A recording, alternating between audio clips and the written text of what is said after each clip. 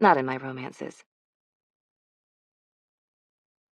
For all the women who have done or are doing the work to love yourself from the inside out, you're allowed to take up space. For my mom, who taught me to love myself and football, go Big Red. A rooster crows only when it sees the light. Put him in the dark, and he'll never crow. I have seen the light, and I'm crowing. Muhammad Ali. Crash into me. Chris. I have never been a morning person. The butt crack of dawn can suck it as far as I'm concerned. I wouldn't even be awake at this ungodly hour getting in some cardio if it wasn't for Luke Skycocker, the goddamn noisiest rooster who lives next door. I'd have already thrown him into my morning protein smoothie, feathers and all, if it wasn't for Red Pooper One's owner. Trixie would murder me with a jar of pickled eggs if I strangled her favorite chicken. Dumb fucking rooster.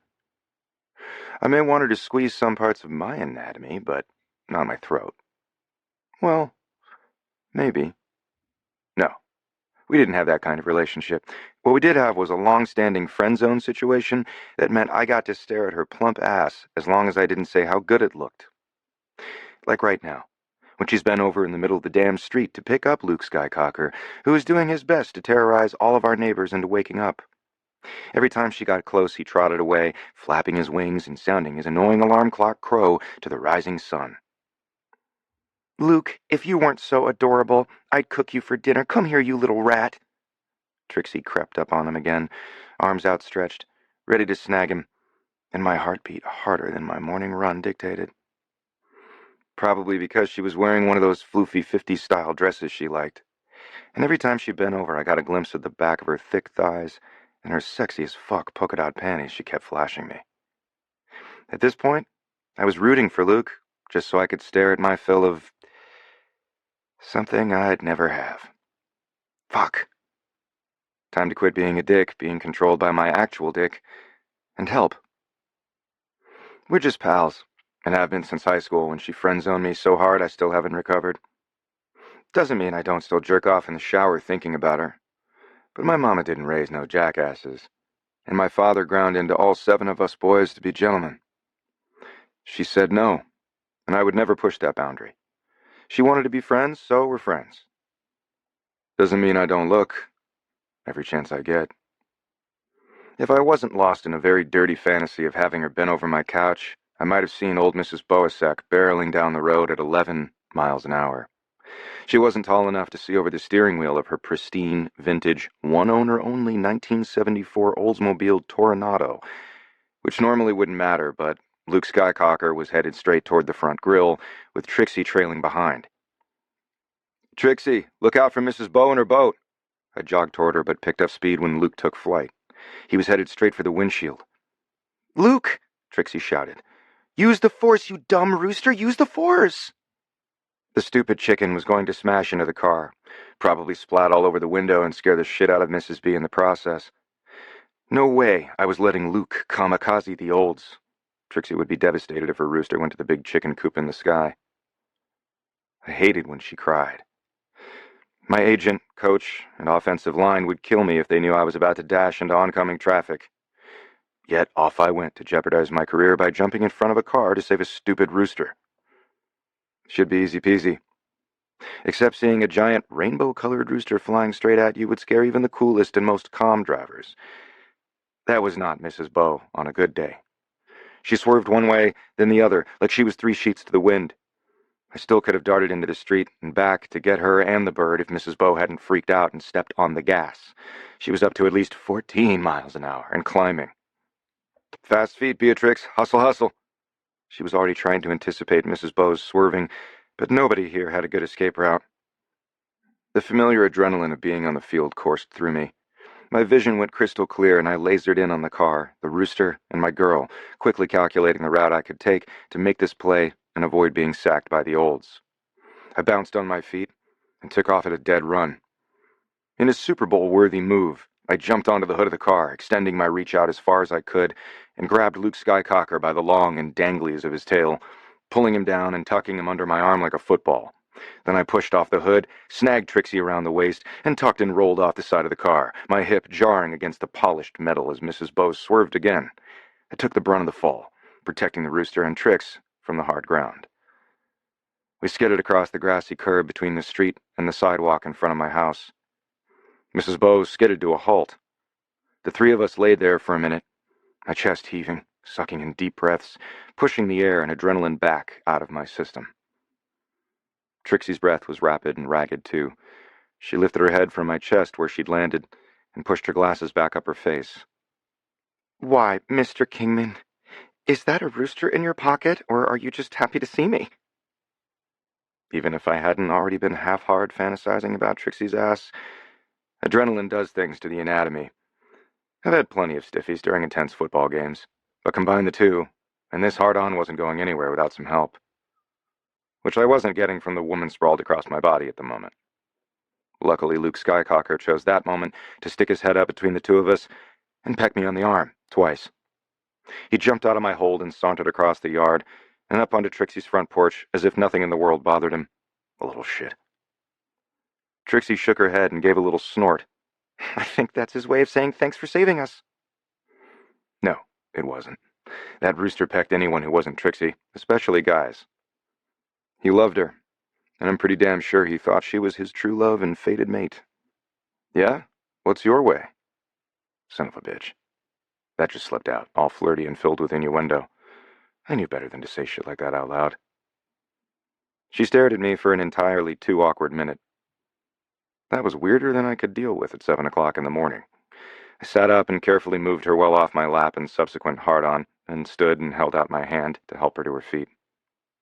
She took it, and it was far too difficult to not haul her into my arms when I pulled her up. She dropped my hand before I was ready and dusted off her skirt with a few slaps to her hips and butt.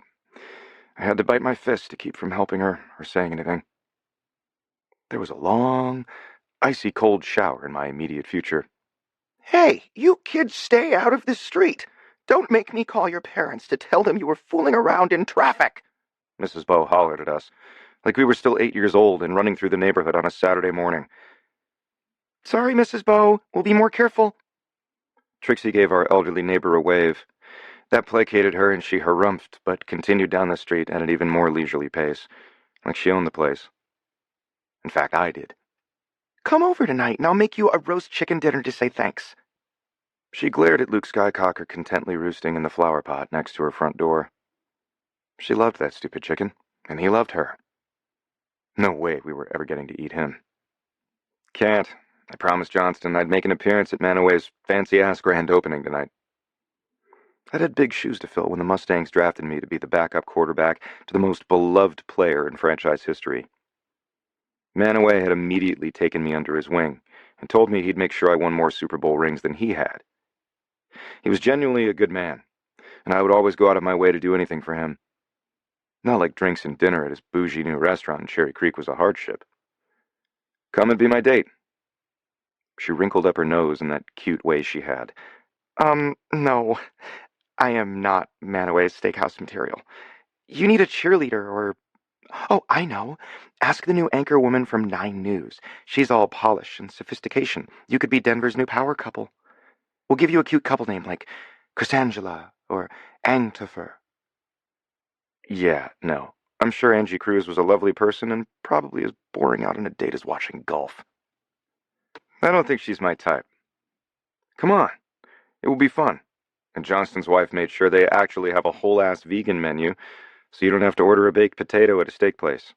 They even have that weirdo fake meat you pretend is beef. Trix spun in a cute little circle and sang her favorite Flip-Floppers theme. "'Cause I'm a filthy vegan." "So you'll go?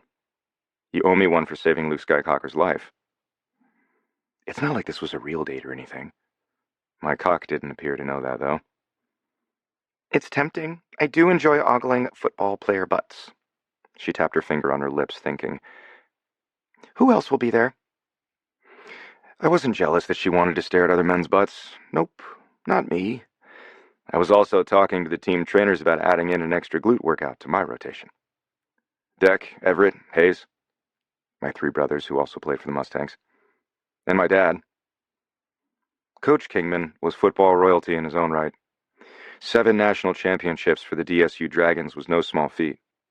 Neither was raising 8 kids as a single father for the last 17 years, 4 of whom play professionally, 3 more currently playing competitively in college, who would likely all go in the first few rounds of the draft when it was their turn, and one stroppy teenaged girl that we all loved. There wasn't a single event in the Denver metro area that involved sports that my father wasn't invited to. Retired now or not, he was a busy man. There won't be room for anyone else in the restaurant with the Kingmans holding court, and those are not the butts I want to ogle. Trixie side-eyed me. Who else you got? Not jealous, not jealous. Some other guys from the team, and of course Johnston and Marie. But you know that's not why you want to go. You'll come for the gossip. Trixie shrugged and gave me a big shit-eating grin. I suppose I can find something to stare at all night. And you're the one who knows all the good dirt on the Rocky Mountain celeb scene, not me. Aha, got her. Which is why you'll come with me, so I can point out who all is being recruited to host the great Mile High Bake-Off. No, shut the front door. She shoved me, and I pretended she was strong enough to move me by taking a step to the side. They're coming here? How did you not lead with that? Fine, I'm in. Trixie was eternally addicted to competition shows. Her streaming subscriptions were a monster of their own. I'd know. She made me watch them with her every damn week. If anyone found out that I even knew who Paul Hollywood, Mary Berry, and Prue Leith were, I'd never live it down. I'll pick you up at 7. I trained myself not to sound too excited when she said yes to our pseudo-dates. See you tonight. She jogged up her front porch stairs, pulled open her front door, shooed Luke Skycocker inside, and waved me off, as if going out with me tonight was seriously no big deal. It wasn't. I dragged her to all kinds of events when my agent didn't have some kind of PR date lined up for me. He rarely set me up anyway because he knew I'd say no most of the time. No big deal. Because we were friends, neighbors, nothing more. I needed another long run and then 12 cold showers before tonight. And all I got was this vibrator. Trixie. One thing I will never get used to is finding a vibrator in my mailbox. No, wait. That's not entirely true. I passionately believe every woman should have a lovely selection of sex toys at her disposal, and am a fan of online shopping with discreet packaging. I'm happy to receive my own choice of vibrator, or what have you, in the mail. I have a fine collection of my own, thank you very much. What has me shaking my head once again is that this particular delivery is from my mother. Yes, my mother. The former BBW porn star turned Volvo driving soccer mom turned sex educator and sex positive and body positive influencer sends me, pleasure aids in the mail regularly. On her many adventures around the world, instead of sending me a t-shirt that says, "My parents went to Thailand and all I got was this dumb t-shirt," she sends me the most exotic of sex toys. An orgasm a day keeps the blues away, she always says. Like it's literally her tagline on her Instagram account. Not that I don't love her for trying to make an impact on the world, but it's still weird in so many ways. I begrudgingly opened the box and pulled out an intricately carved penis with an incredibly happy, smiling face on the head. Of course, the moment I got it out, it started vibrating and swirling, and there did not seem to be an off button. I couldn't even figure out where in the world the batteries went so I could rip them out and throw them in the trash. I rolled my eyes and tossed the thing on the couch. Luke crowed at it, flew up onto the cushions, and pecked at it like the biggest, yummiest of worms. Oh, God. Well, as long as he didn't go wandering off with it, I guess he could have it.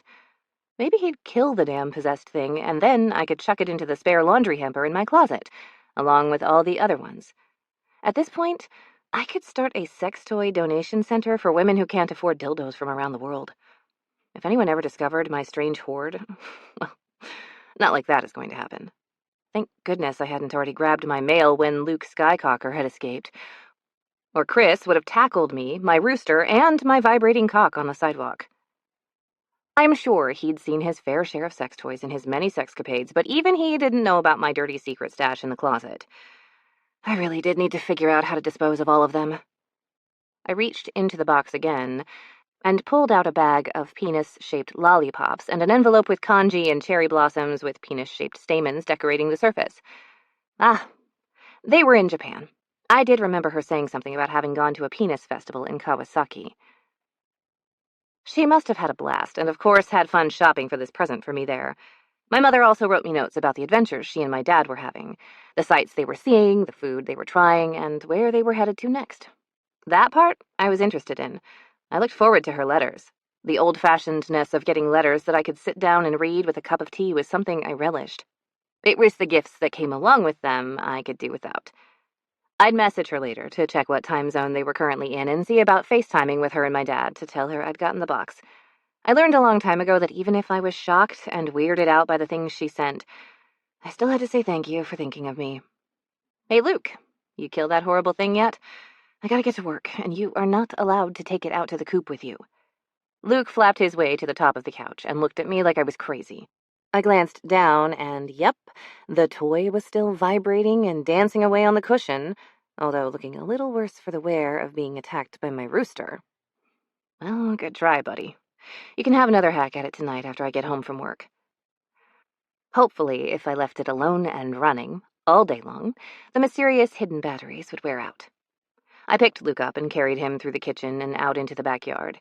He squirmed his way out of my arms and did his very cocky walk toward the coop where his girls were waiting for him. Princess Leia, Chewbacca, and Kylo Hen came running over to welcome home their man Candy.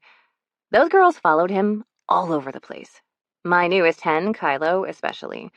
Sadly, Luke didn't give any of them the time of day. I gave the girls some cuddles. I'd started my little flock with the two pretty silkies, Leia and Chewie, then splurged later on Luke and Kylo. I wanted a couple more and had my eye on a Barnevelder and a Wyandotte. Even had names picked out for them. But would need to upgrade the coop and their open space to do that. Sorry, my sweet girls. He's only got eyes for me. I'd been warned when I added Luke to our flock that I'd have to be sure to gather the eggs every day so we didn't get a bunch of fertilized eggs. But while he was fiercely protective of the girls, as far as I could tell, he was still a virgin chicken. He didn't question my decision not to have sex, so I wasn't going to question his. Once everyone was fed, their water refilled, and a quick check done for eggs, I promised them some grubs later if they were good. After a quick wash-up, a fresh cup of coffee in my guess-what chicken butt travel mug, because the teens at the library thought it was funny, and I was on the way to work. I had an evaluation today with the branch manager, Creepy Carter. I rolled my eyes at myself. He wasn't that bad. He just always looked at me like I was a piece of pie. I also think I intimidated the hell out of him, so my evals were usually all glowing and not actually useful for being a better and more productive librarian. Lulu, my ride-or-die friend from kindergarten to now, was who I went to for that. We went to library school together, too, and she worked in programming for the Thornminster library system. She was the only person who would always tell me exactly like it was, and then help me figure out how to fix it so I was better. The best, that was always the goal. Be the best. It was half of why Chris and I were such good friends. He had a super achiever streak, a mile high and wide. Couldn't be the quarterback for the Mustangs if he didn't work his ass off to be the best. He wasn't bothered by my own perfectionistic tendencies. I loved him for it. His whole family was highly competitive. They worked hard and they played hard. I'd had more than a crush on all three of the eldest brothers at one point or another. Those football butts. Chris and Everett were the whole reason I had a chicken hobby farm in my backyard in the first place. They said I worked hard but didn't play enough. Kingman family game nights didn't count, since I couldn't make it every month. I needed a hobby or a pet or something. With Leia and Chewie, I got both in one go. I hadn't been sure my landlord would allow such a thing, but Chris had convinced me there was no risk without reward and pushed me to ask. When the leasing company said yes, half the Kingman clan had come over and helped me build the coop. Why in the world Chris wanted me to go with him to the opening of Manaways was beyond me. It gave me funny flutters in my tummy. I hated the spotlight. There had better not be a bunch of press there. Ugh. Now I had to think about what in the world I was going to wear. One of my cutesy dresses and cardigans that I wore to work wouldn't be fancy enough. In my mind, women at events like this wore sparkly tight dresses and sipped champagne out of long flutes with lipstick on the rim and laughed at jokes about being rich. I definitely watched too many Dynasty reruns as a kid, but I didn't own sparkly shit. I owned cute shit, a lot of comfy clothes, and 4 signed Denver Mustang jerseys, a dozen more Denver State Dragon jerseys, one for each of the Kingman boys on the team. It was a steakhouse, right? Maybe I could wear jeans and a jersey? Yeah, no. Well, at least I had something to distract me from Creepy Carter and his evaluation while I was at work today. I was on the desk for most of the afternoon so that I was available to the teens that hung out there after school. Maybe I could ask Jules, the youngest and only girl in the Kingman clan, to consult on the wardrobe choice. She came to the library almost every day, getting hours in on our summer volunteer program, although I think she was there just to get out of her testosterone-filled house for a while. Hey, Trixie. Creepy Carter held the door open for me for way too long. I had barely parked and gotten out of my car when he swung it open. Had he been watching for me? See? Creepy. Hi, Carter. You don't have to hold the door, but thanks. Now I had to hurry walk up the sidewalk. It's no problem. He shrugged and smiled, and on anyone else it would be endearing. I forwarded you some emails from parents I got this morning.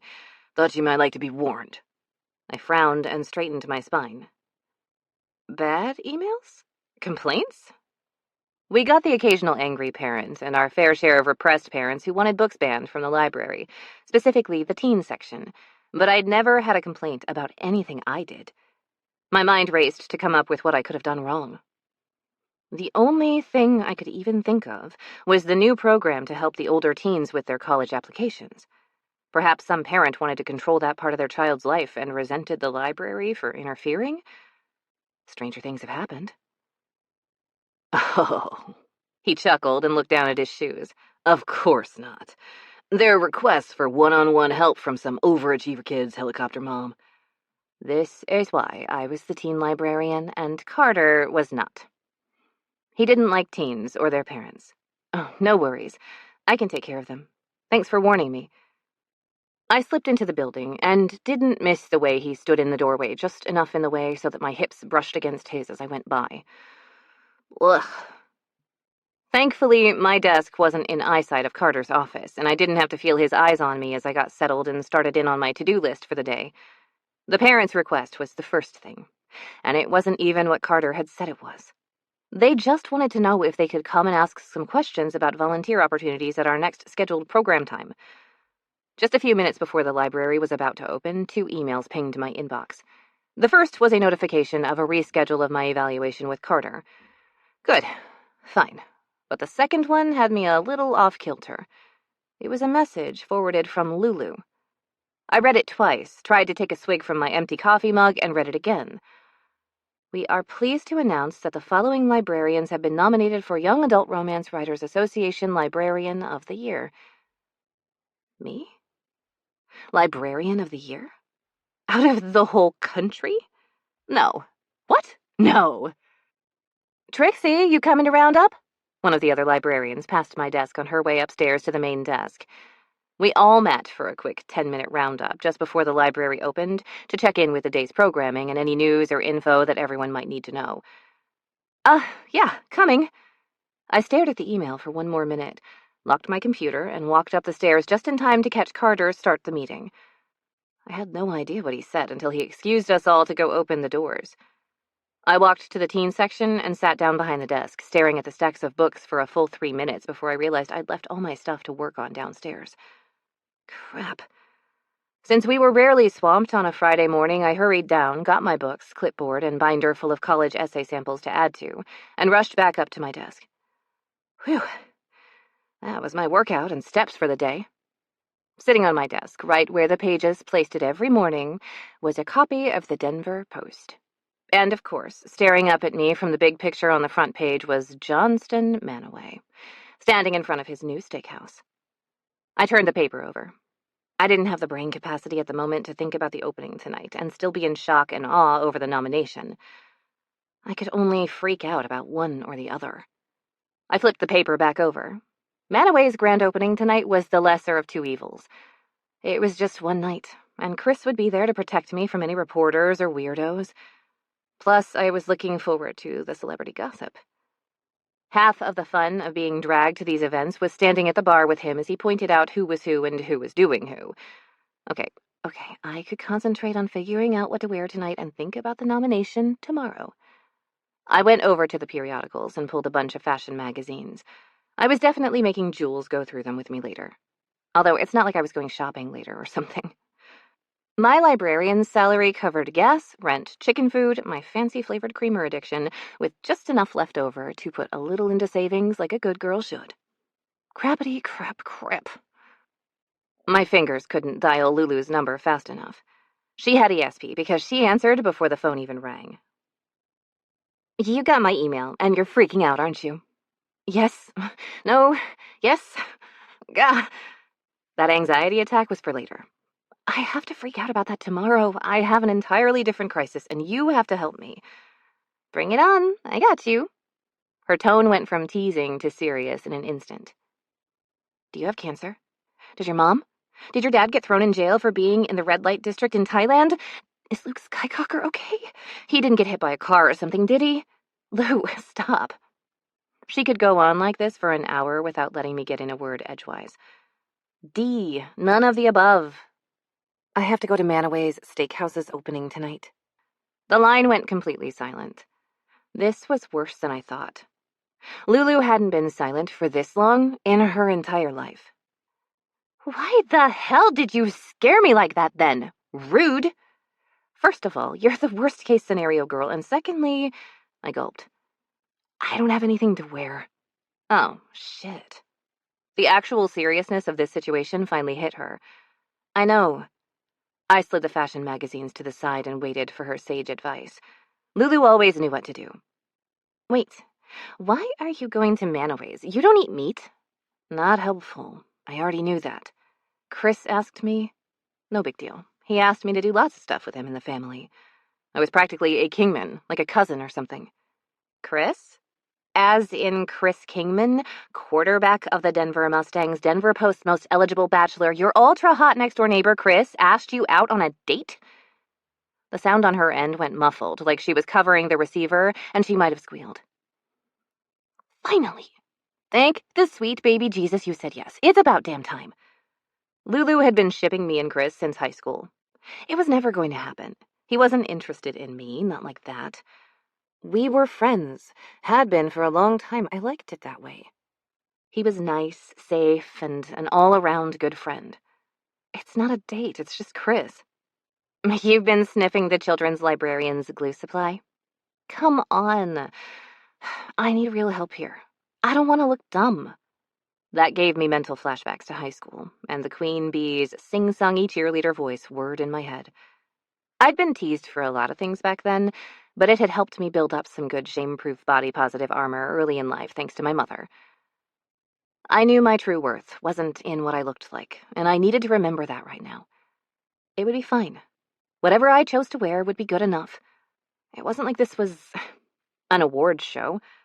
A gaggle of teenage girls walked up the stairs, startling me out of my brain freeze. Gotta go, Lou. A bunch of teens are here.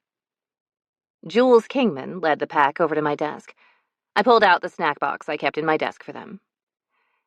Got the new Dragon's Love Curves book in yet? I heard this one is about the mysterious purple dragon. I pushed the stack of newly added to the catalog books across the desk, and they were snatched up instantly. The girls headed over to the silent reading area and its mass of beanbags. I waved Jules over to me before she got far. Hey, you know how the boys are all going to Manaway's tonight? Sure, not that I get to go. 21 and up only. She sighed, rolled her eyes, and crossed her arms as only a put-upon teen could do. Sorry if that's a sore spot. But Chris asked me to go too, and I have no idea what to wear. Any ideas? She went from a sullen teen to sparkling in a hot second, then back to cool and apathetic, like she'd been caught being excited about something she didn't want anyone to know about. Oh, yeah, like anything navy and cream? Wear that navy blue high-low maxi you had on for the college application thing we did right at the end of the school year. That was classy, but not with a sweater, just some jewelry. Huh. Yeah, that would work. I didn't know why I hadn't thought of it. I did look good in that dress, and it wasn't fancy. But it wasn't casual either. Without a cardigan to cover up the top, it showed off my girls a bit more than was appropriate for the library, but would be perfect for a fancy restaurant opening. It was exactly right for tonight. It's not too, librarian-ish. It is, but hot, sexy librarian. Chris will go all gaga for it. She made a face and walked away before I could say, that's not what I was going for. Don't ship me and your brother, I half shouted after her. Too late, she yelled back over her shoulder. Teenagers and their over-romanticized hormones. I knew better. Just friends. Chris. You'd think I'd never been on a date before in my entire fucking life. My hands were sweating so much I couldn't even hold on to my thinking football. I tossed it around when I needed to occupy my body and let my mind just do its thing. The ball just bounced off the couch and knocked over a lamp, and all I'd done was pick it up off the floor for the third time. This wasn't even a real date. It wasn't exactly a fake one either. I was dressed in my game day suit and tie, ready for this grand opening thing, and I had a hard-on and a half imagining what Trixie would wear. I'd dragged her to family events before, but nothing like this. Most of what I invited her to was casual. Jeans and jerseys, burgers and fries.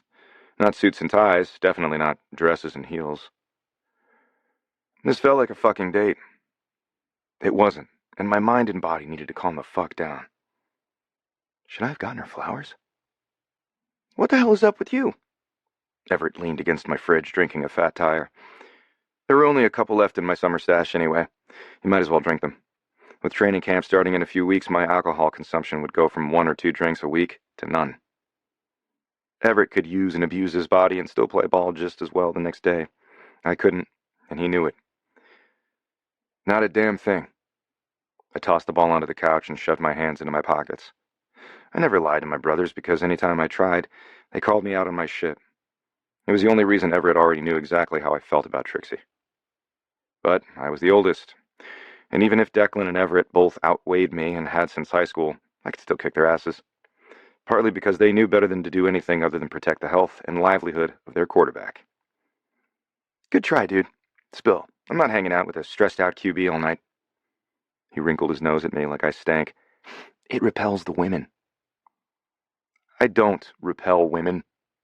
I had thousands of adoring fans who were ready and willing to flash their tits or throw their panties at me like I was some kind of rock star. Women weren't my problem. One woman was. He raised his eyebrow at me and took a long, slow slug of the beer while he gave me a side-eye. You're the worst. What's the last date you went on? I didn't have to answer that. He was my goddamn baby brother. I used to scare him by flushing the toilet and telling him there was a lion in the bathroom. Mm-hmm. He took another swig as if this was a conversation about when the last time I ate a greasy cheeseburger was, and not my heart. That's what I thought. You need to get laid, man. Okay, so not a conversation about my heart. About my dick. That I could handle. I get laid fine. Declan crashed through the front door like it was the San Francisco offensive line. Who's getting laid? Everett pointed at me with the mouth of the beer bottle. I live across the street from you and you're bad at hiding shit. So no, you don't. You never bring women home. That he was right about. I didn't bring women or anyone not inside my inner circle to my home. I didn't even allow people I didn't know and trust to rent or buy in our entire neighborhood. It even irked me that Everett brought so many women here. He didn't have the same circle of trust that I did. Just because I don't have 12 different women in my bed every night doesn't mean I don't get laid. Because I wanted to actually care about the person I slept with. Are we getting laid tonight? Hayes sauntered in, looking like he'd barely remembered how to put on a tie. He rubbed his hands together. Then let's get this show on the road. We're waiting for Trixie. The moment I let her name roll off my tongue, I knew I'd made a mistake. Shit. I should have told these yahoos to go downtown without me. The fuck had I been thinking? The 4 of us almost always went to team stuff together. Being the oldest, and the one who hated to be late, I drove. Standard operating procedure. But tonight was not a standard event. And I invited Trixie. As if I'd opened my mouth and crowed like Luke Skycocker, each of their faces turned toward me and stared. Hayes' mouth hung open like he was waiting to catch flies in it. Shut up, the lot of you. I brought out my best impression of Dad and glared at them all. It's not like I don't invite Trixie to do stuff with us. She comes to game night all the time. She's my friend, and I thought she'd like to come along tonight. That's it. Declan grabbed the beer from Everett and gulped down the second half. He opened his mouth like he was going to say something, but I wasn't having it. Shut up. Hayes gave me a look that said he thought I was a complete dumbass. Deck glared like I'd stolen his lucky underpants, but Everett, he knew. The fucker was too intuitive for his own good. That's why he was a stellar football player and was even better with the ladies. If he wasn't my little brother, I might have already gone to him for advice. Nope, no, I didn't need advice when it came to Trix. I wasn't lying, she was my friend. Probably my best friend. I wasn't subjecting Trixie to the Kingman Inquisition they were about to dive into. With 3 taps on my phone, I had an Uber Black XL ordered for them, and once she was ready, I'd get a second one for the 2 of us. We'd arrive later, which was fine. Didn't make my eye twitch at all. Fashionably late. I was a sports star. I could get to the party whenever I wanted to. Twitch. Your ride will be here in 10 minutes. Julio will pick you up in a black Escalade with license plates that start with ILV. Now get out of my house before Trixie gets here. I pointed to the front door. Hayes wasn't fazed. He never was. I call shotgun. He and Declan headed out to the front porch, but Everett didn't move a muscle. I glared at him. Get. He pushed off from the counter, but as he walked by me, he did the 2 fingers to his eyes and then pointed to mine. What the hell did he think he needed to watch me for? Asshat. Once they were all out the door, I called Trixie. Hey, you almost ready? I'm calling us an Uber. Maybe. Let me check. Check with who? Jules, do I fit the patriarchal male gaze look we were going for yet? Do I need more mascara? Trixie was doing her makeup with my sister. And why the fuck did the 17-year-old baby girl of the family know what the male gaze was? She'd been training to take down the patriarchy since she was 2, but the male gaze? Nope, no, I did not like that. Let me just add this highlighter, and yes, you're officially man-killer ready. My little sister's voice went up a couple decibels. You better keep your arm around her all night, big brother, or some man-whore will steal Trixie away from you. Who talks like that? Jules Kingman, youngest of the 8, only girl, and the apple of all our eyes, of course. Later tonight, I was telling Dad to ground her until she was 30. Whore is a social construct, Jules. Trixie was missing the point altogether. I'll come over there to pick you up. Don't let Jules talk you into... Bye, big brother. The phone went dead. Jules fucking hung up on me. My grounding recommendation just went up to age 42 and a half. I went out the back door, slipped through the gate on the side into Trixie's yard to avoid my brothers, which didn't help my cause because Luke Skycocker came at me like a rooster bat out of hell. If I didn't have finely honed quarterback skills, my outfit would be toast. I sprinted across the yard. Luke, I swear to God, you're going to be Sunday dinner if you peck a hole in my pants or shit on my shoes. It wouldn't be the first time he'd done either. I rushed the fence, used the coop as a launch pad, and leapt into the backyard of my childhood home unscathed. A pecking sound came from the other side of the fence, and a disgruntled squawking. You underestimate the power of the dark side, Luke. Through the French doors that opened out to the backyard, I could see Jules and my dad in the kitchen. But when Trixie walked by, my heart skipped a beat, and then pounded against my chest. I raised my hand up to make sure it wasn't popping out the front of my shirt. My career was over. It would be irresponsible of me to play a professional sport with a heart that didn't work right. Game over. Trixie was fucking gorgeous. A dark blue dress that showed off every goddamned curve, a pretty blush to her cheeks, and shiny heels with red soles that I caught a glimpse of when she walked. I was dead. Dead meat. Or I thought I was until she turned and caught me standing in the backyard like a dumb, slobbering zombie. Because she smiled. And holy fuck. The curve of her lips. That was my favorite curve of all. I forgot how to speak, how to move, how to think. She waved and opened the door, and I woke the fuck up and stepped behind the lawn furniture so she didn't see the tent in the front of my pants. Hey, she said, as if we'd just bumped into each other while grabbing the mail. Hey. Sweet baby Jesus, I was so screwed. Ready? She tipped her head and looked at me with slightly narrowed eyes. Was I ever? Let me just order the car. I turned my back on her and gave my cock a good stern talking to. Thought of baseball, the King of England, and losing the Super Bowl. Not that I ever had. A few deep breaths later, and our car was on the way, and my dick was only at half-mast instead of a heat-seeking missile with Trixie as the target. You look great. I sounded like a dumbass. She did a little flounce and twirl. Thanks. Jules helped me put the look together. You look nice, too. I always did like you in a suit. This was it. If ever I was going to legitimately flirt with Trix, now was my chance. I could say something about how she liked looking at my butt in a uniform even more. Yeah, this suit is expensive. Yes, I did just fumble the fuck out of that ball. I choked, because Trixie didn't want me to flirt with her, and as much as I wanted to show her we could be so damn good together, I couldn't cross that line in the sand she'd drawn so long ago. It was better to be a monk who enjoyed little more than the company of my own spit and hand than lose her friendship for a roll in the hay. Except it wouldn't be just sex for me. Trixie gave me the side eye and a weird frown. She didn't care about my money, even if I was one of the highest-paid players in league history. She strolled over to me and reached up to adjust my tie. This was the part where I should kiss her. Instead, I stood there like a mascot getting beamed with jeers from the visiting team. I suppose a famous guy like you should wear an expensive suit to a shindig like this. We don't have to go if you don't want to. We could watch reruns of Bake Off and throw popcorn at Luke. Once again, my mouth was doing things my brain had not authorized. I had to go to the restaurant opening. No way I'd let a friend and mentor down by ditching his grand opening, not even for a girl. Well, maybe for Trixie. Oh, no, you're not getting out of this now. I got dressed up, and I want that hot goss on all your celebrity friends.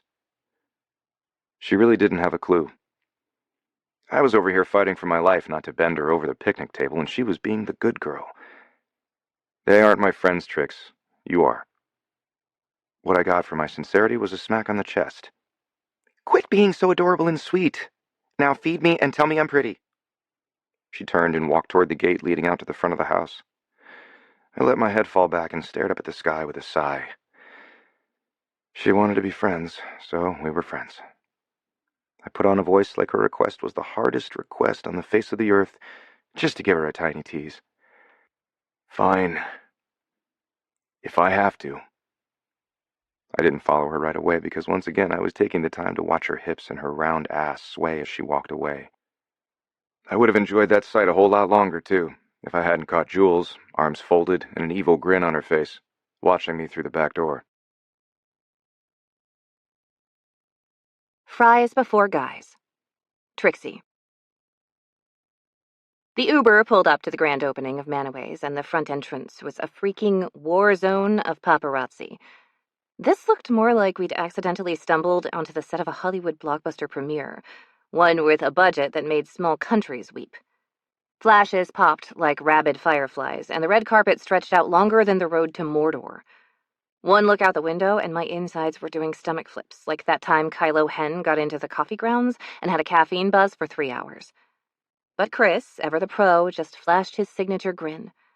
It wasn't that I minded getting my picture taken, but this wasn't a few pictures. This was an attack on the senses.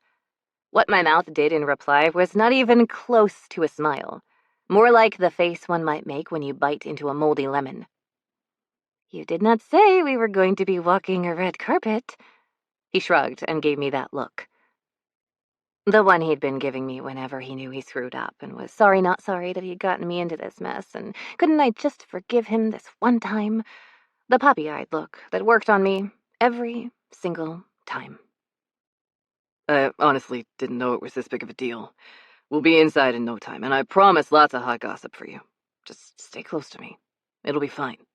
I snorted. My heart rate was already nearing game day levels. Easy for you to say, Kingman. You probably use media scrums as morning calisthenics. His laughter was a welcome distraction as he led me onto the red carpet. I'd been expecting chaos, but this was like being thrown into a whirlwind of sharks who all had majored in journalism and minored in shouting. We navigated the kaleidoscopic carpet much slower than promised. A photographer stepped into our path and shouted something about, "Who's your new girlfriend?" I nearly choked on my own spit. Us? A couple? Of course they would think that. No one here knew our history. I tried to say something about being just friends, but Chris murmured in my ear to smile and slid his arm around my waist in a move so smooth I suspected he'd used it as often as he threw a football. With a swift pivot that would have made his coach proud, he maneuvered us toward the next set of photographers and 10 feet closer to the restaurant entrance. We paused again. I pasted on a smile so I didn't look like a deer in the headlights in every single photo, and pinched Chris on the leg so he was inflicted with similar torture to me. He chuckled and leaned down to press his lips to my ear again, which was the only way to hear over everyone shouting. His breath ruffled my hair and gave me goosebumps. Because of all the excitement, that's why I had goosebumps on a sweltering summer night. Remember, Trix, they're not after you. They're here for the spectacle. Think of them like seagulls. Loud, annoying, but mostly harmless unless you've got French fries. Seagulls. Yeah, that's exactly what they were like. Squawking seagulls I could handle. But Chris was definitely their fried food of choice. It took us 10 more minutes to move another 10 feet. The energy of the crowd, which I finally realized was also good old Mustang football fans too, rolled over me, intoxicating, disorienting, and made me yearn for a quiet evening at home with a good book and my chickens. Chris may have been comfortable in this world of glitz and glamour, but me? I was a chubby bunny that had accidentally stumbled onto a fashion runway full of foxes. Apparently the runway liked bunnies. The cameras could not get enough of us. Clutching his arm was my only lifeline, and I continued to fake smile and followed him through the swirling chaos, hoping to survive the rest of the red carpet without accidentally stumbling over nothing and becoming a meme. 1,100 pictures later, and we finally made it within a yard of the restaurant. I looked at Chris and shouted, "Fries before guys!" and bolted inside the restaurant.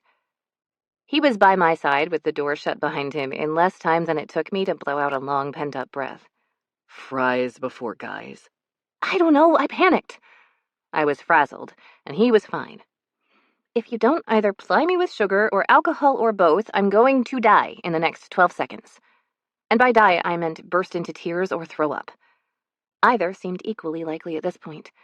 It wasn't that I was upset, but the pure adrenaline of that gauntlet of eyes and attention was more than had ever hit my bloodstream in my entire life combined. This was why I was a librarian. The most public-facing excitement I could handle was being in charge of the seniors' book club when the ladies chose a very spicy romance for their summer reading and the gents wanted action-adventure. I'd given them werewolf smut, and that satisfied both camps. Chris lifted my chin and tilted my head up to look at him. You were fucking spectacular out there. I'm sorry it was such a paparazzi shit show, and I swear I'll make it up to you for the rest of the night. I wasn't going to say no to that, especially when he was giving me the sparkly-eyed puppy dog look again. Thank you. But I still want that drink, and you better reveal somebody's deepest, darkest secret life, creating cakes that look like octopuses or something equally as crazy, or this night will be a total dud. Everett sidled up next to us with a drink in each hand. What's that about octopuses? We aren't talking about your sex life, buddy. I patted Everett on the shoulder as if in sympathy. If anyone had ever had a menage a acte or dallied in tentacle sex, it would be Kingman brother number 3. He exuded sex appeal. Add to that, he was a genuinely nice guy, and he had to beat women away with a stick. What else would we talk about? This event is boring as shit, and I haven't found any single women to ply my charms upon. Want to go home with me tonight, Trix? He waggled one eyebrow at me, just like he had at every event I'd ever been to with the Kingmans since middle school. The whole lot of them were flirting machines. Chris literally took a swing at his younger brother. Everett ducked and then winked at me. You're an insufferable flirt, and no. I'm here for the food and the gossip. But give it a few more minutes. There are still some French fries stuck out on the red carpet. Everett looked toward the front entrance and back at me like I was speaking another language. Hayes, brother number 6, the adorable young'un that he was, popped into our small circle. There are French fries? I haven't seen anything but these weird veggie appetizers. Oops, sorry, Trixie, vegan extraordinaire. I grabbed Hayes by the unbuttoned collar and gave him a little shake. You get me some of those filthy vegan treats and I won't tell your father. Hayes's eyes went big and darted around. He lowered his voice, but it still had a squeak of fear. Tell him what? Everything. I gave him my best demonic older sister crazy eyes. I didn't have any siblings, but I'd grown up with these boys and could tease any of them as a well-practiced skill. Shit. Hayes stood back up to his full monstrous height, almost taking my fake nails with him. Veggie snacks coming right up. The vegan snacks and bubbly were doing their job. I'd just polished off an avocado roll when a presence that could only be described as a mountain of pure charisma and gridiron history descended upon us. Mr. Kingman. Even though I'd known this man most of my life and he'd been like a second father to me, I still always felt like I should curtsy or something. He just had such a, kingly presence. His stern eyes twinkled with a hint of humor, and even I could admit his graying hair just added to his rugged, formidable silver fox attractiveness. I wasn't the only one who was surprised Bridger Kingman had never remarried. Call me Coach, Beatrix, he grumbled, because we had this conversation every single time I saw him. It's good to see you here. It's a wonderful place, Mr. Kingman. Johnston and Marie did a fantastic job, I replied, motioning around at the swanky restaurant that was filling with more bodies. We all know it was mostly Marie. The only thing Johnston knows how to make is a touchdown. If it wasn't for his wife, he'd probably have starved to death before winning a ring. Oh, I've heard the horror stories of his attempts to grill and how he kept the blizzards supplied with steak hockey pucks. In fact, I had noticed none of our Cup champion hockey players were in attendance so far tonight. I see my number one is keeping you company. He keeping his hands to himself? Mr. Kingman asked, his eyes twinkling with mischief.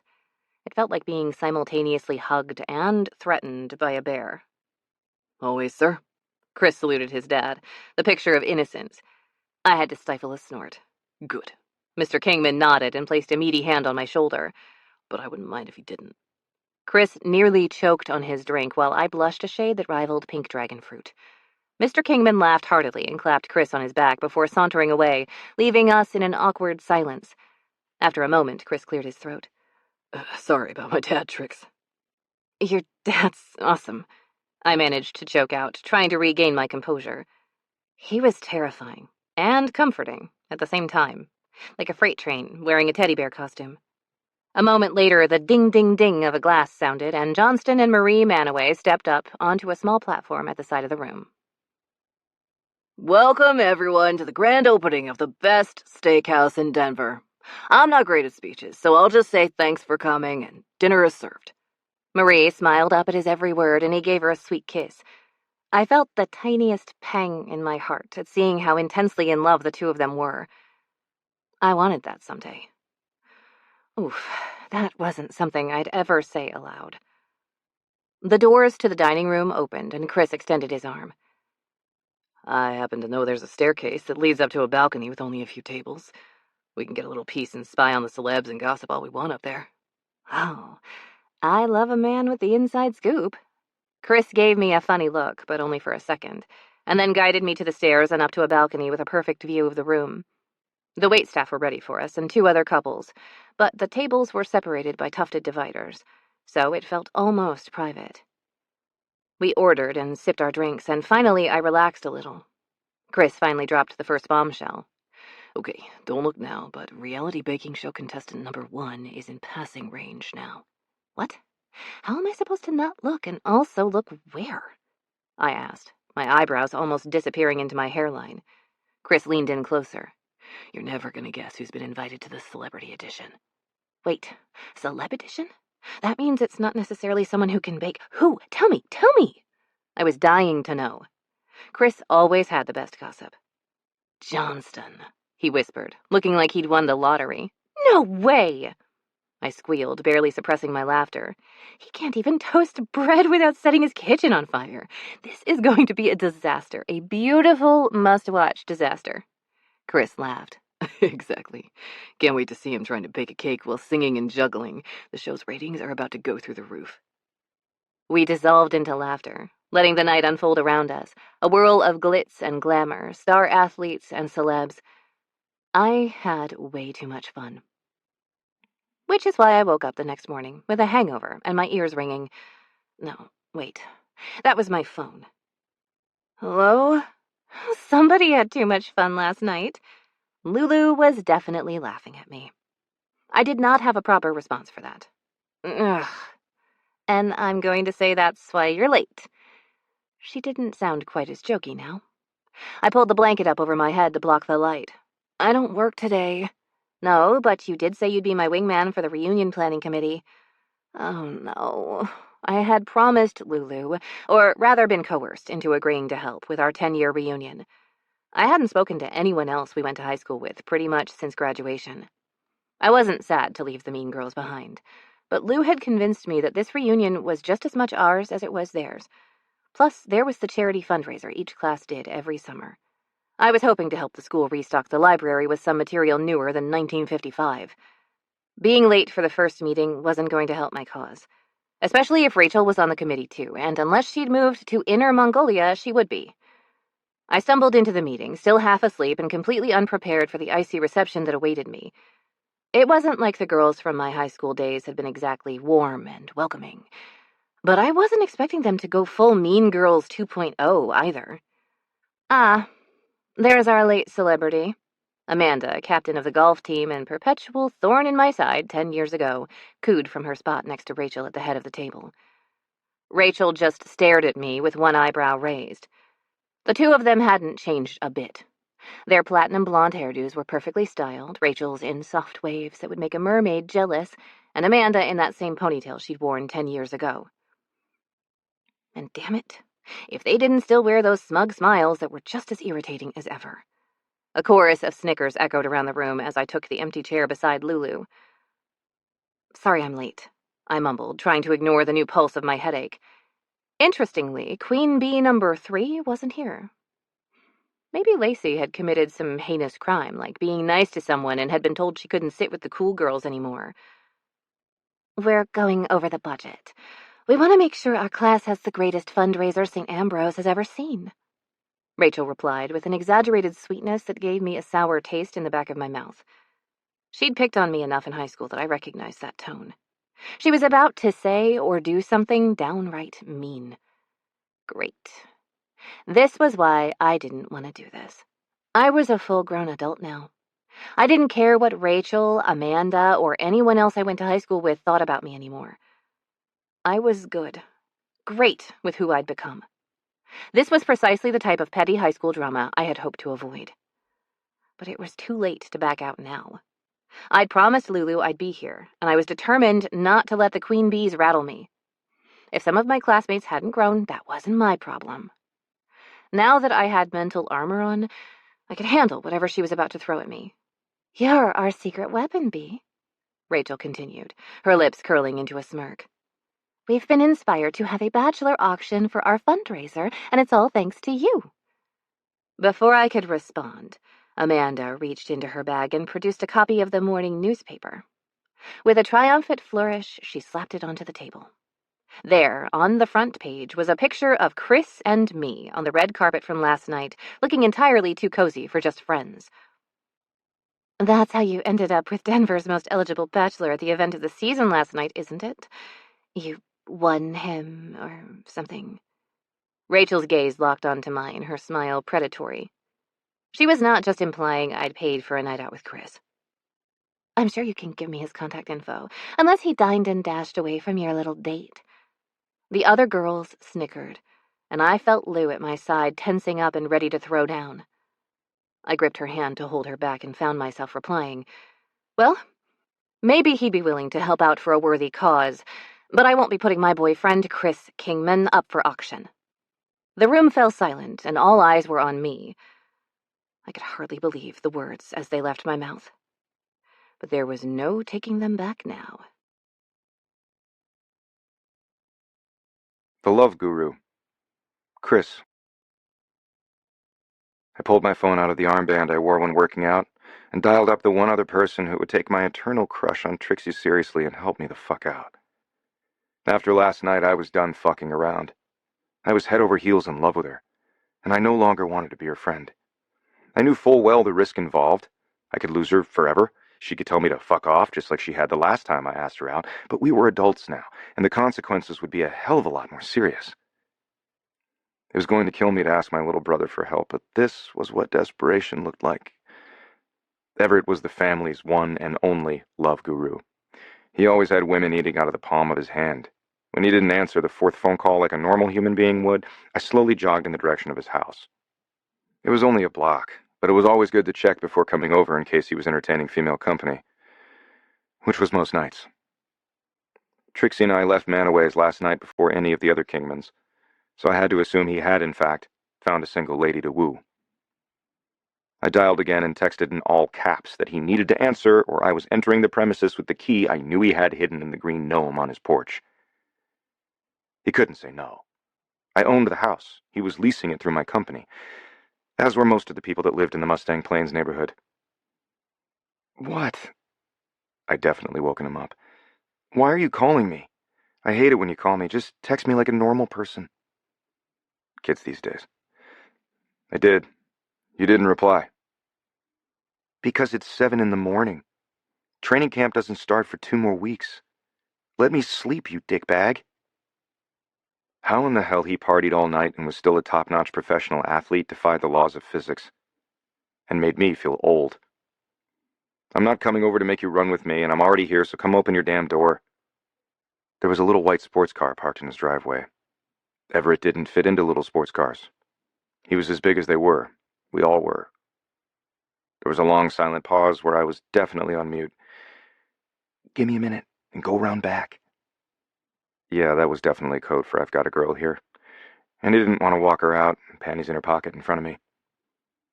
I didn't care where people got their jollies, and there was no shame in it, but fine. I'd give them their privacy. I hopped the fence and went to sit in one of his outdoor recliners by the barbecue grill. I sat for all of 3 seconds and then started pacing back and forth under the pergola, sat again, paced again, did my best not to press my face against the glass door to see if he and his girl had come downstairs yet, and sat one more time. 1,002 hours later, Everett plopped down into the chair next to me.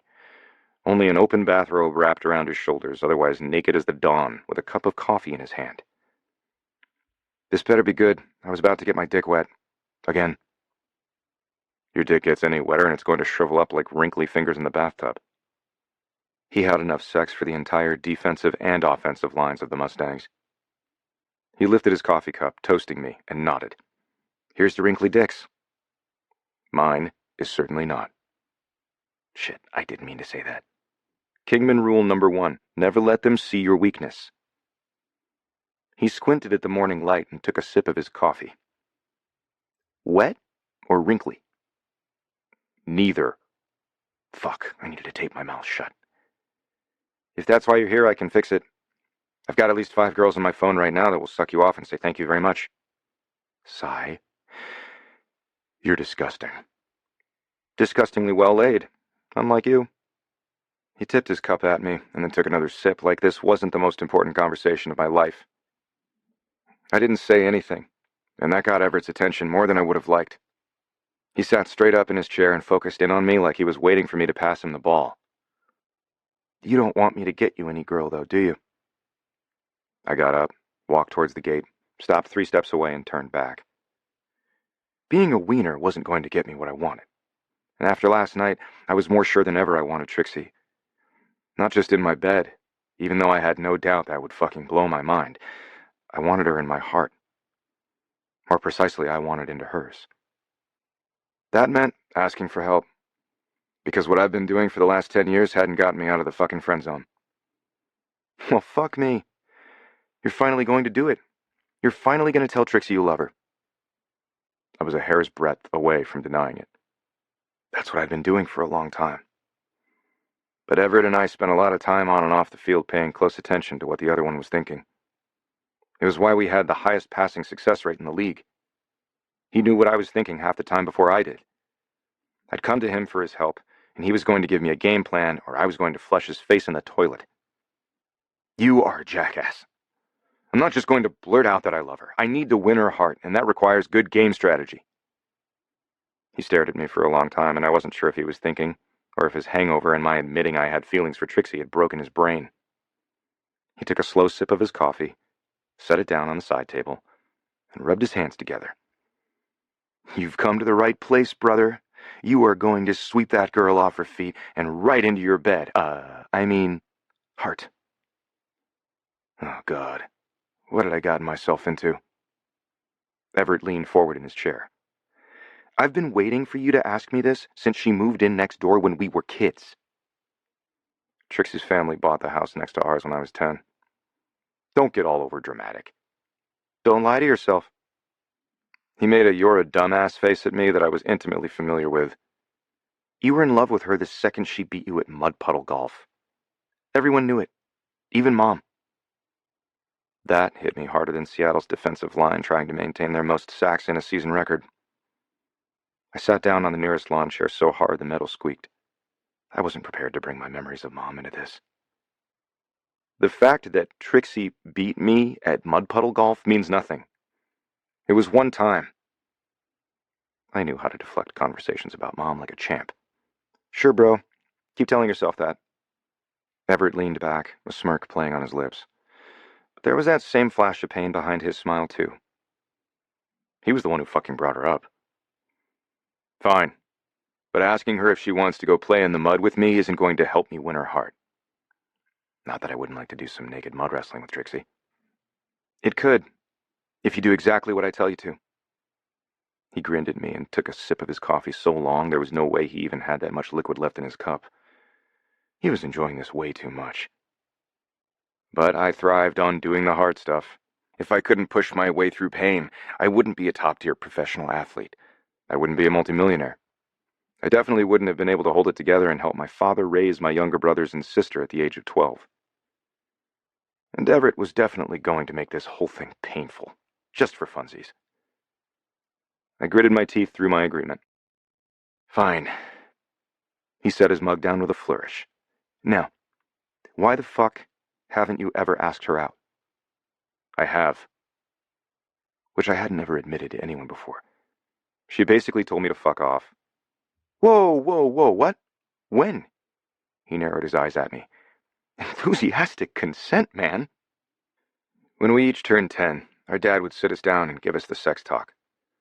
I have no doubt he was coached by Mrs. Moore, because this was no weird and uncomfortable, keep it in your pants or keep it wrapped up with a slug on the shoulder and we're done chat.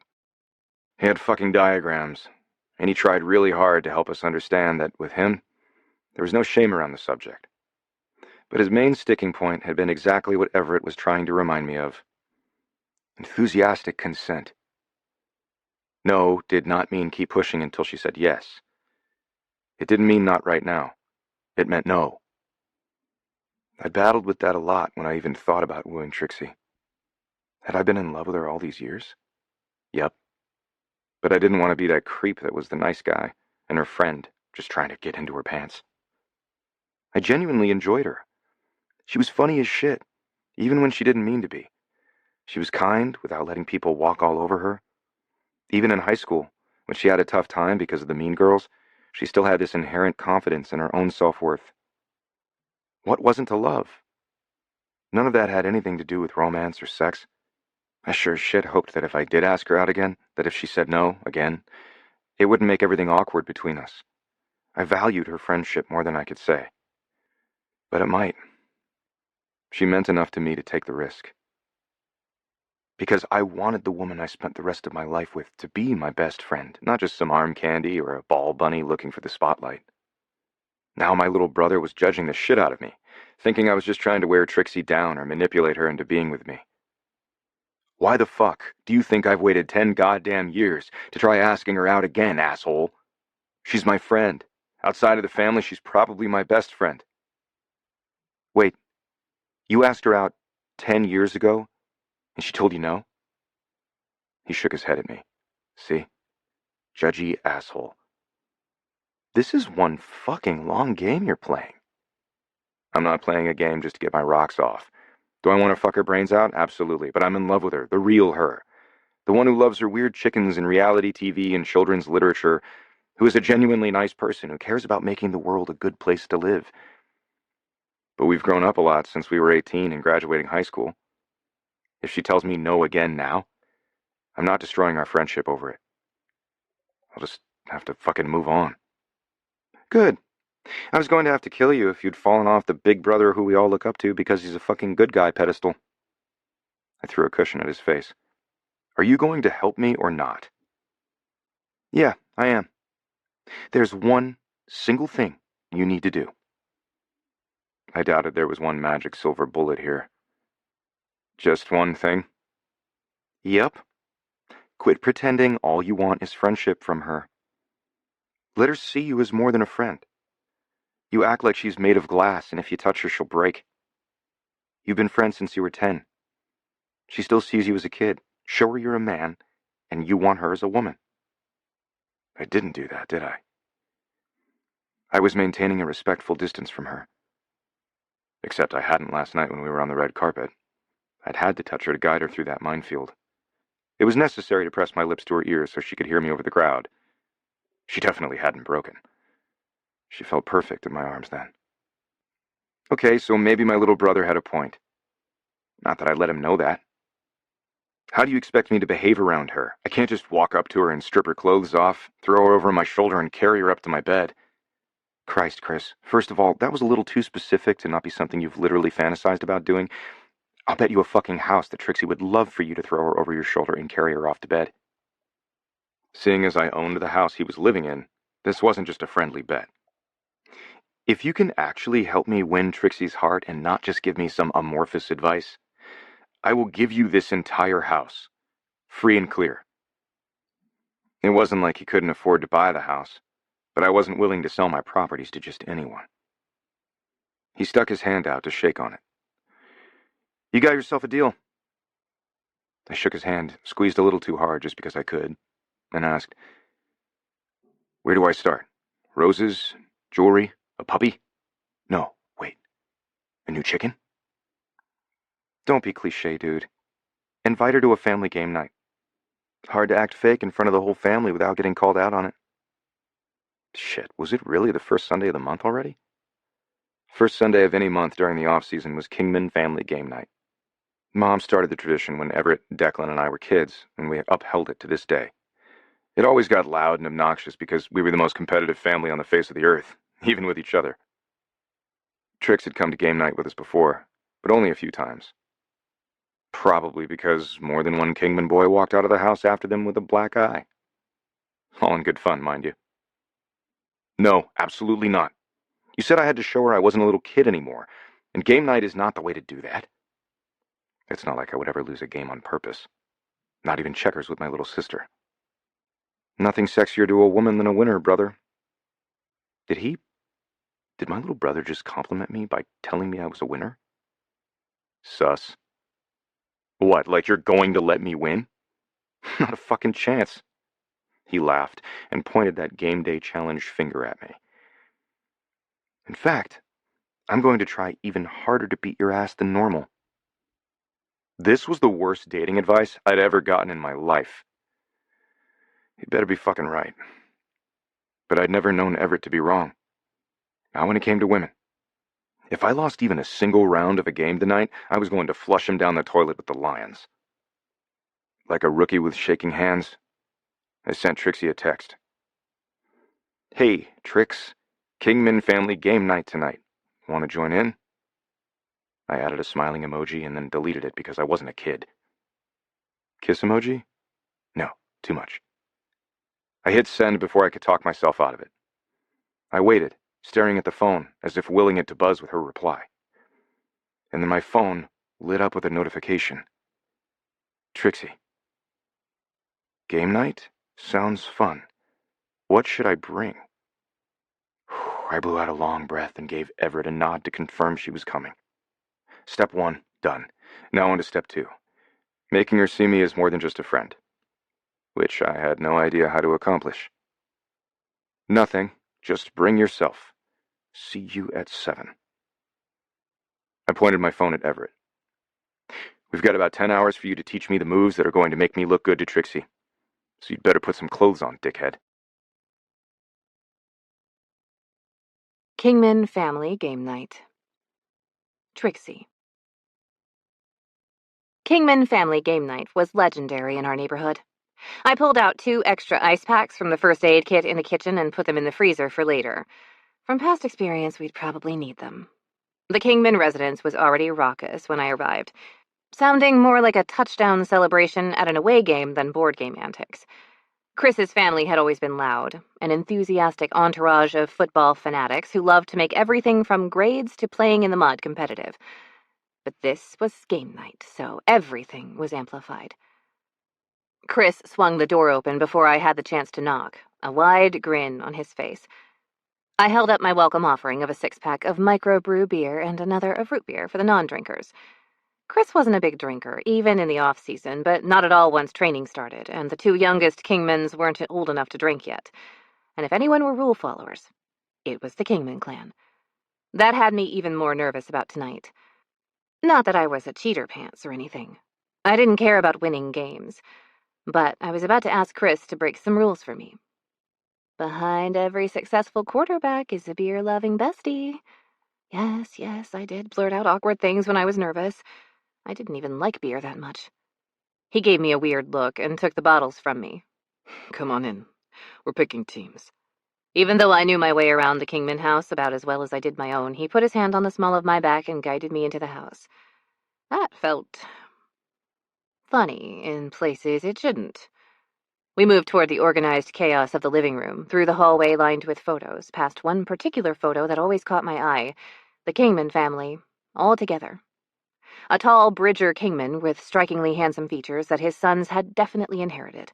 A glowing, happy April Kingman with a radiant smile holding a baby Jules, and 8 boys surrounding them with a range from toddler to preteen.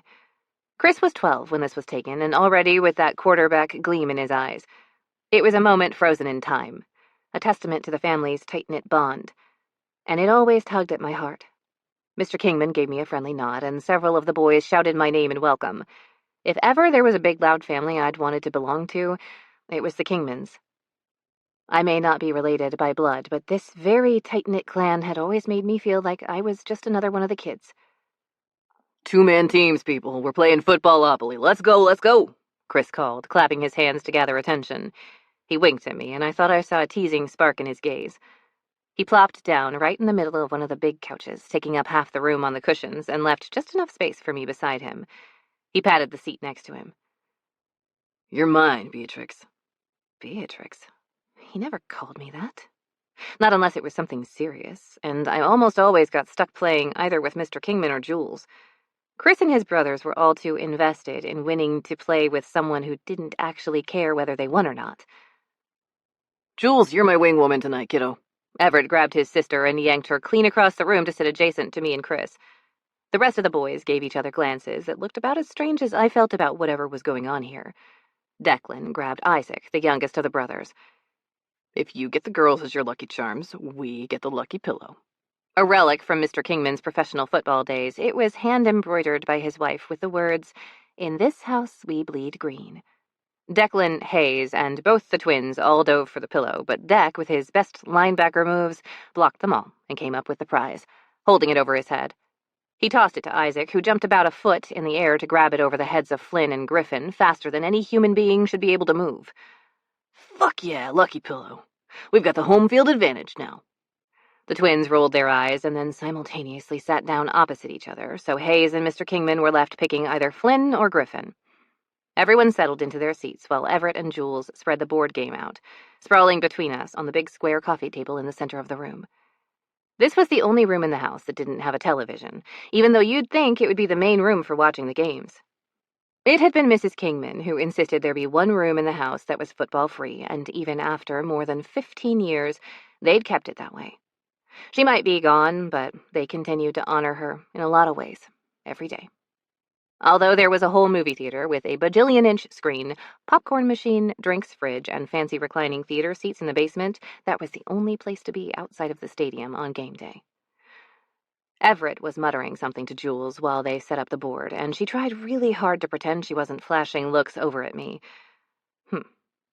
Gameplay shenanigans being planned right there in front of us. The cheeky buggers. Chris leaned in and whispered in my ear, "What's our strategy for winning, chickadee?" His pitch was playful and low and sensual, and the air conditioner must have kicked on because I got goosebumps. "Strategy?" I squeaked. "You mean besides blind luck mixed with some intuition?"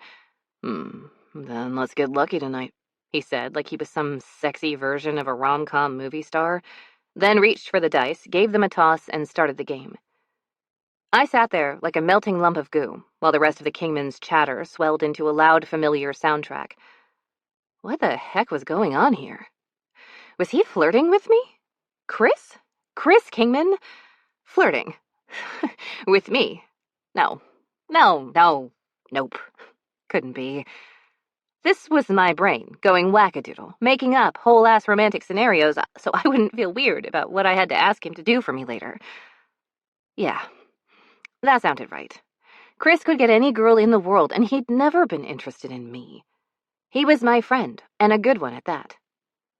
That's why he would agree to be my date for the reunion, even though we weren't even remotely in love with each other. Why he'd pretend to be my boyfriend, because he was a really good friend. It wouldn't even be awkward at all. Not asking him, not showing up at the reunion with him by my side, not dancing, or... everything was going to be normal and fine. It's your turn, Trixie, and Chris isn't allowed to throw the dice anymore. Declan was determined to challenge Chris like any little brother should. I'd watched the two of them butt heads and support each other unrelentingly half their lives. I don't trust this weird mojo he's rocking tonight. Weird mojo indeed. During the game, Chris was way more focused on me than the game. He must be sick. Have a fever. Drinking? Because he'd never let anyone else win a game of footballopoly, or any other game for that matter. His hand lingered in mine when he gave me the dice. On the next roll, his thigh casually rested against mine when there was plenty of room for him to spread out on the couch. His laughter echoed in my ears after every round we won on pure dumb luck. Each of his touches sent a buzz of energy up my spine, but I continued to laugh it off. An hour into the game, and I was thirsty. Was it hot in here? With 8 Kingman men strung out on winning and losing, who wouldn't be? I glanced over at Jules during one of these moments, and she gave me a knowing look and a thumbs up. I rolled my eyes at her. Jules and her teenage fantasies. It was just the game, the high stakes, the playful competition, the question I had to ask him tonight that he had to say yes to, or I'd be forever humiliated in front of the mean girls that had me fanning myself. The competition between Chris and Declan was as palpable as the odd tension between me and Chris. It was something I tried to ignore, telling myself it was the heat of the game, the pressure to win, my request I'd make at the end of the night. As the game finally reached its crescendo, and I watched Chris move our game piece to crush Declan and Isaac, I couldn't help but catch my breath. Despite all the teasing, the ribbing, the raucous energy of the Kingman household, something I'd been witness to dozens of times, the way Chris and I had dominated the board, destroying team after team together, had me way more excited than playing a board game should. While Declan wasn't a sore loser, he wasn't above making a dramatic exit. He tossed the lucky pillow to Everett and Jules. You'd better take him and Trixie down. Then, with a smirk on his face, he stormed off to the kitchen, grabbed a couple of beers from the fridge, and tossed one to Isaac, leaving the rest of us laughing. Isaac gave his father a quick look, twisted the top off, and chug-a-lugged. Mr. Kingman shook his head and rolled his eyes. Everett and Jules were the only other team left. Everyone else lined up as cheering squads and/or Muppet hecklers behind our couches, picking sides to win it all. We rolled, and when we got snake eyes, Chris patted my leg just above the knee. Even as Jules made their next move, his hand lingered there, his thumb making little distracting, swirling motions on my skin. It was our turn again, and Chris leaned in. Roll us a 6 or a 9, Trix, and we win the night. The closeness was startling. The warmth from his breath tickled my neck, making me shiver involuntarily. Shaking off the unexpected reaction, I nodded and shook the dice, then tossed them into the middle of the board. The room erupted into cheers and boos. Laughing, Chris pulled me onto his lap for a hug, one in which I lost my breath. Because of his bear of a squeeze on me, not because I'd never sat on his lap before. We make a good team. I'm not letting you play with anyone else ever again. When he released me and I could breathe again for a second, I was caught in his gaze, our laughter fading and our eyes locked on each other. His eyes were intense, his smile warm, and I licked my lips. But then I blinked and looked away, right at Jules and Everett. The two of them exchanged a sibling communication glance, and Jules nodded. Everett gave me a full eyebrow salute, stood up, and flipped the board game and all the pieces. You two are the worst. No one can beat you. I'm calling unfair advantage. Not a single Kingman could handle losing anything. Not even at Candyland. The room erupted, and a full-on dogpile on Everett ensued. Everyone, except for Mr. Kingman, who simply sat there with a big old grin on his face and took a long sip of his beer. Chris pulled me away from the fray and dragged me toward the kitchen, and then out the French doors to the cool air of the backyard. I was incredibly warm and took in long gulps of the cooler night air. I'd been lying to myself all night that it was only because of the game. Tonight of all nights, there was something more going on between me and Chris. But I was also sure I'd manufactured it all in my head because I'd been thinking about him pretending to be my boyfriend for the next few weeks leading up to the reunion. We were just friends. That's all. I was being silly, seeing something that wasn't there, nothing more. The world outside was a universe away, the din of the Kingman household replaced by the soft, whispering breeze rustling the leaves in the backyard. He took a seat on the swing hanging from the far end of the pergola, and with a playful grin patted the space beside him. Come on, chickadee.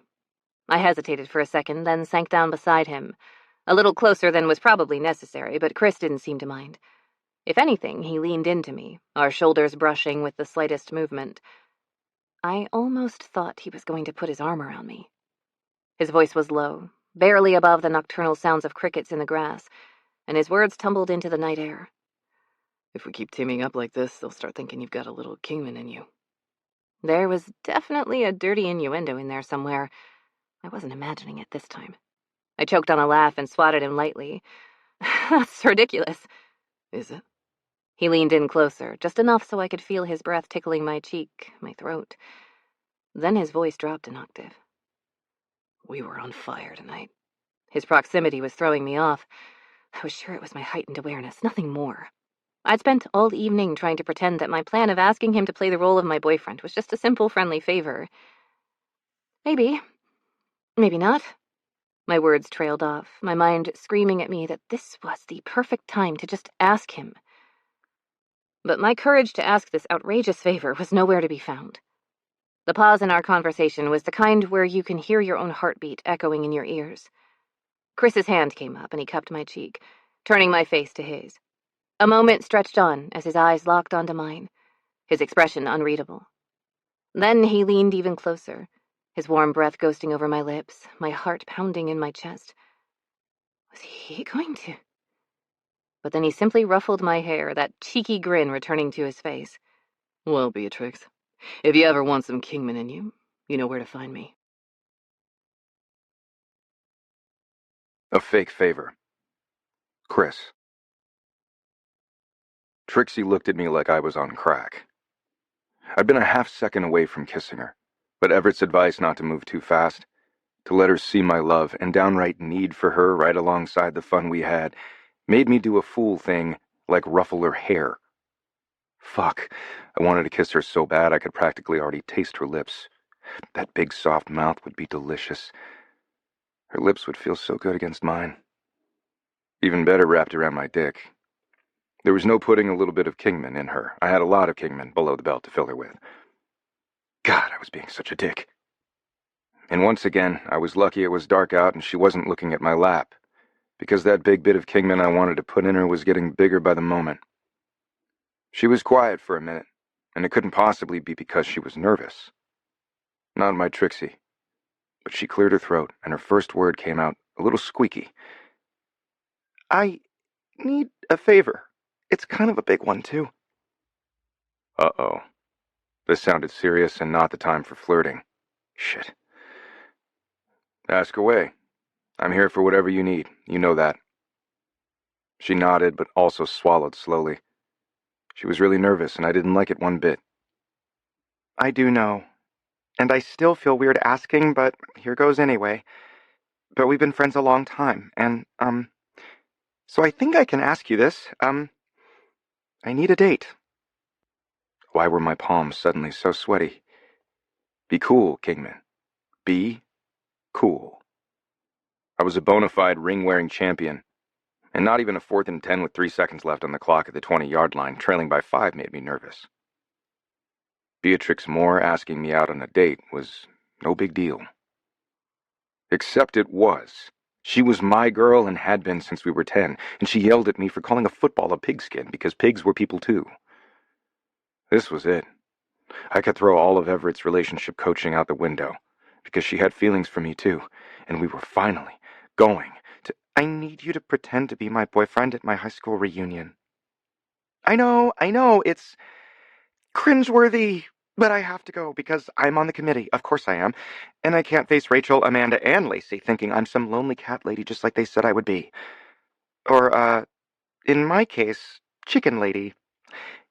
And maybe I accidentally told them you were my boyfriend because they saw the picture of us in the paper, and you don't mind pretending for a couple of teeny tiny events at my high school, do you? Pretend. The sweat on my hands dried the fuck up, as did the moisture in my mouth, and the blood that had been pumping from my brain to my cock. Trixie wanted me to pretend to be her boyfriend. What the shit? It's weird, I know. You don't have to answer now, just think about it, okay? You've got a couple of weeks before the reunion, so yeah, let me know what you decide. She patted my leg, stood up, and walked toward the gate between my dad's house and hers. I just sat there like a second-place trophy. I hadn't even answered her. I let her walk away feeling awkward. Way to go, dumbass. I almost blurted out that I'd do it. If I pretended to be her boyfriend even for one night at some stupid all-girls Catholic school reunion, that would be one step closer to getting her to see how good we could be if we were more than friends. This fit perfectly into Everett's plan for me to spend time with her and show her how good we could be together, getting her to fall in love with me too. Play it cool, asshole. I needed a long run and then 12 cold showers.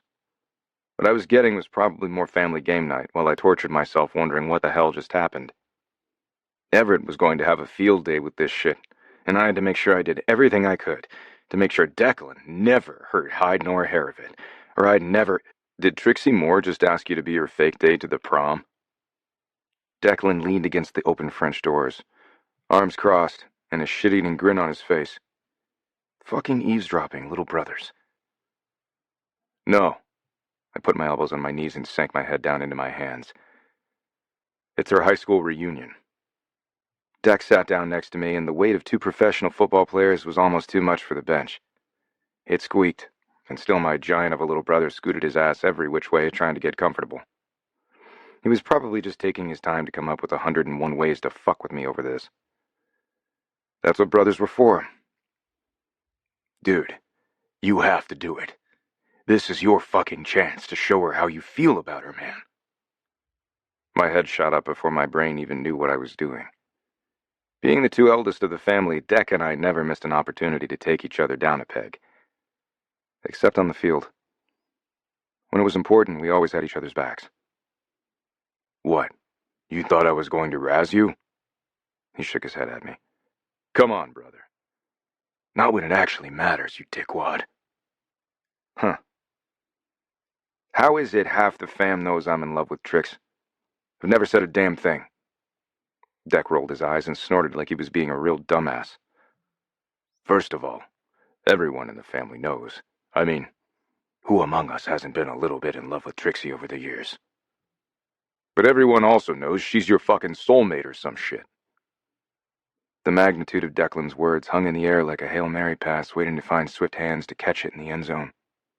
My heart pounded hard against my chest, and the blood whooshed through my ears like I was actually on the field and adrenaline was pumping through me. My soulmate. Even thinking of her like that gave me a level of certainty I hadn't realized I was missing. Yeah, I think she is. All right, so what's the plan? Deck asked, rising from the bench, making it squeak again. We need to strategize this, and God help you if you bungle it, Chris. It's not just about you, it's Trixie. If you hurt her, you'll have to deal with all of us. We're all a little protective of her. That was the last thing I wanted. I got up and punched Deck on the shoulder. I didn't have words to say thanks for being a cool little brother right now. A bruise would have to do. Finally, he gets it, Flynn said, rolling his eyes. He hopped down the step and joined us on the back porch, and Griffin was only 2 steps behind him. Great, more little brothers to punch. Was everyone listening to our conversation? Hayes, Isaac, and Jules all stuck their heads out from behind the curtains. They were grabbed by their shirts one by one and shoved into the yard by Everett. Yes. Jules shrugged and plopped down on the bench next to me. Duh, of course we were. Everett jerked his chin at Declan. Dec was sent as the sacrificial lamb in case you were freaking out. I could not think of the last time I'd been ganged up on by all 7 of my siblings. I don't freak out. Yes you do. Hayes, who hadn't even played his first game with the Mustangs yet, side-eyed me. If your game plan is even an iota off, you freak the fuck out, and we all just watch Trixie mess with the plan hardcore. If this family is going to grow, we all want in on it, Jules said, as if she wasn't dropping a fucking bomb on me. Whoa, whoa, whoa. I held up my hands, ready to call a whole lot of flags on the play. Nobody said anything about the family growing. Hey, Isaac pointed at me in a move that looked exactly like the one Dad pulled on us when he even suspected funny business.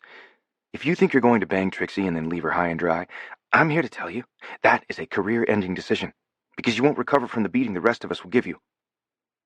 I dropped my head back onto my shoulders and stared up at the sky through the slats on the pergola.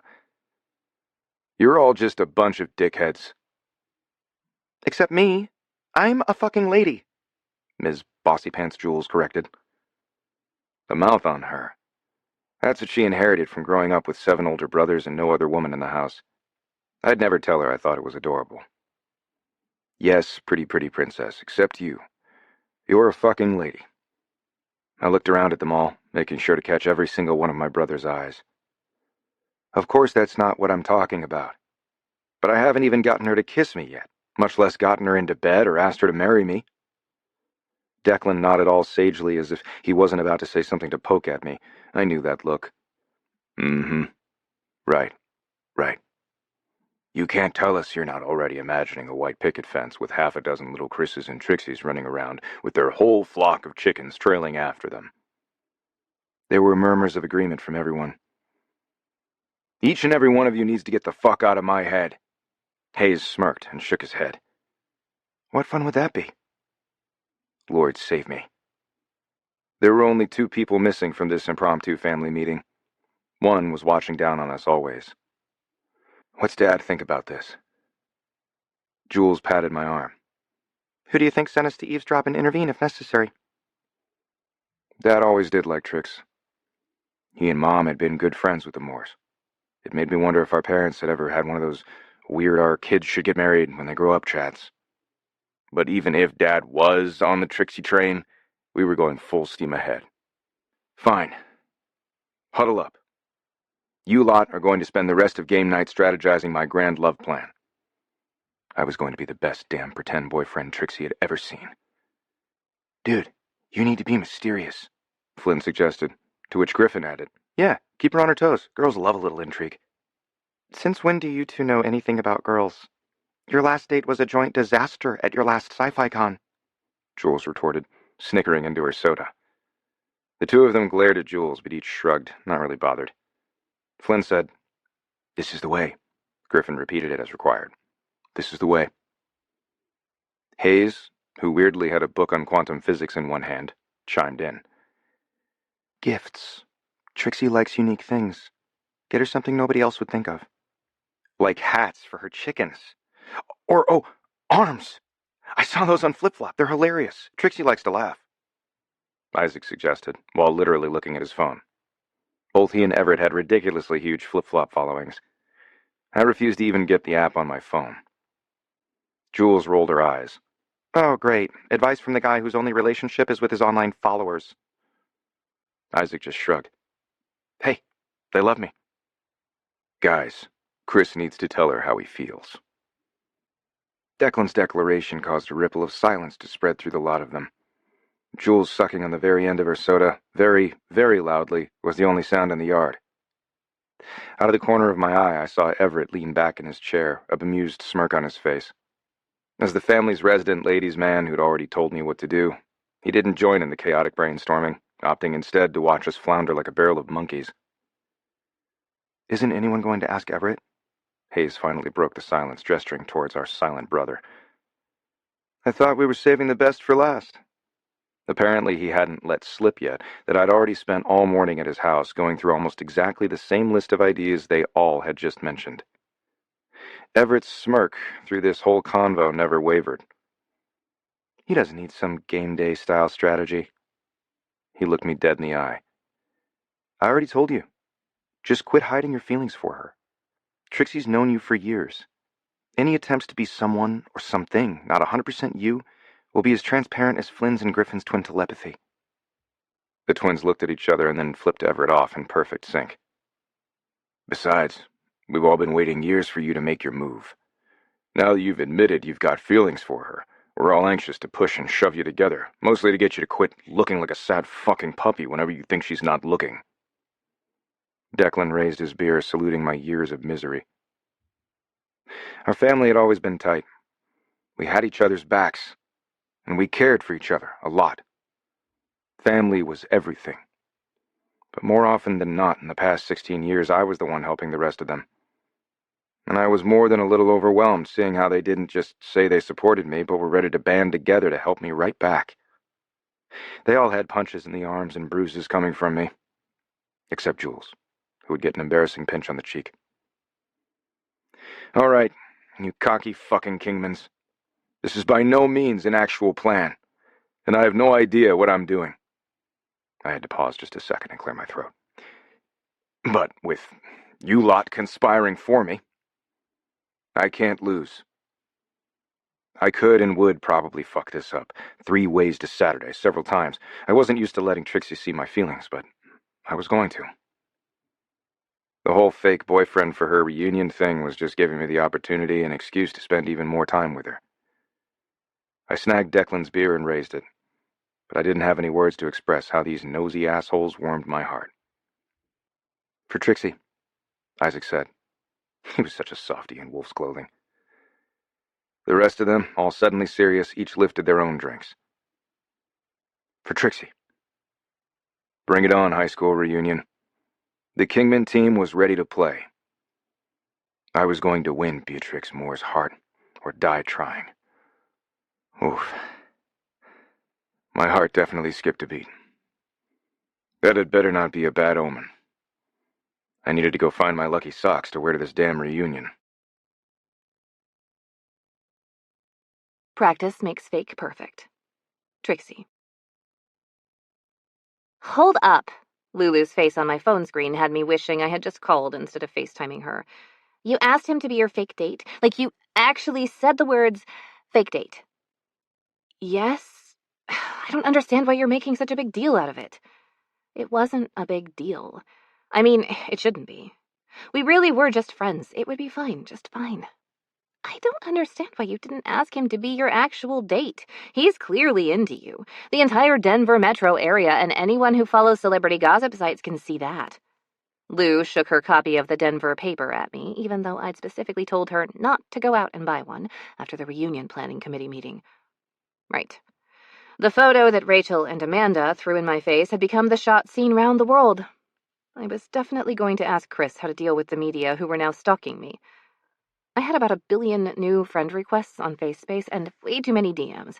Someone had even left a voicemail requesting an interview and naked photo shoot. My mom would be so proud. Ugh. Because we're friends. It would be like if I asked you to be my date to the reunion, which I probably should have done anyway. The mean girls had taunted the two of us relentlessly about being lesbians in high school. If Lulu wasn't already married to a lovely woman who I adored and who she was pee-her-pants excited to bring to the reunion, I might have. It would have been less stressful than this lie I was getting myself tangled in. Mina says we can have a threesome if you want to. Lulu moved the camera so her wife, who was standing behind her in the kitchen, could wave. Thanks, but no, it's too late now. I'm already committed to the ruse. Unless, of course, Chris said no. He really didn't seem to like the idea last night when I asked him, and I hadn't heard from him yet this morning. I did say he could have time to think about it, but mostly so he didn't shoot me down right then and there. I planned to ply him with some of Paul Hollywood's jammy biscuits later to butter him up to say yes. It's not like it was some long-term thing. 2 evenings and 1 picnic. We could even skip the picnic if he really didn't want to go. Honestly, we could skip the dinner and dance, too. All I really needed him to show up for was the fundraiser, which I still had to ask if he and any of his brothers would consider donating to. No way was I hosting a freaking bachelor auction. Yuck. Since Rachel had put me in charge of the fundraiser, we'd be doing what I wanted. So there. God, she brought out the worst in me, and I hated that about myself. This wasn't high school. I wasn't a teenager still trying to figure out who and what I wanted to be, and I'd gotten over caring what haters thought or said a long time ago. Or at least I thought I had. I could use some good old-fashioned words of wisdom from my mom right now. She was the queen of having a barren field of fucks, but she and Dad were on their way to some tantric sex retreat in the Himalayas or something. Well, what did he say when you asked him? Oof. He hasn't answered yet. I told him he could think about it. It was kind of awkward, which I wasn't used to with Chris. I'm shocked. Shocked, I tell you. Lulu was not, in fact, shocked. Her eye roll and her deadpan tone were much stronger than her words. I didn't know what I was going to do if he said no. He wouldn't, though. He couldn't. He might. Ugh. I hadn't been this awkward around him since the summer before college. I'd been angry and hurting back then and had taken it out on him when he was just trying to be nice. We hadn't spoken much at all after that, and pretty much totally lost touch when I went off to school in Wisconsin. But when I moved back to Thornminster a couple of years ago, we were like peas and carrots again, and he'd never mentioned how rude I'd been to him. Not once. Some people were just kindred spirits, as Anne of Green Gables would say. Chris and Lulu were mine. Didn't matter if we didn't talk for a few hours or a few years. We just picked right back up where we left off. But had I just quashed that kindred feeling by crossing the boundaries of our friendship? Probably. That was really dumb of me. Chris's friendship meant more to me than showing Rachel that I wasn't some crazy chicken lady. I guess I'd better call him and tell him to forget it. I could handle some disdain and taunts from girls who were stuck in high school better than I could feeling like I screwed up my relationship with one of my best friends. I don't know what I was thinking. I do. That Mina says I should keep my thoughts to myself and let you figure it out on your own. I could still see Mina in the background, and she had her arms crossed and was simply nodding. Mina is a meanie. I stuck my tongue out at them both. Lulu waggled her eyebrows. I know. Isn't it hot? They were so freaking cute and in love. It made my heart both happy and hurt. Something I tried not to even think, much less say out loud, was that worry in the back of my mind that I might never get to experience love like that. Except with Luke Skycocker. He loved me, even if no other man wanted me for more than bragging rights. I guess I'll call him and... Say what? Kidding? He'd know I was lying instantly. And Chris hated lies. What a mess. Give him a chance to respond before you nope out on the whole thing. He's probably going to say yes anyway. When has he ever said no to you? I didn't have to answer that because Luke started crowing and having a big ol' freakout. He was better than any guard dog when it came to alerting me to stranger danger at the house. Gotta go. Someone's here. I waved at Mina and hung up before the two of them could call me out on more of my shit. They were good at that particular skill. And that's what friends were for. I found Luke chasing Chris around the backyard. Chris pretended he wanted to cook my rooster up on a spit, but I think the both of them secretly liked teasing each other. Luke dived for Chris's shoes, and Chris jumped over him and sprinted for the coop. I'd seen them play this game a half dozen times before. Chris's goal was to trick Luke into the coop, and Luke's goal was to peck holes in any available clothing or skin. Or poop on Chris's shoes. Good times. Chris had the upper hand today. He was carrying Princess Leia under his arm like a football, and that had Luke all riled up. I might be his #1 girl, but nobody messed with his hens. I sat on the top step of my back porch and cheered them on. Run, Luke, run! Chris shot me a dirty look, but turned right back to dancing around Luke's attempts to trip him up. Luke had something in his beak, and I couldn't quite figure out what. Chris made a mad dash for the coop, and right at the last minute set Leia down, giving her a little pat on the butt so she squawked and hurried through the gate. The other girls came over to greet her, and Luke got caught up in their girl gang. He shot a look at Chris that clearly said, traitor. But Chris shut the gate and gave Luke a little salute, just like the one he gave the crowd when he ran a touchdown in. Thanks. I leaned back on the step, no longer having to do that chore before I left. I needed to put him away before I headed out. When Chris plopped down beside me, he was panting and ruffled like he'd been through a mini war. There was a reddish-orange smudge on his neck and another running down his forearm. Not blood, too brightly colored. I squinted at it. Is that lipstick? I did not like the weird feeling at the thought he'd been with a woman. Chris touched his neck and then looked down at his hand and arm, noticing the red stuff for the first time. No, it's wing sauce. I brought a packet along to taunt Luke with, and he jumped up and snatched it right out of my hands. You're telling me Luke Skycocker assaulted you with hot sauce? He nodded solemnly. Ran at me, packet clutched in his beak. Shook it like a Polaroid picture. But don't worry, it's the mild kind. I don't think he's quite ready to upgrade to extra spicy yet. I had to cover my mouth to not snort laugh. He glared at me and rolled his eyes like the whole incident wasn't 127% his fault. Where you headed? Not work. I was dressed in one of my fave chicken t-shirts and jeans, not library-appropriate attire. No, I'm doing some volunteer work this morning, working the closing shift at the library tonight. He just nodded and looked out over the lawn. It was a nice clear morning, and we had a magnificent view of the Flatirons and the Rockies today. We stared at the mountains for a bit, and it wasn't exactly awkward, but it also wasn't our normal comfy hang either. We were both waiting for the other to say something about last night. I cleared my throat. This was Chris I was with, not some morning after a one-night stand. You don't have to go to my reunion if you don't want to. I didn't mean to put you in a weird position.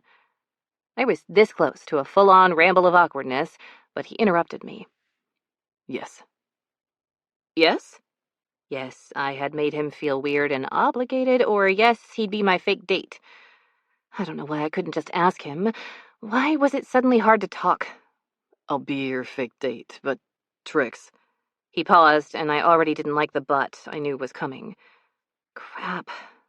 I had made him feel weird, and I was going to be royally pissed at myself if this made our whole friendship different. He was such an important person in my life. My best friend. But lots of boy-girl friendships got ruined because of sex. Not like I'd asked him to have sex with me. Oh, God, I was spiraling, waiting for that but. He glanced my way and then back out at the view, and I had to bite my tongue to let him say what he needed to before I made everything worse. He moved his head from side to side, stretching his neck.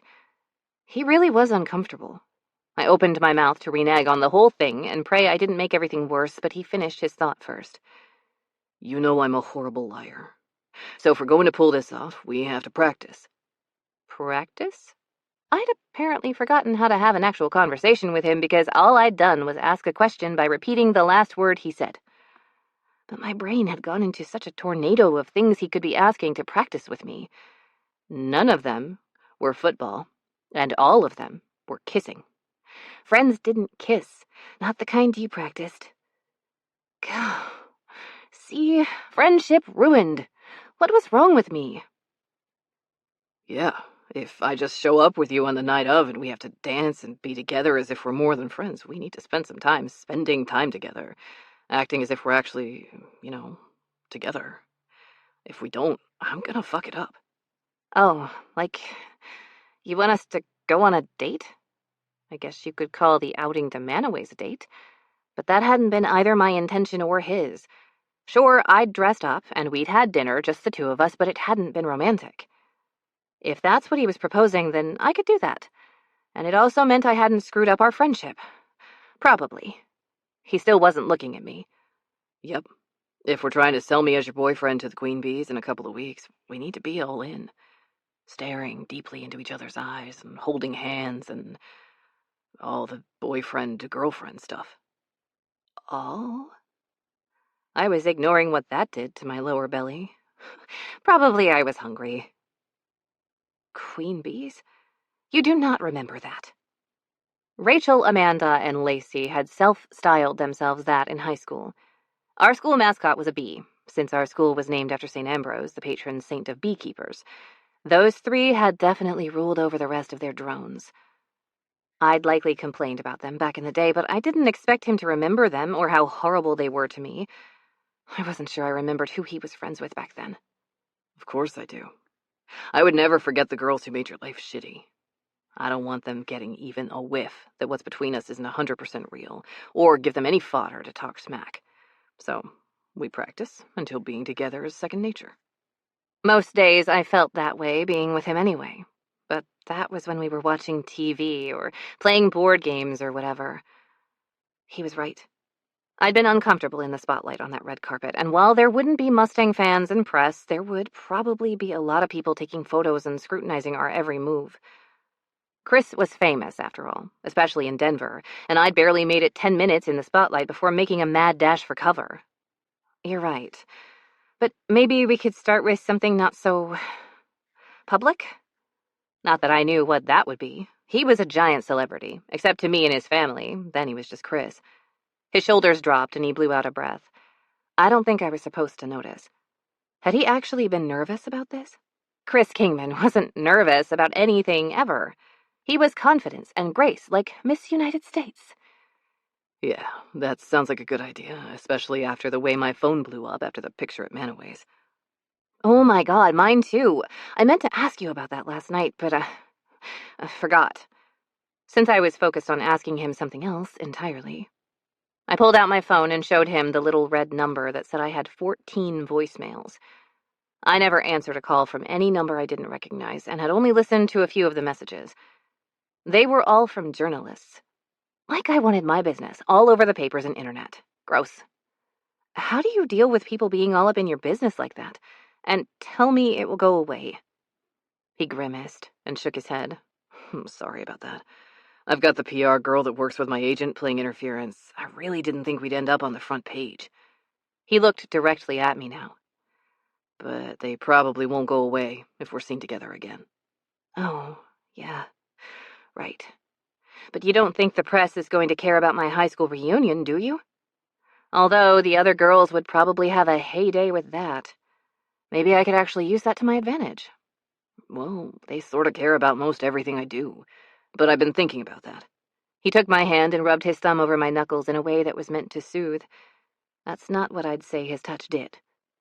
We could have the PR people tell them I'm dating a local girl, unless that's too much press. But it does play into your evil plans.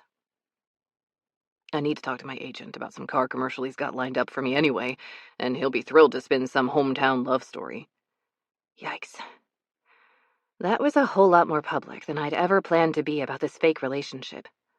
The more people that knew about it, the more likely someone would find out it was all a ruse. But what choice did I have at this point? Sure, that's fine. As long as the paparazzi don't start showing up at my house. I brushed off my worries and his apology with a shrug, though, in all honesty, it did put a nervous zing in my belly. But I was the one who had asked him to pretend to be my boyfriend in the first place. Nah, once they know you aren't a celeb, except, of course, to the teenagers at the library, they'll just use that pic of us at Manaway's 100 more times. Phew. I'd never been happier. The most public-facing I ever had to be at my job was when the newest teen vampire novel came out. That makes me feel better. So we should plan our first practice date then. This date with Chris, even if it was a fake one, hovered in the air between us, charging the atmosphere with a tension I hadn't felt before. I stole a glance at him. He was already looking at me, his expression unreadable.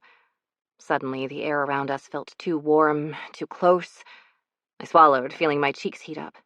This was going to be more interesting than I'd thought. How about we go hiking? He suggested. We could pop over to Chautauqua, maybe have a picnic. Out of the public eye, just you and me. Low risk, high reward. I did love the park, an open space tucked right up next to the Flatirons. Maybe tomorrow?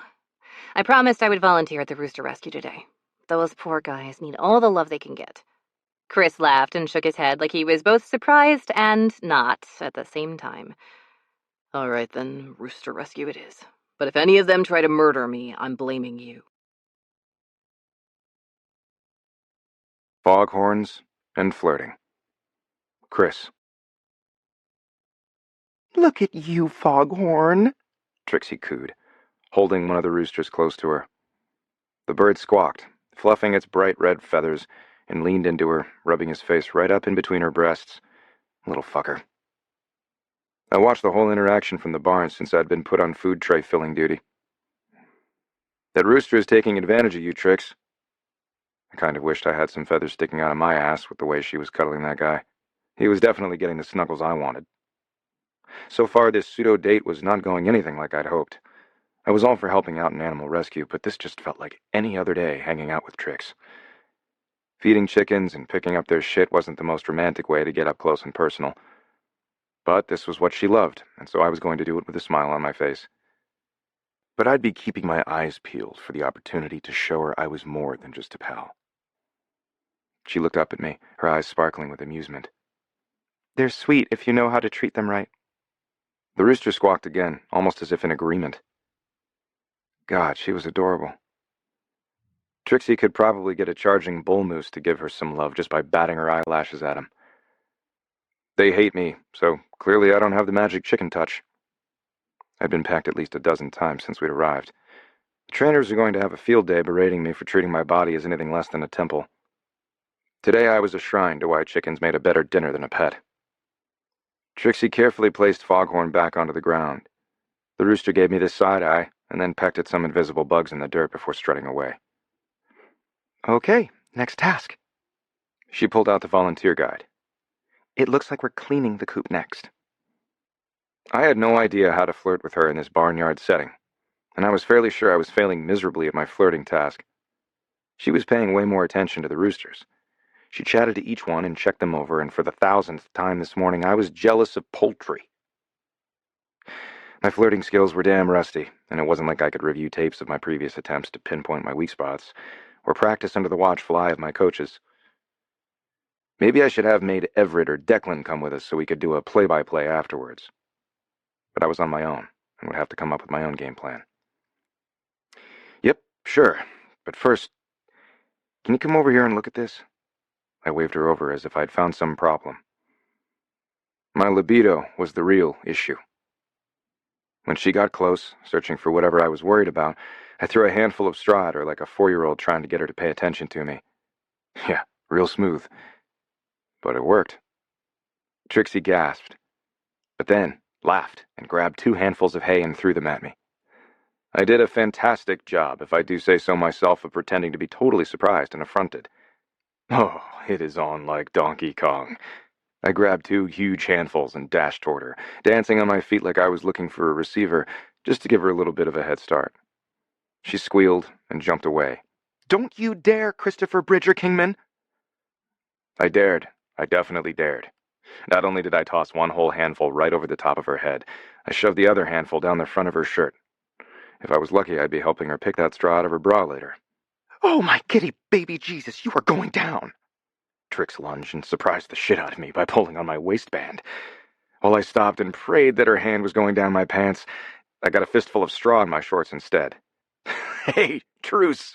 I called out, laughing and bouncing around, trying to shake the straw out when a particularly sharp piece ended up down where the sun don't shine. Trixie smiled at me, her eyes sparkling with mischief. But the mischievous glint in her eyes told me she was far from done. "You started it!" She was the only one who ever beat me at my own games. But this time I was going to win. Win her over. I gave her my best smoldering smile and wink. Yes, I did. "You ready for a roll in the hay now?" Trixie snort laughed. Like, actually snorted. "That was the worst dad joke ever. Come on, let's go do the coop before it's time to go." She walked away and waved for me to follow after, which of course I would. How the fuck was I a university graduate, the star quarterback of the bowl-winning pro football team, a multimillionaire, small business owner, and loving older brother, and still couldn't figure out how to charm the sweetest, curviest, smartest, kindest woman I'd ever known? Fuck.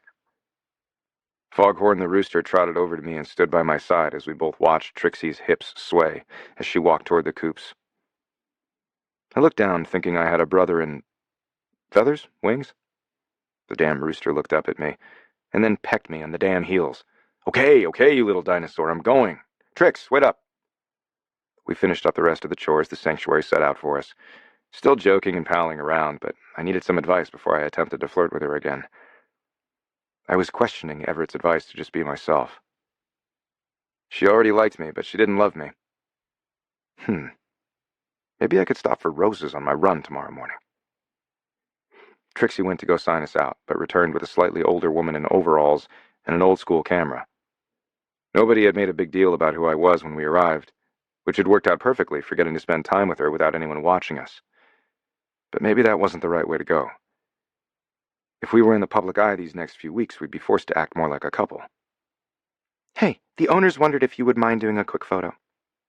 She indicated toward the sign nearby with the name of the sanctuary, where Foghorn the rooster was perched. Because of course he was. They could maybe post on their social media? You'd probably get them a ton of attention, and that will bring in donations to feed, and... Sounds great. I pulled Trixie over to the sign, wrapped my arm around her, and pulled her into the famous VJ Day dip, but didn't actually kiss her. I didn't kiss her. I stared down into her sparkling blue eyes. I should have kissed her. I should have fucking kissed her. Right on cue, the owner clicked away on her camera. I heard the flappity-flap of chicken wings go right over our heads, and the owner lady coo. Oh, that's absolutely adorable. It probably was the perfect shot. Until Foghorn landed on my head and dug his claws into my scalp. I yelped, and he went flying again. Trixie and I tumbled to the ground, and I rolled to protect her, taking the brunt of the fall on my back and clasping her in my arms. She landed on top of me, and I held her against my chest a bit too long. A tingling awareness of every inch of her curves molding against my body spread through me like fire. There was a sensation more potent than the adrenaline that usually surged through me on game day. Her hair smelled of hay and sunshine. Her body warm and soft in my arms. This was Trixie, my friend, but she was also the woman I was utterly in love with. In that moment, with her laughter still echoing in my ears, her body pressed to mine, the danger in this ruse hit me right in the gut, knocking the wind out of me as if I'd been sacked. Chris? Her voice was soft, questioning. She straightened her glasses that had gone askew in our tumble and looked down at me, her eyes wide and vulnerable. Did she feel it too? The shift in our dynamic, the crossing of a line we could never fully retreat from? You okay? I released her a little too quickly and scrambled to my feet to help her up too. Yeah, I'm good. She smiled, but in her eyes was a flash of confusion. A part of me wanted to confess everything right then and there, to tell her how I felt and what I wanted. But that wasn't the plan. I proved myself to her first. So instead, I brushed straw and dust off my clothes and forced a laugh. Foghorn sure has it in for me, doesn't he? The owner, camera still in hand, looked between me and Foghorn, who was strutting around like he owned the place. He's just an old romantic. Likes to make sure the hens he loves are protected, she said, her voice soft and thoughtful. I expect you're the same. Her words struck me like another sack before I even had my breath back. Was that what I was doing? Protecting what I loved, even at the risk of losing it? The stakes had never been higher, and the game had never been more real. I wasn't playing at being Trixie's lover. I was desperately, hopelessly trying to become her love. I made a quick anonymous donation on my phone to their 501c3 to keep their animals fed for the rest of the month. We drove back from the sanctuary, the easy banter and laughter from earlier in the day gone. The lines of what I was doing, the plans I was trying my damnedest to execute, had blurred, and the unspoken emotions between us were a fucking chasm. This wasn't what I wanted. This fake dating was supposed to bring us closer. Did you have fun? I knew she had. But I was trying to gauge her feelings now in this uncomfortable silence we'd landed in. Trixie looked over at me, surprise flickering in her eyes. Of course. I had a blast. Didn't you? Sure. Damn, that didn't sound convincing. Shit. But, she bit her lip in the cutest way, it didn't feel like a date, did it? Nope. Not my best flirting, or kissing being done in the barnyard. Not by us, anyway. I'm not so sure Foghorn would feel the same. Trixie tapped her finger against her mouth, and I don't think she had any idea how she was driving me crazy with the way she kept drawing my attention to her lips. She made a thinking hum and said, It's just too easy to be myself with you. Maybe I just shouldn't go to the reunion. I can tell them that... All right. I'd be analyzing the shit out of that whole too easy to be herself with me statement later with the boys. First, I had to rally so she didn't give up on me. No way, sweetheart. We are in it to win it. This was just our first practice run, and clearly we've got some work to do, but I don't mind. Here goes nothing. I kind of like flirting with you. Trixie's cheeks went pink, and it wasn't from being in the sun. Good. If she was blushing at the thought of me flirting with her, maybe I wasn't as far off the right track. God, I was all over the fucking place. I had never been this wishy-washy on what to do in my fucking life. Did you flirt with me today? She pursed her lips, trying to hold back a teasing smile. See? Lips. Again. What I wouldn't do to kiss them. Guess I'm gonna have to try harder. I shook my head and chuckled, pretending I wasn't dying to taste her. When I pulled up in front of her house, I didn't miss the hint of reluctance from her when we said goodbye. I drove away, but not into my own driveway, 10 yards away. My mind was whirling with confusion and longing. A sensation similar to the jitters I used to get when I first got drafted, when I had to prove myself, skittered through me. I had to work some of this out, and doing something physical, but rote, gave me space to think. I pointed the car toward the training center. Camp wasn't for another 2 weeks, but that didn't mean I couldn't go get in a workout. Hard, sweaty exertion was exactly what I needed. I just wished I was getting hard and sweaty with... No. The second I let my mind go south, I was headed for a cold shower instead of a workout. Why wasn't I surprised to see Declan's truck at the training center? Of course, he was already training. Probably had been for half the summer. Always trying to get ahead of me. Declan wasn't alone. Both Everett and Hayes were there too, each doing their own training drills. Who forgot to call me to say we were working out? Hey, lover boy, Everett called as I walked in, tossing a football in my direction. What I should have caught easily almost slipped through my fingers. My mind was still on Trixie, and the way her lips were taunting me. Looks like someone's head isn't in the game. Declan threw a knowing glance my way and then at the boys. How'd it go with Trix? Don't ask, I grumbled, tossing the ball back at Everett. I'm failing miserably. Hayes tapped his hands, indicating for Everett to toss the ball to him. When he got it, he gave the ball a shake and pointed it at me. This kid was going to replace me one day with those hands and his quiet-ass observations. No, doubtful. Tell us what happened. We'll re-strategize. Yeah. Declan held up his hands and Hayes tossed the ball to him. And tell you where you fucked up. I'm paralyzed out there. I don't know how to act around her anymore. I held up my hands, and Deck tossed the ball to me. I sent it straight to Everett, but didn't wait for his be yourself advice again. I did a shitty job making her see me as more than a friend today. I know you told me to take it slow with her, but I have to win her over soon, before the reunion. Before this whole charade unraveled and I lost this one chance. Everett shook his head, disbelief all over his face. Shit. This was why older brothers weren't supposed to ask for advice from their younger siblings. It was supposed to be vice versa, and I was shattering their perfect big brother vision of me. I told you to be natural, not a fucking lovesick snail. Come on, Chris. You're the star quarterback. Everett patted the ball and sent it over to Hayes, but he continued telling me like it is. You take charge on the field. You make decisions in seconds. You know how to play the game. You do the same with your real estate biz.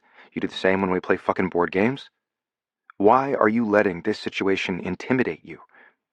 It's different, I protested, but I knew he had a point. She's my friend. I don't want to ruin that. Declan laughed. Fucking laughed at me. Bro, you're treating her like she's made of glass. Stop walking on eggshells around her. Be you. Be confident. Be bold. If you want her, go after her like you go after a touchdown, or that house on the corner, or Park Place and Boardwalk with 12 hotels. Hayes tucked the ball under his arm and nodded in agreement. Stop playing defense. That's never been you. You're Chris fucking Kingman, and you play a mean game of offense. Fairly sure that's not my middle name. Declan grabbed the ball from Hayes, trotted over, and shoved it at me. You've been in the friend zone too long, and you're afraid of what will happen if you break out of it. But if you don't, you'll never know how good it could be, dumbass. Jesus, when did my little brothers get so fucking smart? Their words hit me right in the solar plexus. I knew they were right. Okay, yeah, I had to stop treating Trixie like she was some unattainable prize and just go after what I wanted. That's what I'd always done, and it had pretty much always worked out. Except that one night when I asked her out 10 years ago. I palmed the ball and threw it in a perfect spiral all the way across the entire training center and right into the bin of balls 50 yards away. The cocky, confident guy that had taken me to the top of the football world was exactly who I needed to be to win her heart. And this time, I wouldn't let anything stand in my way. No more holding back. No more second guessing. Either she falls for me or she doesn't. The worry that I would lose her completely if she didn't want a romantic relationship with me absolutely had to be ground into the dirt beneath my feet. I wasn't going to lose her. I wasn't.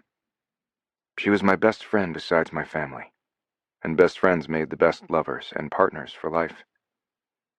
And yeah, I could definitely see us together forever. "That's the Chris Kingman we've been waiting to fucking show up," Declan said, clapping me on the back a little too hard, as only a defensive lineman would. "Now, let's get in a real workout and get your head back in the game."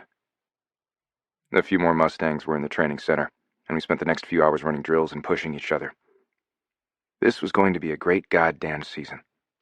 Even better when I had Trix watching me from the 50-yard line, or up in the box with the other wives and girlfriends. Sure, she watched our games, but knowing she'd be there especially for me, and that I could come home to her afterwards and lose myself in her, that had me more excited to play than ever before. Play and win. The Good, the Bad, and the Ugly Librarian. Trixie. Even though I showered and changed into a work outfit after my first fake date with Chris, I was still finding pieces of hay poking me in places hay shouldn't be. I think they were planted as a reminder of how weird my morning had been. This was 2 days in a row where I'd honestly thought Chris was about to kiss me. Kiss me. Nope. No. That was too weird. I'd chalk it up to him trying out the whole fake flirting thing, but he'd done it last night before I'd asked him to pretend to be my boyfriend. Did he really want to kiss me? Did I want him to? My computer dinged with an email notification, and I just about fell out of my chair. Oh, crud muffins. It was time for my evaluation with Carter. My head was not in the game today, and creepy Carter was the last person I wanted to deal with. I gathered my notebook and pen because at least if I pretended to be taking notes, I wouldn't have to see him staring at me like a piece of pie he wanted to stick his dick into. He was never overtly sexual, so I had no grounds to stand on if I wanted to call HR, but he still made me uncomfortable. His office was just on the other side of the space where our cubicles were lined up, so he saw me coming. "Ah, Beatrix. I was just coming to find you. Come on in." "Thanks." I sat and opened the notebook on my lap, clicked my pen, and did my best not to take a deep breath to steel myself for this conversation. "How's it going? How's your mom, your family?" He steepled his hands and leaned forward, his eyes flicking to my chest and back up. Oh, God. I had definitely never spoken about my mother to creepy Carter. So that's what caused the gross vibe I got off him. Just like every other guy in my life. Carter had seen my mother's porn videos and thought I'd be a chip off the old BBW, Hot Mama Block. What the hell was wrong with men? This was why I liked being friends with Chris and the rest of the Kingman boys. Friends. Never once in all the years I lived next door to them did I ever worry that any of them thought they could get into my pants just because my mother had been a sex worker. To them, she was just another soccer mom, and one they appreciated and respected. I did take that deep breath now. Maybe I was overreacting. I'd been overly sensitive about how people treated me because of my mother since she first had the sex talk with me and told me about how she made a living. Never had I felt ashamed of her or what she did. I loved that she helped raise me to be both sex and body positive, but the rest of the world sure tried to make me feel weird about it at every turn. My parents are fine, doing some traveling abroad. Shall we get to the evaluation? Your family does seem to be remarkably interesting. I don't think my own mother has ever even left the state. Okay, maybe he really was just making small talk. Fine. Well, Colorado is beautiful, and there are lots of nice things to see here, too. Right. So... He tapped on his computer and brought up something on his screen, but from my angle across the desk from him, I couldn't see what. What's this I see about a nomination? Gah. Had Lulu forwarded that on to Carter too? The traitor. I had almost forgotten about the award with all the other craziness of the past few days. I didn't have the room in my brain to worry about everything, and nervousness about accepting an award was no longer number 1 on my list of anxieties. Maybe like number 5. And that was 5 too many. Yes, I've been nominated as the Young Adult Romance Writers Librarian of the Year. Carter's head jerked back far enough he gave himself a double chin, and I did not miss the look of disgust. Please tell me we do not have books about teens having... He looked around as if he expected the CIA to be listening in on us. sex. Good grief. How was this man actually a librarian? I clenched my teeth, holding in my tirade. He wasn't the only librarian I knew who thought the whole romance genre was mommy porn. He was a literary snob, and I wanted to slap him in the face with every book my favorite romance authors had ever written. That's not typically what young adult romance books are about. The fact that I had to school him about an entire section of our collection boggled the mind. How the hell had he gotten the promotion to branch manager? I think more like the deliciously giddy feelings the first time you fall in love, which is even more fun when there are dragons and epic battles against evil, dystopian societies to thwart, or the patriarchy to dismantle. All while still going to high school. He still looked at me like I'd sprouted a second head made out of penises. Right. Well, perhaps we should beef up the classics for our youth population. Maybe some more mysteries and... Manga? Yes, I'll look into that. I've also applied for a technology grant that will give us some new money to upgrade the gaming system this fall. He probably didn't even know we had video games.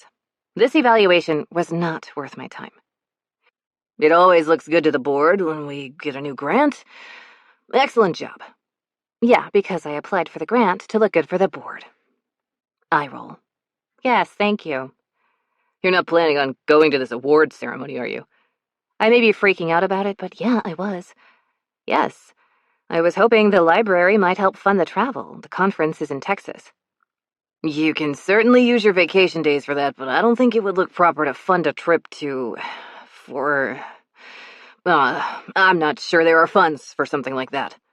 The way he was fumbling all over himself because he was uncomfortable about books written by, for, and about women was one of the things that would have me forever thinking of him as creepy Carter. In fact, I think I'd look into trademarking that. No? They did fund 2 librarians' tickets and travel to the Sci-Fi and Fantasy Con. I'm not sure how this would be any different, except that I'd be representing us as an award nominee and not just an attendee. I may need to stay civil because Carter was my supervisor, but I wasn't about to let a slight like that go. I knew I was an excellent librarian, had in fact increased the amount of participation in teens since I'd started here, and had done an excellent job promoting literacy, in part because I did promote popular fiction like romance. I deserved that nomination, damn it, and the library and its board should be proud of this recognition and not try to sweep it under the rug like old, repressed fuddy-duddies. I had another word I wanted to call people like Carter, but I was a professional librarian and thus had an excellent vocabulary that was filled with lots of F-words that were appropriate for the workplace. Carter busied himself with searching for something on his computer again. I'll look into it. Great. The rest of the evaluation is all pretty standard, and you've rated highly in all categories, of course. If you'll just take a look and then sign at the bottom, we'll get everything all finished and filed away. Coward. Glad to hear it. I took a quick perusal, but I'd done enough of these to know pretty much exactly what my performance was. I signed quickly and handed him back the papers. If we're all done, I've got some programming to work on before my desk duty starts. Just one last thing. I thought you might like to know that the library website went a bit bonkers with hits over the weekend.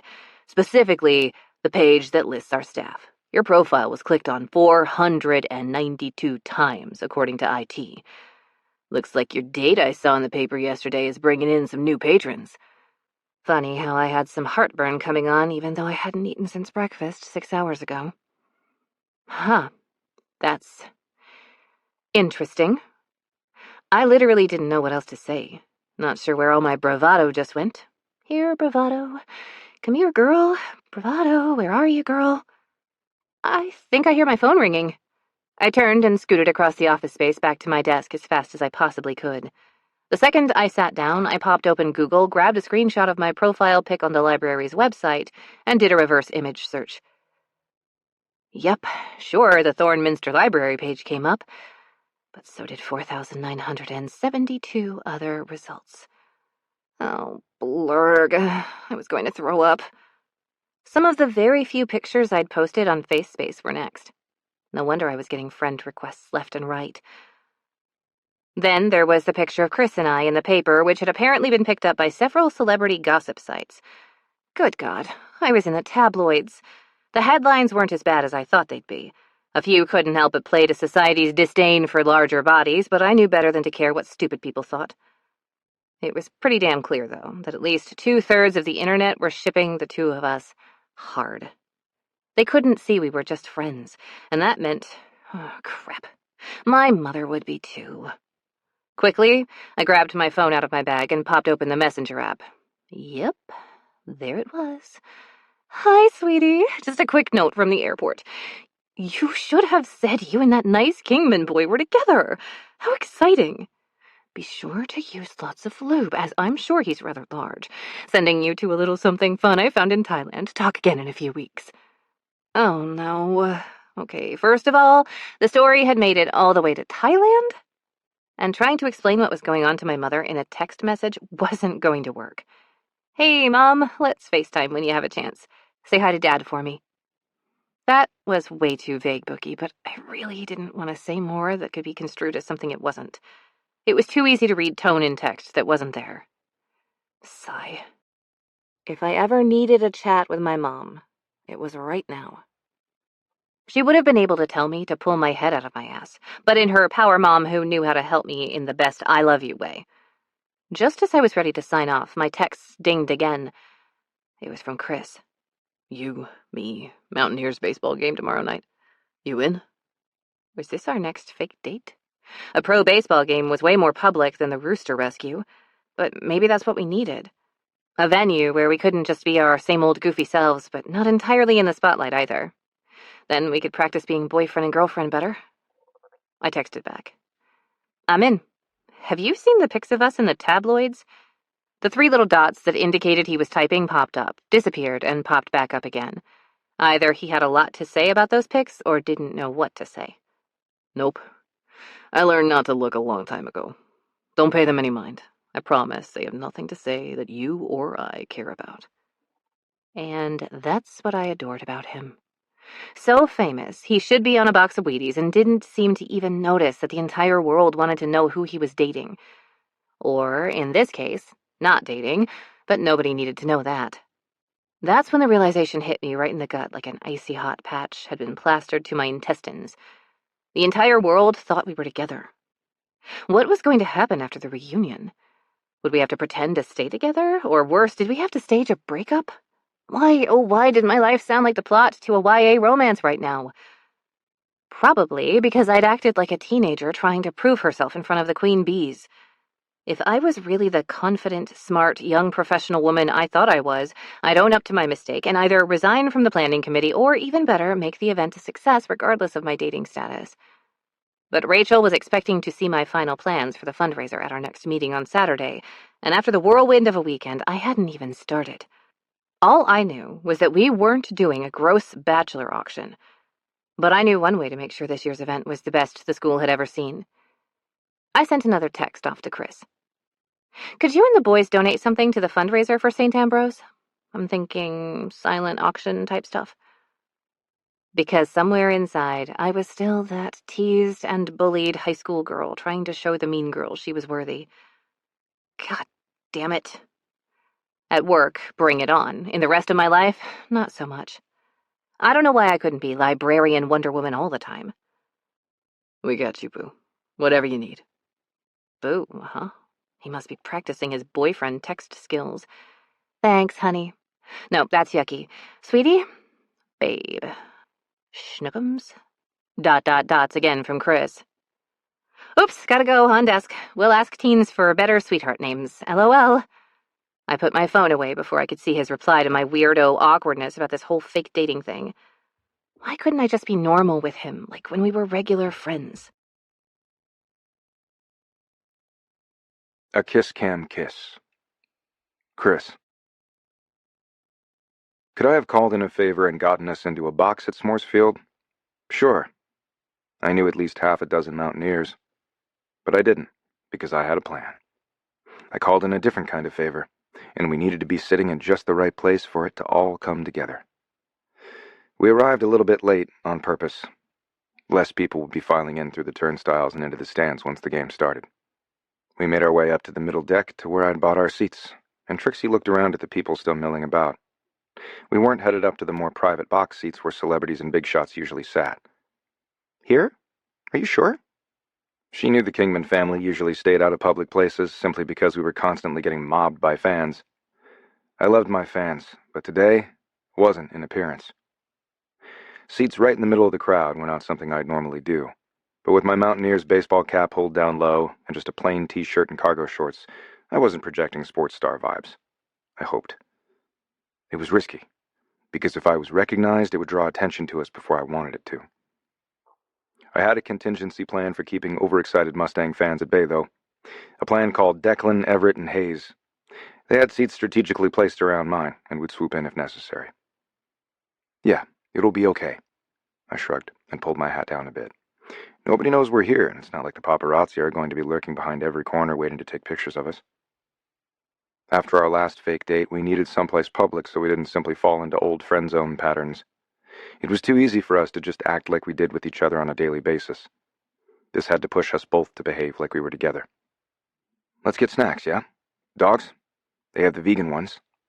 You want a beer? I pointed to the concession stand that was on the way to our seats. Yep, hit me with the good stuff. But no onions. This is a fake date. Can't have spicy breath. She was teasing, but the fact that she could possibly be thinking about kissing me did a number on all things south of my belt. So far, so good. Right, so no nachos with jalapenos either, huh? She didn't even eat cheese, which I knew. Why did I suck so bad at flirting with her? Because this was more than just hanging out.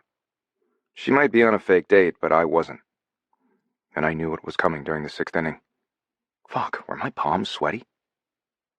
No, damn it, I was romancing her. She was having fun. We were going to have our first kiss. Stick to the plan, Kingman. I grabbed the snacks and had to tip the guy working the register $100 with a shh finger to my lips when his eyes got big, recognizing me. With my cap pulled a bit lower, beers and dogs in the handy-dandy carrier, I grabbed Trixie's hand to walk to our seats. She gave me a surprised look, and the sweetest blush flashed across her cheeks. We're practicing, babe. I squeezed her hand. If you gave me that look at the reunion, we'd get busted for sure. Couples hold hands, so I'm going to hold yours. Oh, right. Yeah, practice. She looked down at our hands and gave mine a soft squeeze. I don't think any guy has ever held my hand in public like this before. What the hell kind of fuckboys had she been dating? I'd like to smash every one of them under my fucking balls. That probably wasn't going to happen, so instead I'd concentrate on being such a great boyfriend that she'd forget the rest of them had ever existed. Fuckers. Out in the open? She asked, when I pulled her down the steps to the very front row of the deck. We shimmied past a nice-looking family with a couple of kids, who all very kindly stood so we could get past. They were fully decked out in Mountaineers gear, so hopefully they weren't big Mustang fans, which was not something I'd ever hoped for in my life. Trust me, I said, grinning back at her. These are great seats. Most of the foul balls come this way, and we've got a good line of sight to the jumbo screen to see. Replays, and, the mascot's shenanigans. Did you just say shenanigans? Trixie sat and took the snacks from me. I'll have you know, I love all forms of shenanigans and participate in them as often as possible. It took a minute to get my ass into the chair. These plastic fold-down seats were not made for professional athletes, which meant they weren't made for lush hips and thick thighs like Trixie's either. I glanced at said thighs, and yeah, they were pressed against the sides, but she put her feet up on the railing in front of us and didn't seem bothered. I'd be more aware of the seating for our next date. I didn't want her uncomfortable just because the world wasn't designed for bodies like hers or mine. If my plans didn't hinge on us being exactly where we were sat, I'd make a quick call and get us into a box upstairs. Fuck, maybe I should anyway. I'd figure out another way to... Trixie poked me in the arm and laughed in such a joyful and teasing way. You're a shenanigan. Okay, she was fine. We were fine. I was still going to be more cognizant of the spaces I took her, though. Want to know what else is a shenanigan? She giggled again because this was a game we'd played with each other since we were kids. Your face? No, your face. I chuckled and handed over her dog and beer. Out of the corner of my eye, I spotted my brothers lurking under the shade of the deck, trying to look inconspicuous. I shot them a quick nod, assuring them that everything was under control. So far. When I turned back, I caught Trix taking a huge bite out of her hot dog and needed an instant distraction, or a program to cover my lap. The guy selling peanuts was nearby, and I flagged him down. I passed some cash down the line, and he passed the peanuts back. The mother of the family reached across the empty seat between us and gave me a little wink. Uh-oh. I pretended I didn't see that. Hopefully she was a co-conspirator and not going to out me. The whole stadium would know I was at the game soon enough. I just needed to make it a few more innings. Peanut? I asked, holding the bag up to Trix. Her mouth was still full of hot dog, but she nodded and made happy yumming sounds at me.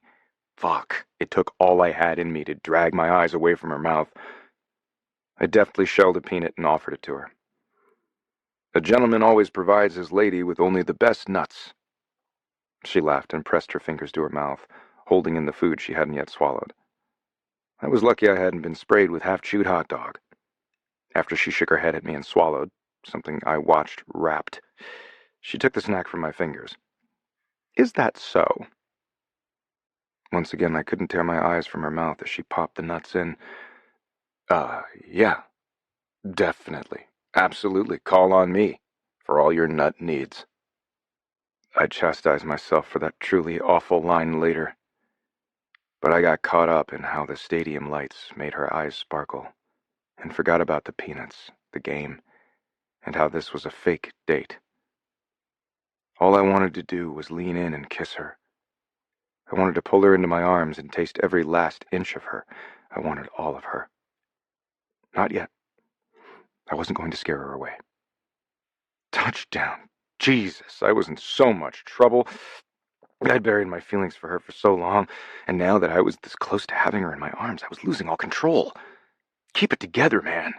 This is the long game plan. I wanted her forever, not just right now. The next couple of innings flew by, partly because the Mountaineers' new pitcher was a ringer, and we went 3 up, 3 down, 2 innings in a row.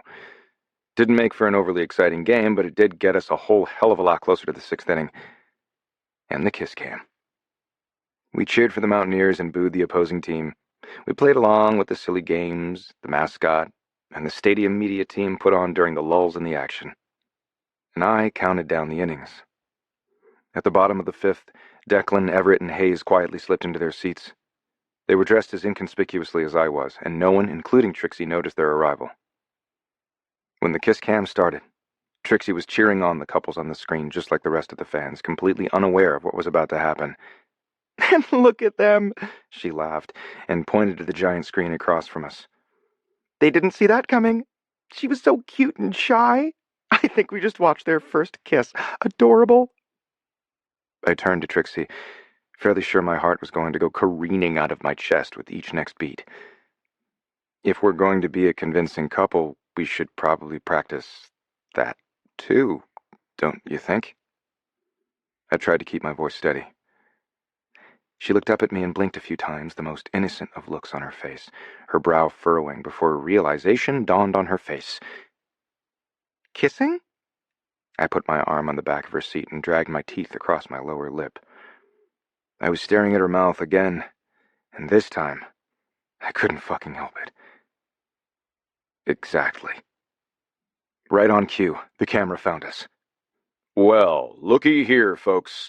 Looks like we've got Denver's own Chris Kingman and his pretty lady in the stands. Think we can get them to lock lips on the kiss cam? Trixie's eyes went wide, and she looked out to where we were dead center, focused on the big screen. Looks like we're up, I said, my voice calm but my heart racing. My brothers erupted into cheers behind us, good-naturedly urging us to kiss for the camera. Come on, QB, don't be shy. Show her how it's done, someone else who wasn't a Kingman chimed in. I barely heard them.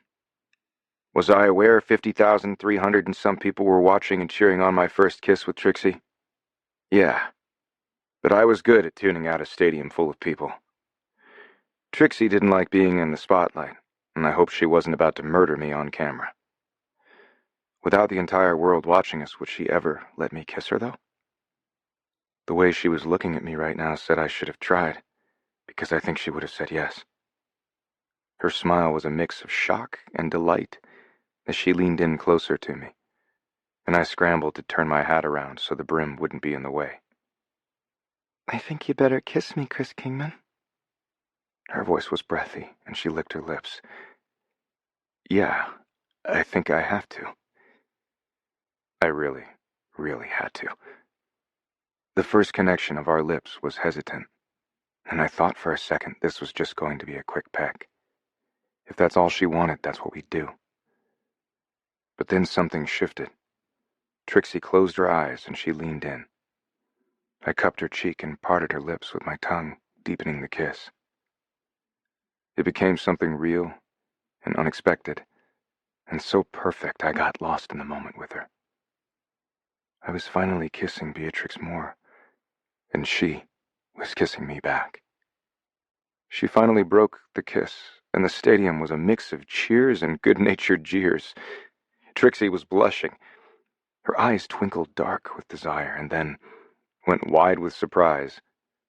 She touched her lips and then smiled, but looked away in the most adorable, shy way that I couldn't take it. I pulled her back and kissed her again, putting every bit of longing I had into just one more spine-tingling moment with her. When we pulled away the second time, the stadium was filled with cheers, the people all around us, including my brothers, leading the applause. I didn't see that coming, she admitted, her voice a little breathless. The kiss, or how good it was? I hadn't meant to blurt that out, but my brain and my mouth were not coordinating at the moment. And man, did my cock want in on the decision-making going forward. Yes, she whispered. The kiss cam had done its job, but it was clear that something real was happening between us. The game started back up, and I figured we had about 30 seconds before every Mustangs fan on the middle deck swamped us. But being seen in public was on the game plan, to show up her mean girl bullies, right? And my agent's PR team would be delighted and have this all over the internet. I glanced at my brothers, who were grinning like idiots, their thumbs up in approval. Trixie followed my line of sight and spotted two of them just a few rows away. What are you guys doing here? She quirked her head to the side and raised an eyebrow at them. Wouldn't miss the game for anything, Everett replied, a twinkle in his eye. Hayes gave a little salute. Where's your getaway plan? They both stood up and went to either end of the aisle, blocking them off like they were my offensive linemen. Shit. We gotta go, chickadee. There was already a stream of fans moving in. I spun my hat back around and slapped the paper peanut bag I'd surreptitiously signed a couple of innings ago and handed it to the mom sitting nearest us. Thanks, ma'am. You all have a good day. They stood and let us pass by again, this time the dad staring up at me slack-jawed. I gave him a little nod and hauled ass up the steps, Trixie in tow. Declan stood at the top of the stairs, completely blocking anyone from even looking at us with his big growly presence. Never in my life was I happier that he was a grumpy bastard than right now. I owe you one, man. I slapped him on the back and pulled Trixie toward the elevator. Less chance of getting mobbed in there than on the next set of steps down to the ground level. Because we were mid-inning and mid-game, the elevator popped open right away, and I pushed the button to close the doors at least 1,200 times. You planned this, didn't you? Trixie slugged me in the arm, but she didn't look mad. Visions of me pushing her up against the back of the elevator and kissing her again, pulling her up to wrap her arms around my waist, and doing a whole lot more in this moment of privacy flitted through my mind. Yeah, I thought we needed a little incentive to practice kissing. She touched her lips as if remembering mine in exactly that same place. If the door to the elevator hadn't opened right that second, I would have practiced kissing her again, then and there. Ride or die, Trixie. I insisted on blasting Taylor Swift the entire car ride home and singing along just so I could avoid talking about that kiss. Because whenever anxiety hit me in the head, heart, or anywhere else, Like, say my lips, the cure was always my girl Tay. I kept the playlist to the upbeat songs because I didn't need a love song making this whole situation more confusing. We'd shared a lot of rides before, and plenty of playlists to sing along to, too, but none that came after a kiss. A kiss that had been preceded by hand-holding, snack flirting, and a protective detail so I didn't have to deal with paparazzi-style fans and photos again. All seemingly carefully planned out by my now fake boyfriend. That seemed like a lot of work for a fake date, and a little bit of practice pretending to be a couple. Thanks for the, practice date, I said, a bit too loudly, seeing as the music came to an abrupt halt as I disconnected the aux cord and climbed out of his car. Right, Chris replied, and I could feel his gaze stick to me like invisible gobs of double-sided tape and school glue. I fumbled with my keys, dropped them on the driveway, and about plowed into Chris, who'd somehow the-flashed himself to my side while I was bent over to grab them. Let me be a gentleman and walk you to your door. He shut the car door, put a hand on my back, and it was a good thing, too, because my knees were all wobbly. Probably from all those stairs at the ballpark, and totally not because his hand was in that spot at the base of my spine that sent tingles up and down my legs and into my belly. At the front door, I apparently forgot which key out of the 3 on my keychain unlocked the door because I got it wrong, twice. Not because I was keenly aware of how close he stood, or the way he filled up the door frame with all those muscles that were so clearly defined through his t-shirt, or the way he smelled like baseball, fresh air, and man. A manly man's man. The kind of man who could... Oh, God, what was wrong with me? This was Chris, my neighbor, my friend, my fake boyfriend, who'd given me a fake kiss. Fake. We were faking. F-A-K. I could still taste him on my lips. What was I saying? I looked up from the keys that must not be mine, and had to tilt my head back just a bit to meet his eyes. He was leaning against the doorframe, his arm up, all casual and sexy-like, waiting for me to open the door so he could pin me against it, and... Gulp. His eyes met mine, and the world held its breath. Was he going to kiss me? Again? My thoughts swirled, a sharknado of doubt and longing. Was I reading too much into this? Did he feel it too, the electric something that snapped, crackled, and popped between us? Or was he just practicing some more? His eyes flicked down to my lips, which I accidentally parted, and maybe I licked them. His eyes went all sparkly and dark, and he leaned in closer. Tracy, My pants buzzed with the excitement of whatever he was about to say, and again because he really was going to kiss me again. Buzz, buzz, buzz, buzz. Oh, shit. That wasn't me or my pants. That was my phone. I shoved my hand in my pocket to make it stop and epically failed. Beatrix, hello? Is your camera broken? Why is it so dark, Beatrix? My mom's voice sounded from the depths, and I had to fish the phone out. Saved by the international call, Chris said, breaking into a smile and taking a step back. Saved, I echoed, bringing up the screen so my mother wasn't left in the dark. Saved from what, exactly? Hello, darling. How's my favorite daughter? My mom's cheerful voice was almost too loud, practically bursting through the phone from half a world away. Hey, Mom. Say hi, Chris. Hello, Mrs. Moore. Chris waved when I turned the screen, and his voice tinged with amusement. Christopher, so good to see you, Mom said, clearly delighted. We're actually standing at my front door, I told her, avoiding Chris's eyes for fear of what I might read there. Well, I won't keep you two. I can call back tomorrow. It turns out the retreat here in Nepal is quite modern, and we've got Wi-Fi. No, it's fine, I rushed to say. Chris was just dropping me off. We went to a Mountaineers game. I caught the subtle raise of his eyebrows, but he took it in stride. Yeah, gotta run, Mrs. Moore. Nice to hear from you. As soon as I heard his car pull away, I let out a breath.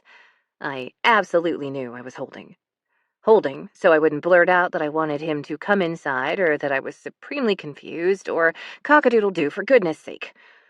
I finally got my key in the door, stepped inside, and shut it behind me, leaning against it like it could support the weight of the confusion settling in my mind. So, Mom started, in a vastly different tone than 30 seconds ago. Chris Kingman on your front porch. Your heart's been ride or die for that boy for a long time, honey. Mom, don't make it weird. Who's making it weird? I'm just stating facts and opening up the door for the conversation you clearly are looking to have. We talk about feelings in this family, even if it's from 7,000 miles away. I groaned. I know. I don't know what I'm feeling. I kicked off my Converse and padded through the house to the back door. I needed to check on the chickens and maybe see if any of them wanted to cuddle. Luke was usually up for an evening snuggle before they all bedded down, especially if it came with treats. I grabbed a container of cut strawberries from the fridge along the way. I could use a sweet treat myself. Mom chuckled. I can tell. So what's going on with you and Chris? It sounded like I was interrupting something. I hesitated, then I spilled. We kissed at the game. He got the kiss cam to point right at us. It was supposed to be fake, but it was impulsive and thrilling, and I don't know.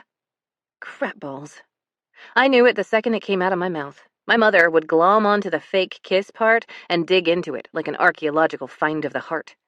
A kiss is a powerful thing, sweetheart. Sometimes it's just a kiss, but other times it's the start of something more. Did it feel fake? Wait a minute. Who was this person I was talking to on the other side of the world, and what had she done with my mother who'd ground into me to always be open and truthful with my feelings and my dealings? Faking it was not in her vocabulary. You're not going to grill me on the fake part? I opened the gate around the coop, and the girls came clucking out into the yard. Luke was perched on the top of the coop, just staring at me. You were going to tell me anyway. Damn it. She was right. It was a simple question, but the answer was anything but. No, it didn't feel fake. And that's what's confusing. Exciting, weird, awkward, but also not at all. See? Confusing. Mom hummed knowingly. Ah, a confusing kiss. Classic symptoms of having feelings you're not quite ready to acknowledge for the one you're kissing. Me? Feelings for Chris? I'd never allowed myself to consider a thing like that. He was my friend, and I liked having him in that safe space in my heart. Anything else might ruin it, ruin everything. It just feels strange. He's supposed to be my fake boyfriend for the reunion, but the way he's acting doesn't feel fake. None of it. Ah, I should have known this had something to do with the queen bees. 1,012 times I'd heard my mother lament that I chose to go to her alma mater instead of the public school the rest of the kids in the neighborhood went to, especially when I was getting bullied. But my mama didn't raise no quitter who ran away from a body-shaming fight. You already fought those battles, Beatrix. Why don't you just skip the reunion and explore this budding relationship with Chris? Lulu dragged me onto the committee, and now they're counting on me. I'm in charge of the fundraiser. What I didn't say was the part where I worried that this really was still just faking it, practice, whatever, and that the kiss wasn't real. Wouldn't be the first time that had happened to me.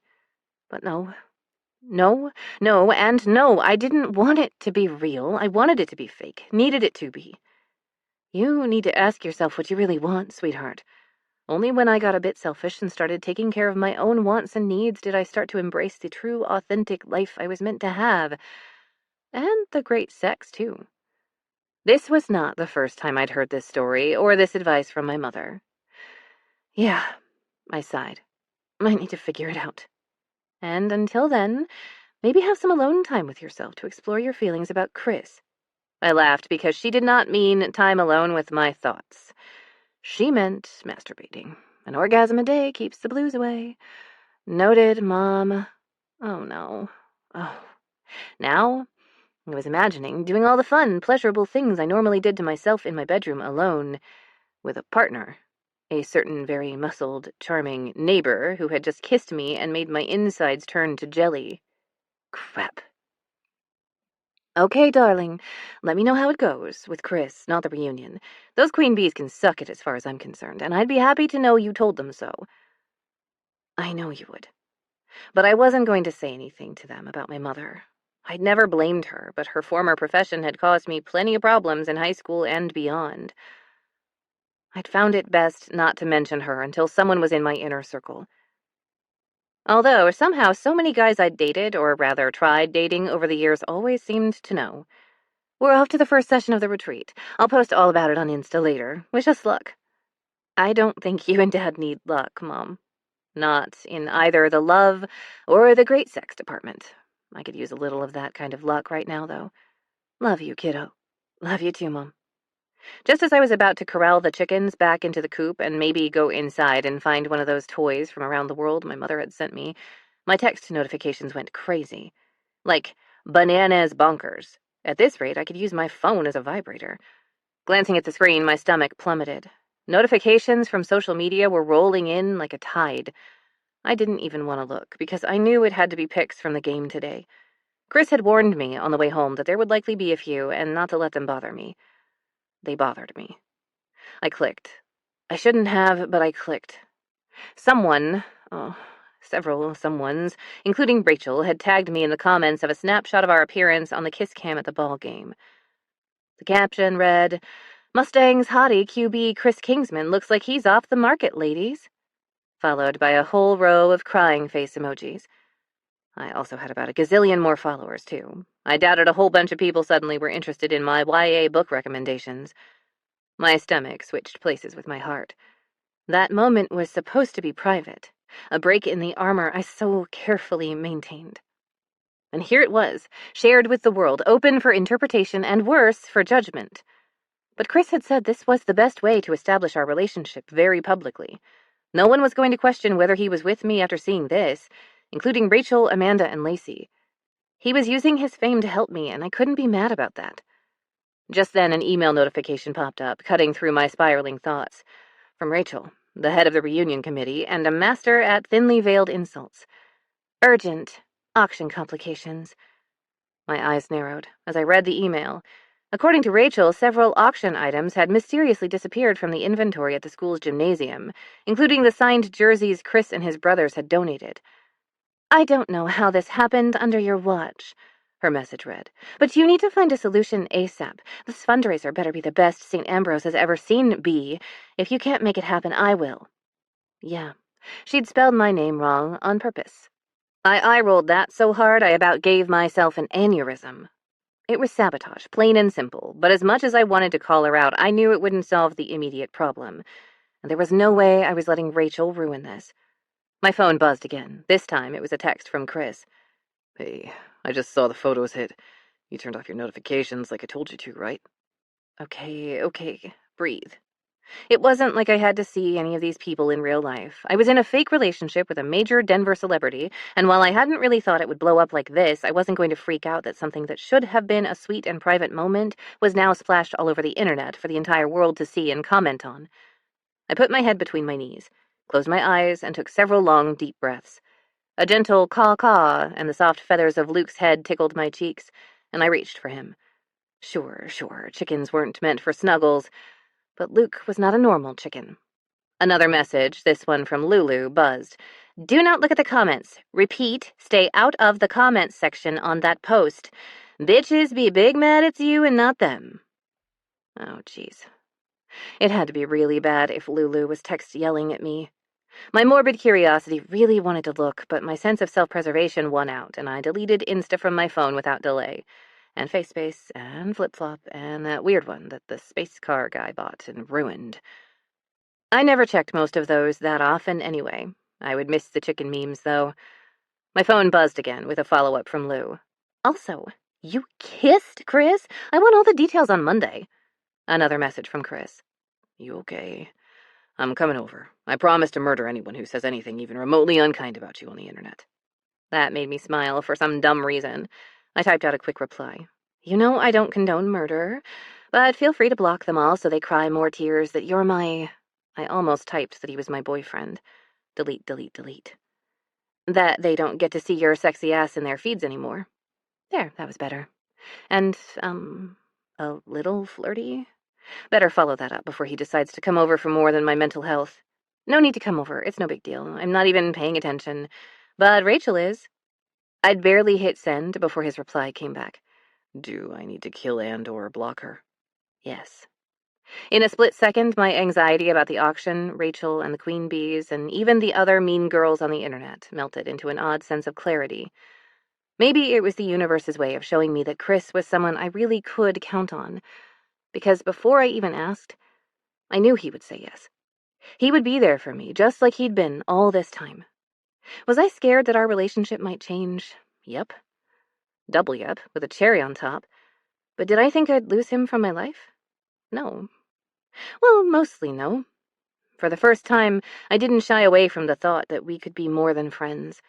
Instead, I welcomed it. LOL, no. But I could use your help with something tomorrow. Remember that charity auction? BBQs and ballers. Chris. Trixie was fidgeting, and it was cute as fuck. Not that I wanted her to be nervous, but she was different with me today, and I had to believe it was because she was developing feelings for me. We just pulled into the big circular driveway at Manaway's, and she was stalling getting out of the car. I'd happily stall by making out in my car before we went into the barbecue. On the drive over, I'd caught her peeking up at me through her lashes more than a few times, and I'd bet my champion's ring that she'd been staring at my lips. She was thinking about that kiss. I'd only thought about it 11 billion times, which is about how many times I'd come in my own fucking hand last night, reliving every second of kissing her. Her lips were so damn soft and delicious, and I wanted to kiss her again and again until she forgot about anyone else who'd ever touched her lips before. And I was not allowing myself to think about all the other things I wanted to do too, and with those lips, because excusing myself to go jack off in the bathroom so I didn't have a hard-on in front of all my teammates and their families today was not an option. You sure you want to bring me to this for our, practice? Isn't this just a team thing? She tugged at the hem of the number 7 jersey I'd given her to wear today. There was something so incredibly hot about seeing her wearing my name and my number that I couldn't risk seeing her in anyone else's jersey today. It's team and family, babe. You absolutely belong here with me. No more pussyfooting around what I said to her. Today was about taking our fake relationship to the real level. I took her hand, pulled her out of the car, and guided her to the backyard of Manaway's sprawling estate tucked up against the foothills. That's what 16 seasons and 2 championships got you. While I absolutely expected to not only play as long as he had, I was also going to win more bowl games. Was I cocksure about that? Yep, cockier than Luke Skywalker. But I'd keep my house tucked away in my neighborhood in Thornminster. I liked having my family surrounding me, like a good offensive line. Even with everything that had gone public about me dating a local girl, no one, not reporters, not photographers, not even a fan or two, had come knocking on my door or Trixie's. My company's security detail made sure of that. Are there other people who are going to see us together? People I wanted to introduce her to. Girlfriends and wives I hoped she could make friends with. Yeah, sure. But this isn't public, and there won't be anybody taking our picture and selling it to the tabloids. You can relax and have fun with me today. The Denver Mustangs preseason barbecue before training camp started was an annual tradition, hosted by Manaway for the last 10 years. Because that's when he'd married Marie, and she made his life fucking baller. I'd heard the tales of pizza and beer before the team headed to training camp. This barbecue was a hell of a lot better. I looked forward to this every year, because it signaled the start to a new season. It was like my New Year's. I set intentions for the season, checked in with the teammates I hadn't seen in the off-season, and took one last minute to relax and refresh before my whole life became football once again. But today's barbecue was different. This one wasn't about me and my team. My intentions for this year included one more particularly important factor in my life. Something that was on the verge of make it or break it. Trixie. This was my last shot to win her heart before the reunion. I wasn't going to be able to spend as much time with her this week. She had work and I had to do that car commercial in L.A.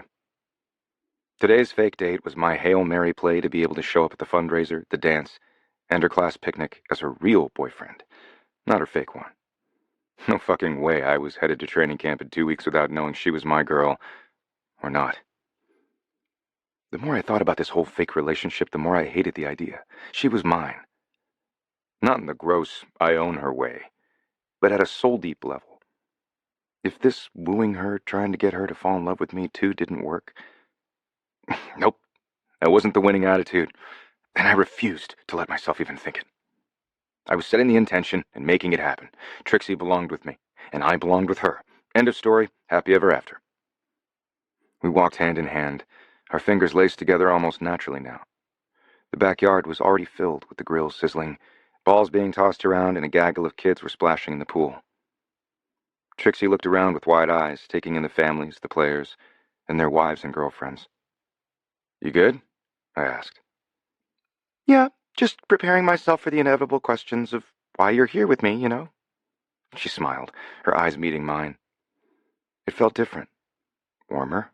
Flirtier. Before I could dwell on it, Johnston approached, clapping me on the back. Chris, my man, and you must be the infamous local girl. Trixie's smile widened, and she shook his hand. Hi, yeah, that's me, Trixie, local girl extraordinaire. Nice to meet you, Mr. Manaway. Chris speaks highly of you. Manaway grabbed his chest as if wounded. Trixie, you're killing me. Please, mister, call me Johnston, or we can't be friends. Let me introduce you to Marie. Manaway waved his wife over. It wasn't like Trix didn't know who these people were, but she'd never been introduced. I couldn't believe I hadn't ever done this with her before. She'd been to team events with me, but nothing this inner circle. Marie immediately wrapped Trixie into a big bear hug. Forgive me. I should have checked to see if you were a hugger first. I'm just so excited he brought you. Christopher, nice to see you again. I'm stealing your girlfriend a little later to introduce her to the other cowgirls. Mostly because you've done a shit job of telling me you even had a girlfriend, and I want all the details. Marie's and Manaway's attention was immediately drawn away by some kind of hot dog emergency, and that left Trixie giving me an, oh shit, what did you get me into look. I bent down and brushed my lips over her ear and whispered, just tell her the truth, that we've been friends for years, but that I've had a crush on you all that time and finally got up the nerve to do something about it. I didn't give her a chance to respond to that, and instead dragged her through the yard to the safety zone of Everett, Hayes, and a couple of our other teammates gathered around the giant barrel of ice filled with drinks. She wouldn't question what I just admitted to her in front of them, I hoped. Come on, let's get a drink and you can meet some of the other guys. As I introduced her to my teammates, and she saw that no one was going to grill us on our relationship, Trixie's fidgeting calmed down, and her regular playfulness came out again. She leaned close and whispered, Your teammates have cute butts. Do you think they do special workouts? I chuckled. Was she actually flirting with me? Are you trying to make me jealous? She looked over at me with wide, innocent, who me eyes. She was fucking flirting. Hells to the yeah! I loved when a game plan came together. I'd love to show you the secret Mustang butt workout later. I meant to make that sound playful, but my voice had come out a little too husky to be anything besides the invitation I truly meant. Her cheeks flushed, and she stared up at me with a sparkle in her eyes that had me wanting this barbecue over so I could take her home right now. She swallowed, and then pulled one side of her bottom lip between her teeth and smiled at me like she was imagining my ass and what she'd like to do to it. Fuck. Time to go, right the hell now. Even if I had to pick her up and throw her over my shoulder caveman style, I was taking her home and doing all the dirtiest, most delicious things to her that she'd let me. As long as she would look at me the way she was right now, I'd get on my knees and worship her for the rest of my fucking life. Deal, she said so quietly it was for me and me alone. And so was that cheeky grin. Trixie! Marie's voice broke in through the tension between the two of us, as did her body. She wrapped an arm around Trixie, claiming her from me. I want to introduce you to some of the cowgirls. Marie looked between the two of us and pressed her lips together in a suppressed smile. Oops, I think I just interrupted something, but you two will have to wait. We have pressing cowgirl business. Why don't you help Johnston with the horrible blobs of cow he's trying to make edible, Christopher? I stood there like a muppet as Marie dragged my woman away. Shit. I did want Trix to meet the other wives and girlfriends, the gang Marie referred to as the cowgirls, but fuck, did she have some horrible cock-blocking timing. I watched as the women welcomed Trixie instantly, pulling her into their circle like she had always been a part of it. One of the women said, We're so glad you're here. Chris has needed someone to keep him on his toes. They had no idea. I looked over at Trixie, catching her eye. For a moment, it was just the two of us, even in the crowd. She smiled at me, that sparkle in her eyes still there for me. Everett stepped up to my side and pushed a beer into my hand. Since it looked like we were going to be here for a while, I accepted it and took a long swig, needing the frosty drink to cool me down. You just got fucking cock-blocked by Marie, didn't you? Fuck yeah, I did. That was twice in as many days that I'd missed the opportunity to have Trixie in my arms. I wasn't letting it happen again. So, looks like your plans to win her over are going well. He shrugged and took a swig of his beer and stared out over the pool like he was looking into the universe. It did seem that my plan was working, but was she just having fun while I was putting my heart on the line? Tonight would tell. Did I just hear a wistful tone there, Ev? You looking to find a girl for more than one night? Dude, shut up. That wasn't a no. I gave him a side eye, but he continued to stare anywhere but at me. Instead, he avoided the subject altogether. Where's Deck? I'd beat the story out of him later. Grumping around over by the grill. You need to make him your next project and get him a girl. I can get him laid, which would probably help his attitude, but he's not interested in settling down. That's just you. Was it? Did I want to settle down with Trixie? Yeah, the fuck I did. I wanted what Manaway had with Marie. I wanted what my parents had. I was really the only one of us kids who was old enough to see and remember how they were together before she died. They loved each other so damn hard. And if she would let me, I'd love Trixie that way too. Man, you gotta quit eye-fucking her. This is a family event. There are kids here. Everett tapped his beer against mine. I know you're trying to woo her and all, but make your move already. Take her home. Straight up tell her how bad you have it for her and bury your face between her thighs. He was the one who told me to take it slow in the first place. And if she's just really good at faking that she's into me? I made her practice pretending we were together. She's a fast learner. He was right, though. I had every intention on straight up telling Trixie tonight. I couldn't keep up this fake shit anymore. Didn't mean I didn't have my concerns. I assessed situations and made snap decisions for a living. And if I thought Trixie wasn't ready to hear how I felt about her, I'd make the call not to say anything. Yet. If she is faking it, then I won't have just blown my shot. I'll have wrecked her reunion for her. You're the one who said she's worth the risk. Everett shook his head at me. I hated when little brothers got all upstarty and smart. She is. I'd already admitted to her that I'd had a crush on her for years. Whether she believed me or not, I didn't know. She'd know later. Then what the fuck are you waiting for? Nothing. Except someplace with some privacy so that when I told her how I felt, I could show her too. All night long. Cowgirls Ride. Trixie. When Marie stole me away from Chris, I both felt like I needed a chance to take a breath and also wanted to stomp my feet right back to him and... what? Kiss him right here in front of everyone? No. One super public kiss was enough until I actually worked through these squidgy feelings I was having. I wasn't ready to go jump his bones, even if the flutters happening all up and down my spine said I was. She introduced me to the women, but there was no way I was going to remember even half their names, because my head was still on the other side of the yard, staring into Chris's eyes and having a swoony moment. Marie cleared her throat, and I realized I was staring at him and not paying attention to her. Every eye in the circle turned on me. A woman, whose name was maybe Kelly, waggled her eyebrows. Girl, we bow down to you for landing yourself a hot kingman. Oh, huh. That was not what I expected the wife or girlfriend of one of the other players to say. I was almost always on guard in a new group of people, but these ladies weren't reserved or restrained. I loved it. And at least half of the women were big girls like me. That was surprising and unusual for fitness fanatic Denver. I full well knew that the average American woman was a size 16, and that size didn't equal athletic ability or health. But it felt like most of Colorado didn't get the memo. But these women... they were everything my mother had taught me to be.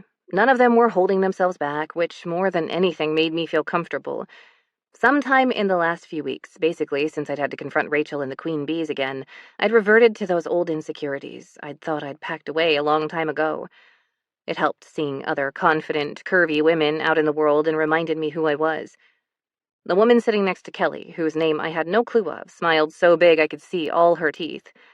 You have to tell me if he's as well hung as we've heard. She was clearly teasing, but so many of them looked at me, and I could see they actually wanted an answer. I took a long, long sip from my bottle of water. They waited. They waited. I swallowed and carefully set the bottle down, all nonchalant-like. Oh, we haven't. Are you kidding me? Another woman, maybe named Alicia, basically squealed.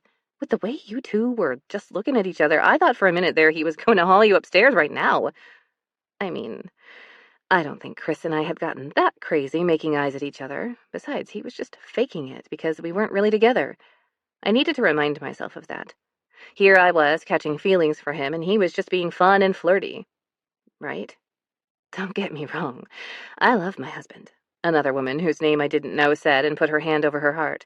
But I would drop him like a bad habit to be a fluffernutter cream filling in a Kingman sandwich. The ladies all erupted into squeals and giggles. They were clearly all super comfortable in each other's company, and every worry I'd had on the car ride over here of feeling intimidated was gone like Donkey Kong. I sort of felt like part of the cool kids crowd, and that hadn't ever happened to me in my life. Fluffernutter woman gave me a wink, and what could I do but nod my head in agreement? The Kingman boys were hot. There was no two ways about it, although I couldn't actually imagine being with more than one. That one in particular, who'd kissed me yesterday, in front of the known universe. Since Chris is now attached and off limits, the women of Denver will be crying themselves to sleep, Marie said sagely.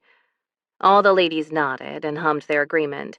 I wouldn't be a little surprised if a few of them shed some tears into their pillows later. Alicia pursed her lips and raised a finger. Until, of course, they decide to make Declan or Everett their new most eligible bachelor. Kelly scoffed. What about Hayes? Fluffernutter. I really needed a refresher on names. I think it was actually Fern. Shook her head and rolled her eyes. Girl, he's like 12 years old. Not that I thought it mattered, but that was a little too much of an exaggeration. Besides, Hayes was a cutie patootie and deserved to be lusted after just as much as his brothers. Which was a really weird thing for me to think right now. I'm pretty sure he's 20. He's like that kid from that musical high school movie. Kelly glanced over to where the boys were standing together having a beer, and then lowered her voice all conspiratorially. Adorable, sure, but in a few years he's going to be so fine that the she's, theys, and gays around the world are going to be in love with him. I want to set him up with my niece. Okay, that's enough lusting over the Kingmans. Marie looked at me, took my hands in hers, and said, Now, Trixie, how serious is this thing between you and Chris? Like, are we saving you a seat in the box at the games? Or is this a summer fling? Gulp. My mouth was suddenly very, very dry, and I wanted to reach for my bottle of water again. I could be confident, cool Trixie, until we had to talk about my fake relationship with the man I may or may not be newly crushing on. Was it new? Yes. Right? No. Gah, I was confused and was going to fuck this all up, wasn't I? Oh, Marie, you're going in for the kill from the get-go, Kelly said and gave a little snap-snap of her fingers. I'm a little protective of the boys. Marie sat a little straighter and looked a couple of the ladies dead in the eye, but not once did she let go of my hands. I wasn't getting out of this, and the right answer was not forthcoming. She turned that killer gaze back on me. And I don't want to see anybody's heart broken. I'm all for some fun times, but that boy is in love with you, and I want to know if you're in love with him too. Jeez, Marie, big toothy smile lady said and fanned herself. Initiation by fire. She did the same thing to me, Alicia offered. Another woman nodded and said, And me. At least 4 more women, maybe 5, raised their hands and nodded too. I wasn't prepared to examine the weird feelings I was doing my best to pretend didn't exist. If I couldn't handle these questions from women who clearly liked me and who I felt more comfortable with than 99% of my graduating class, I wouldn't have a chance at the reunion. Chris was right. We did need to practice. More than just kissing. I chose my next words really carefully. He and I have been really good friends for a long time. And he just asked you out, like, all of a sudden? Alicia asked. She leaned in closer, too, and I got the impression Marie wasn't the only woman who felt protective of Chris. What changed? Chris had said tell them the truth. So that's what I was going to do. Well, most of it, anyway. Actually, I asked him to be my fake boyfriend, and that had turned into something more, something confusing. Girl, you have some steel ovaries. Fern, shook her head at me. I've never asked a man out in my life, and someone you're longtime friends with? I'd be all kinds of afraid to ruin a friendship. I didn't even like Derek when he asked me out. I almost threw my hands up and declared that I'd worried about that exact thing. In fact, I was already worried that I'd changed our friendship as it was, and that put a kibosh on the idea of exploring these feelings and Chris's lips. Wait, was this before the restaurant opening the other night? Marie asked, squinting her eyes like she was recalling that night. The truth. No, we really did go to that as just friends. But that's where you realized you had feelings for him, right? Alicia asked. Because we all saw that picture in the paper. What was the universe seeing in that picture that I wasn't? I just asked him if he would go to my high school reunion as my date. Marie's squint got infinitely squintier, like she was reading between the lines, and I didn't want her to see what was there, or what wasn't. So you just wanted to show off to your high school pals? Crap, kind of. Which made me a giant asshole, didn't it? I guess I already knew that, but then this whole pretend dating thing had gone so different than I expected. If I'm totally honest, a little bit. I made a regret smile and shrunk down a little. I swear, I'm not normally that girl. Don't hate me. I see you. Kelly put her hand on my arm. You had bullies in high school. You want to show up, huh? Wait, how did she know that? Yeah, your face tells all, sister. She laughed, but it wasn't an entirely humored kind of thing. There was some bitterness there, too. I get it. I was chunky in high school, and that shit's traumatic. Kids are dicks to each other. It took me a long time, and seeing myself through my husband's eyes and the way he loved me, to face some of those demons. I get it.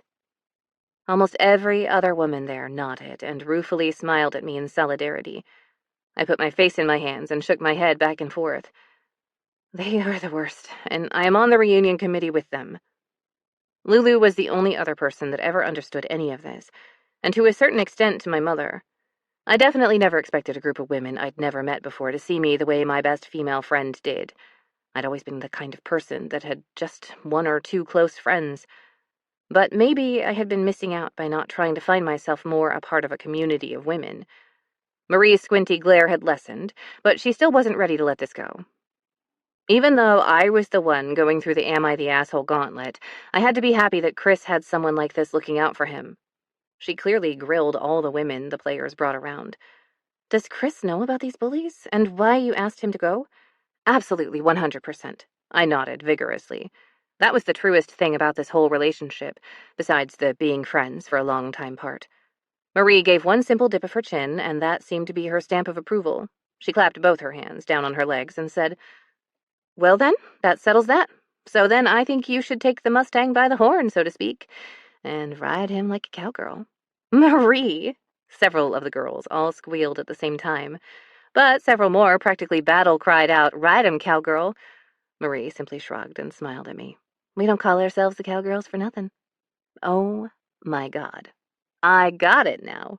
Because cowgirls ride Mustangs.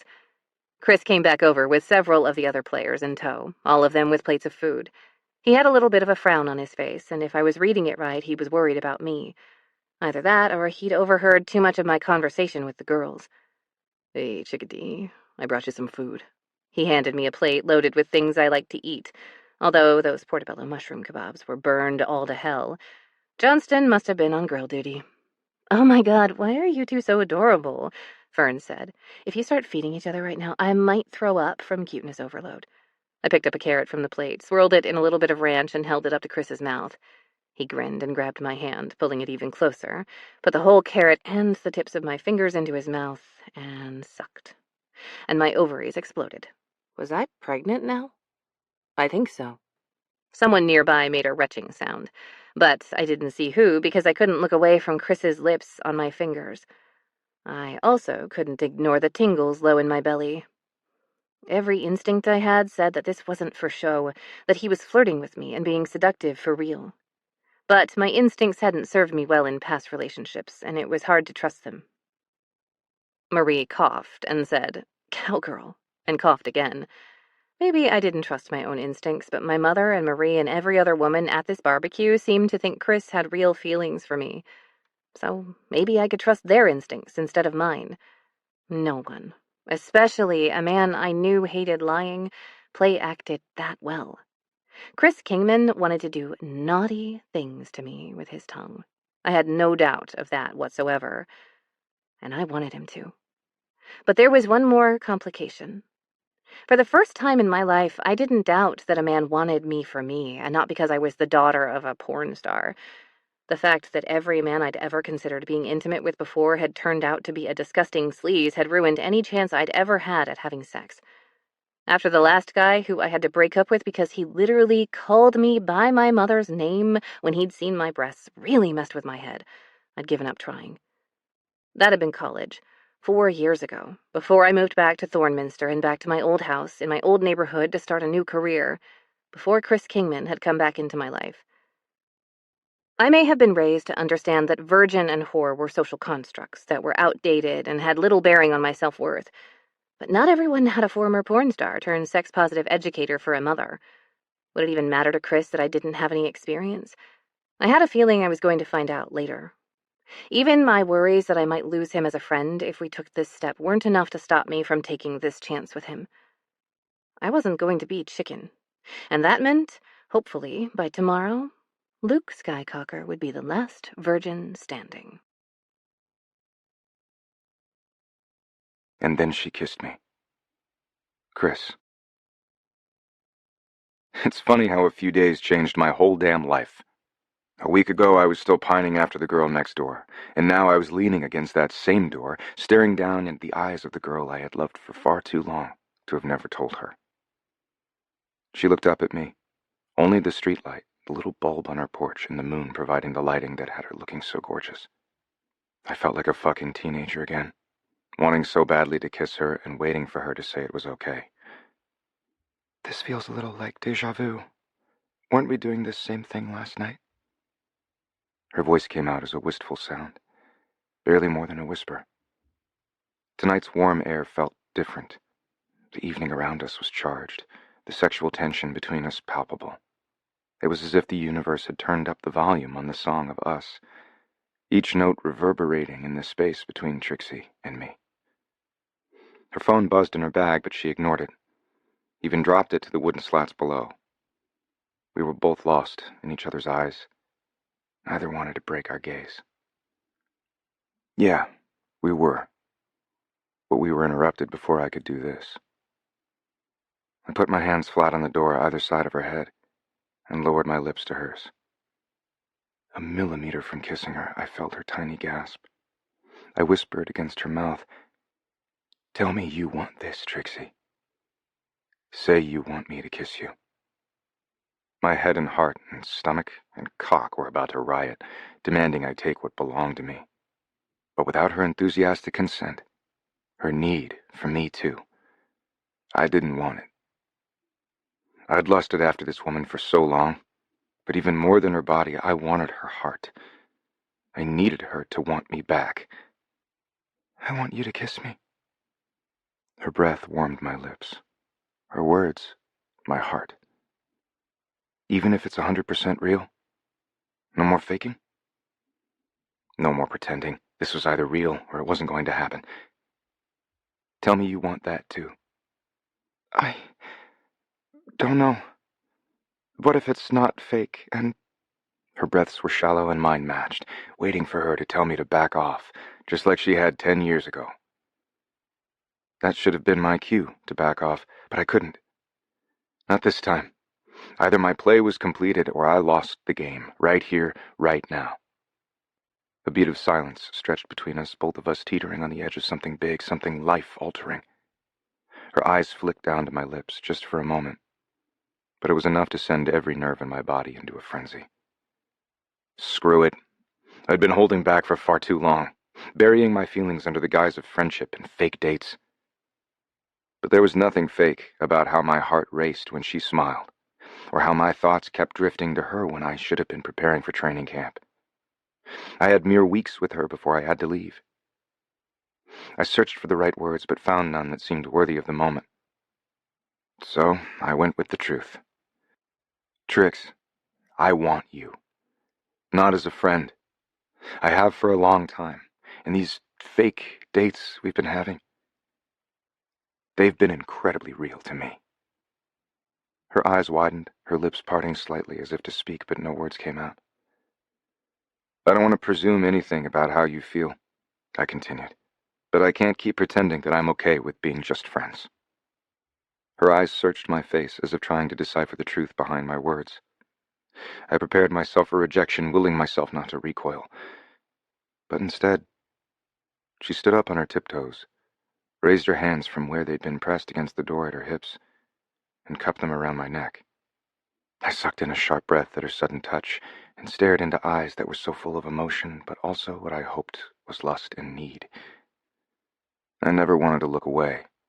This gorgeous, amazing woman had become such a part of me I didn't know how to breathe without her on my mind, in my heart.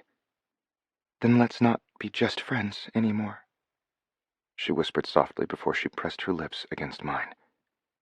Trixie Moore kissed me. Trixie kissed me.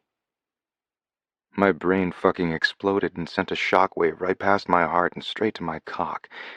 There was nothing else in the world now except her lips, her mouth, her tongue, and my absolute and utter need for her. I leaned in, pushing her body against the door, and took her face in my hands. My blood pounded, whooshing through my ears, dimming the sounds of the night to only the sweetest little whimper she made when I kissed her back. This time there was nothing fake about it. She molded her body to mine, our mouths and tongues crashing together. I kissed her not as if it was our first kiss, but like it could be the last time she'd ever let me this close. I'd waited so long to have her in my arms, and I was not letting go until she made me. I couldn't get enough of her, and groaned with the frustration of this being so much more than I ever hoped for, and still needing increasingly more from her. She wrapped her leg around the back of mine as if she could pull me closer to her, but our bodies were already mashed together.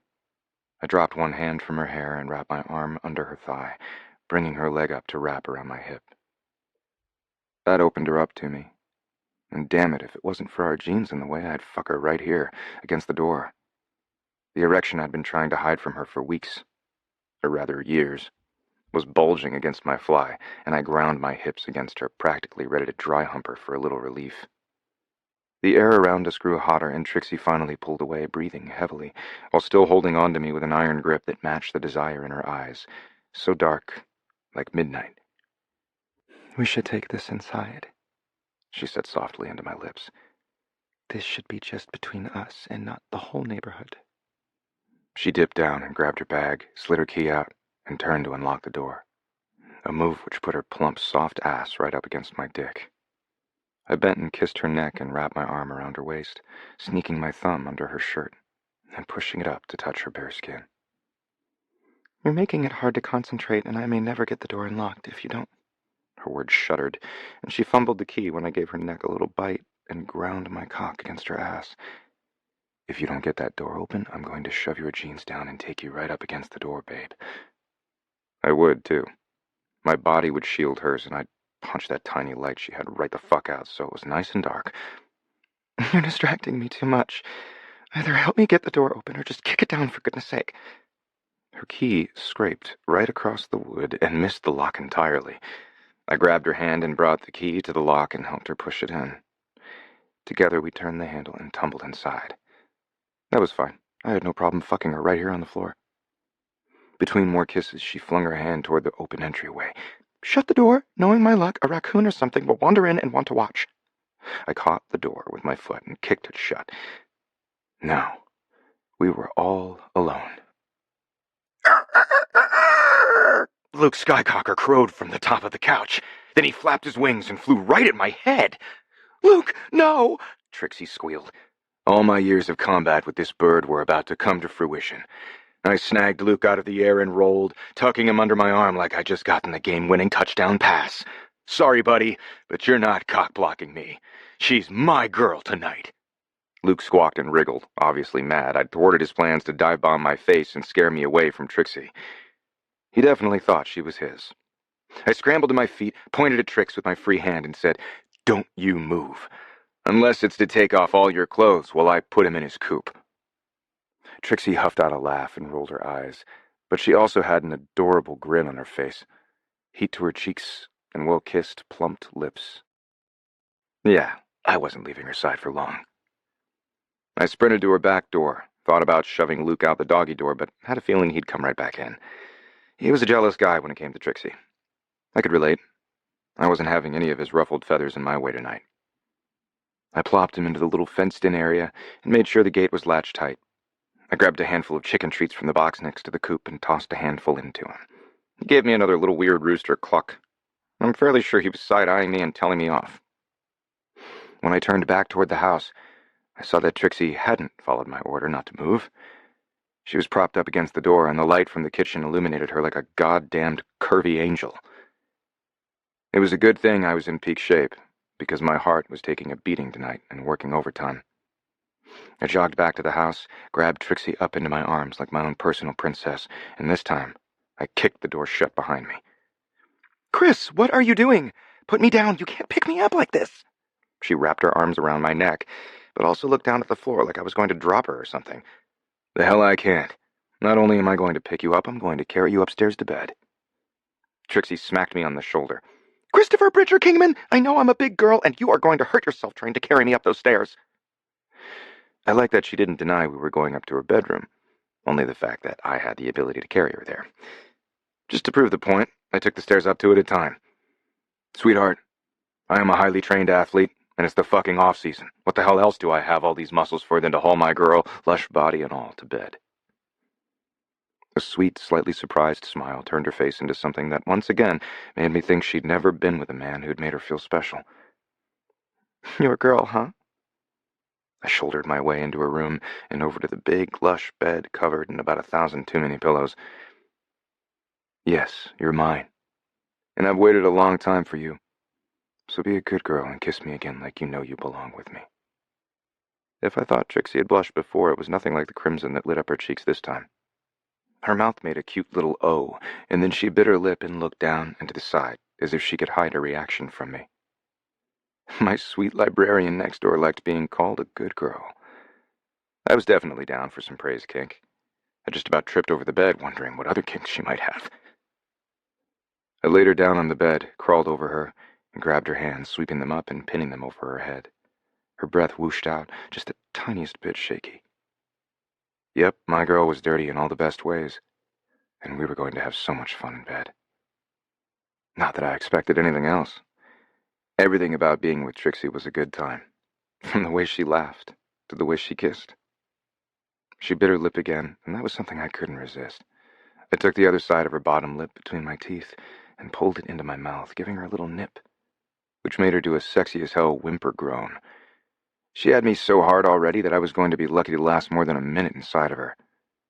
And that meant I had to make sure I got her off at least 2 or 3 times before I even let her touch me. I kissed along her jaw and found a spot behind her ear that made her shiver. "Tell me what you like, Trixie. How you want me to touch you. What you want me to do to you to make you feel good." She grinned up at me, but there was something else in her gaze that I couldn't quite identify. "I'm quite sure anything we do is going to be great.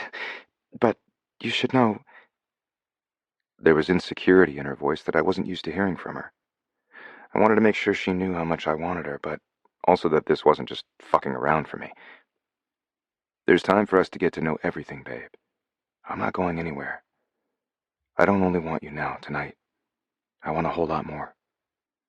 Her lips parted but froze in a half-gasp, and she hesitated, her words caught in the surprise of my declaration, held hostage in her throat by her tangled feelings. Her hands, which usually animated her thoughts so freely, were still clasped in mine over her head, and her fingers danced, wanting to clench, but she didn't fight against my hold on her. For a split second, her eyes darted away, scattering her thoughts, and I could almost see her trying to collect them from the far corners of the room. But then she locked onto my gaze again, her eyes not just meeting mine, but clinging, as if she found something there she didn't want to let go of. When her mouth finally opened to respond, she arched into me ever so subtly. She was stepping over some invisible line inside her, crossing from what she'd always thought would be into what could be. With me. Instead of words, she pressed her lips to mine again, and squirmed out of my hold, reaching for my shirt and yanking it up and over my head. Oh, hells to the yeah. I went straight for the button on her jeans, and together we got them down her hips. She lifted her ass, and I tugged them all the way off. Are those roosters on your panties?" She propped herself up on her elbows and looked down and laughed. "Yeah, and the back says cock blocked." I threw her jeans over my shoulder with the intention of rolling her over to see, but something behind me crashed. Trixie's eyes went wide, and I turned to see what the hell I'd broken.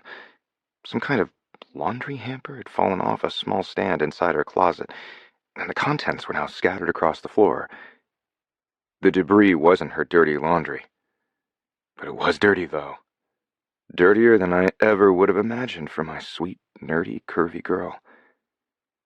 There were at least 100 very interesting sex toys, including dildos, vibrators, and a few things that I couldn't identify. Trixie jumped off the bed and dashed toward the mess, diving for the nearest toy like she was going to clean them up. "Oh, God, pretend you didn't see any of this." I basically tackled her, gently taking her to the floor and wrenching the already buzzing vibrator shaped like a tentacle right out of her hand. She squeaked and tried to cover her face, and she snort-laughed and turned every shade of red. I grabbed that hand away from her eyes and brought the toy down between her legs. "Later, you're going to tell me why you have a whole menagerie of sex toys, but first, I'm going to make you come with at least a dozen or more of them." Tentacle porn. Trixie. This was my own damn fault. But I also wasn't even a little bit sorry. I certainly never expected to have a literal quarterback throw my jeans into my closet and knock over the secret stash of sex toys my loving but weirdo mother had sent me over the last 4 years. Chris had probably already figured out where most of these had come from. He knew my mother and her body and sex-positive platform. He also knew that she and my dad traveled the world. I hope to God that he didn't care that was why he had a vibrating Japanese tentacle porn sex toy in his hand and was making his way down my body with it. Because I was not going to bring up my mother right now, especially since he was the first man to touch me like this who hadn't even mentioned her once. "You're a little too excited about that tentacle." The grin on his face was far too entertained to just be about getting in my pants. I know a good wingman when I see one. Good squid man? Either way, I can't wait to see your eyes roll back in your head when I make you come the first time. First time? How many times do you think, oh God, oh God. He pressed that tentacle monster right to my clit, and even with my underpants as a barrier, my eyes were already rolling back in my head. Yeah, the first time. He stroked the vibrator up and down, teasing me with it. And it's going to be through your panties since they're cock-blocking me. At this point, I was so turned on that I had no doubt he could make me come with my panties on. But that's not what either of us really wanted. I bit down on my lip, trying to control myself before finally taking the initiative and tugging at the waistband of my panties with one hand while Chris still had his other hand pressed against me with the toy. I shifted around on the floor beneath him, and I slowly began slipping one side of the underpants down my belly and hips, then the other side. I was not a thong kind of girl, but you'd have thought I was wearing fancy lingerie with the way he watched eagerly as I slowly started to pull them off. When I couldn't move them down any further due to the vibrator pulsing against the fabric, he set the toy aside and leaned down, pressing a kiss to my belly button, then the lower part of my rounded stomach, before he grabbed the panties with both hands and pulled them all the way down my legs. I was revealing a part of me no man but him had seen in a long time. Not since college, when my new boyfriend Tate had tried to get in my panties and failed epically. Chris's eyes met mine, and he winked as he grabbed hold of another toy from the pile. This one was a little less kitschy, and more, useful. The hot pink rabbit-style vibrator was from Italy, and the base was decorated with Swarovski crystals, but despite its fancy appearance, when he turned it on, the buzzing promised to be more powerful than the last one. "Do you use these when you masturbate, Trix?" His voice had gone dark and husky, and that sent more tingles through me than the damn toy. I shook my head. No, I have a normal vibrator that doesn't have all these bells and whistles. He traced over each of my thighs with the pulsing bunny head and then lifted both my hands over my head while keeping full eye contact. Way, way too slowly, he moved the toy closer to my pussy, still not yet touching me where I needed him.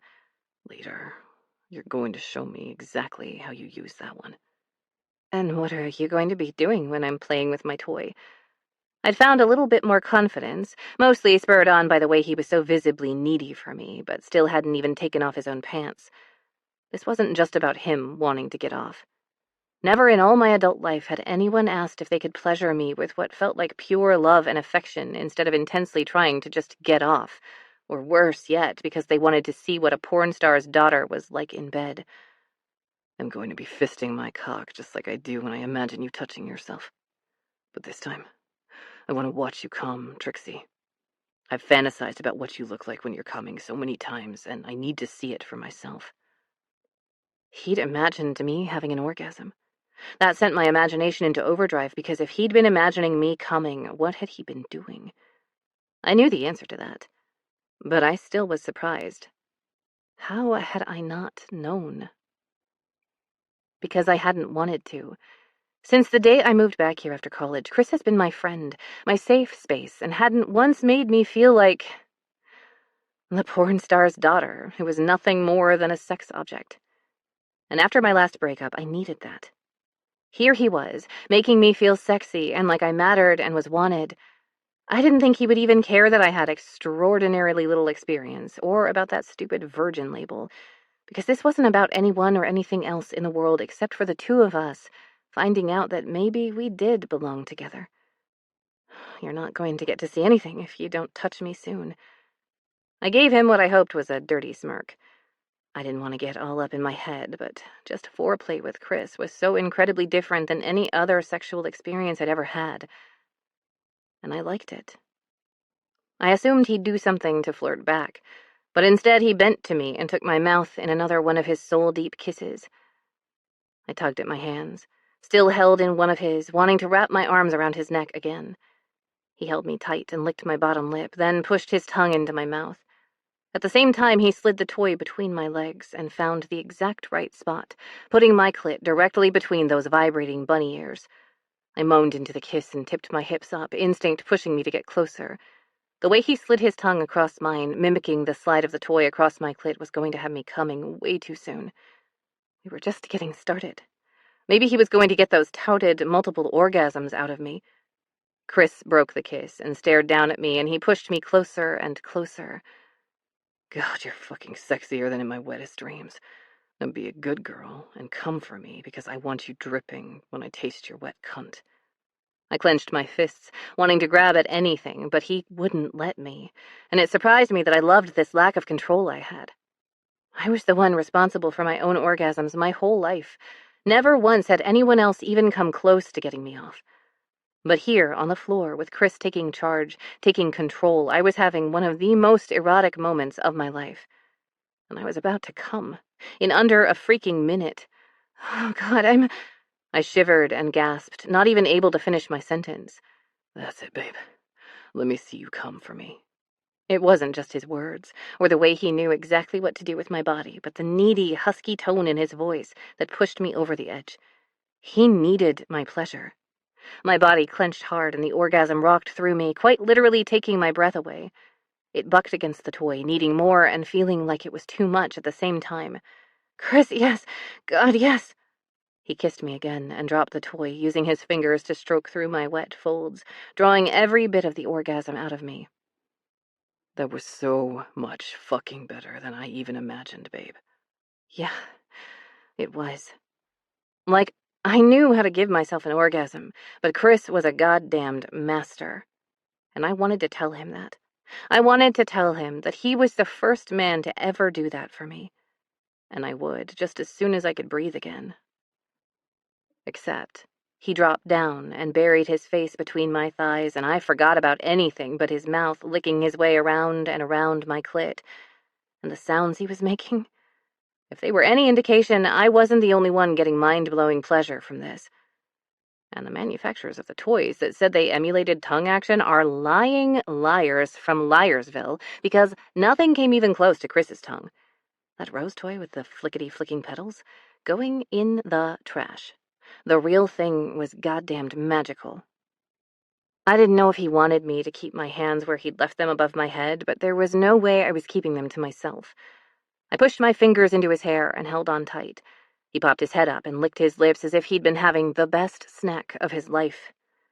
You're fucking delicious, and I'm going to be spending a lot of time with my face between your legs. Like I'm going to... I gasped, getting cut off mid-sentence because he slid a finger inside of me and gave it a little swirl. Say no thank you to that. I'm not even sure how I got those words out of my mouth. I'd rather hear a yes, please from you. He dipped his head back down and sucked on my clit as he pushed a second finger inside and wiggled his fingers against my inner walls, finding my G-spot, and maybe my H, I, and J spots, too. Yes, please, I could do. Yes, God, yes, please. My pleas turned into full-on whimpers, and then I basically lost the ability to make sound at all. This time it built up slower, but so much deeper. I could literally feel my pussy fluttering around his fingers and my clit pulsing, the pressure growing as he pushed me into yet another earth-shattering orgasm. Once I could breathe again, I just floated in a spacey afterglow. Somewhere in a galaxy, far, far away, Chris came up over my body and hovered there. I didn't have the strength or the will to open my eyes yet. You're gorgeous when you come, sweetheart. But I like this blissed-out look you've got just as well. He brushed his lips across mine and lingered, giving me a taste of myself that had my senses waking back up. I wrapped my arms around his neck and took my time exploring his mouth and what I tasted like to him. He moaned, and in a second flat he was up, with me in his arms and moving us toward the bed. My eyes fluttered open, but all I could do was smile like a fool. In just a few hours and a couple of orgasms, I was a fool for Chris Kingman. That was more than the oxytocin tucking. I knew it was easy to get really intense feelings from a sexual encounter. I was raised understanding how my body and mind worked, especially when it came to sex. But I'd never actually experienced any of it for myself. I wasn't about to kid myself and say that I was totally in love with Chris, but the feelings I had for him right now, these weren't feelings of friendship. I was falling for my best friend. Goykattdlagg. Chris. Seeing Trixie come apart for me was the best fucking thing I'd ever seen in my life. Every inch of her was so fucking gorgeous, and even though she was clearly nervous, she still had this delicious underlying confidence that I couldn't get enough of. The way she leaned into my touch and came like she'd been turned on for 10 years and just needed my touch to push her over the edge had me close to coming in my jeans like a teenage boy seeing his first tits in real life. And now I had her under me. And while I wanted to take my time and savor every moment, I knew once I was inside of her the first time, I wasn't going to last. That meant I needed to make sure she was close to coming again before I got my cock inside of her. She already had this soft, hazy look on her face, and I couldn't help but give her another long, languid kiss as I pushed her thighs open with my knee. God, I would never get tired of kissing her. Those little whimpers she let out and the way she tasted, matching my every attempt to control her mouth with her own need for me. We'd been in such a hurry to play with her insanely extensive toy collection that we weren't even fully undressed. I hadn't even gotten to see her big, full tits yet. I planned to spend a long time worshipping them. I'd had one too many fantasies about fucking them. I shoved the hem up and was this close to just ripping it open. Take your shirt off, sweetheart. I'm dying to see how sensitive your nipples are. She got the shirt over her head and her bra followed. It was simple and plain, and thank fuck wasn't covered in roosters. I snagged it while it was still over her arms to pin her to the bed. I got that same flush as before, and later I was going through the rest of that hamper to see if she had handcuffs or some other kind of restraints, because she definitely liked losing a little of her control to me. For a minute, I got completely lost, staring at the tight little nipples and the soft mounds of her breasts, just waiting to be teased and tasted, and... Hello? Christopher? They're just boobs. She gave a small laugh, which made said boobs jiggle, and I forgot everything else I'd been thinking. These are not just boobs, babe. These are the tits I've imagined fucking, and I think my brain is glitching seeing them in real life for the first time. She swayed side to side just to tease me, and laughed again when the movement made me moan. If I didn't want to be inside of you so badly right now, I'd suck on your nipples and fuck these tits. Hard to do any of that with your jeans on. She jerked her chin toward my legs. Not fair that I'm naked and you aren't. I leaned in and braced over her nipples. We make sure you're close again before I get my cock out. And then I did what I'd been thinking about for the last 10 years. I wrapped one elastic strap of her bra around the finial of her headboard and secured the other around her wrists. Then I grabbed a pillow, propped it under her back so she had to arch for me, and started teasing both of those sensitive points with my tongue as if they were soft little berries, meant just for me to eat up.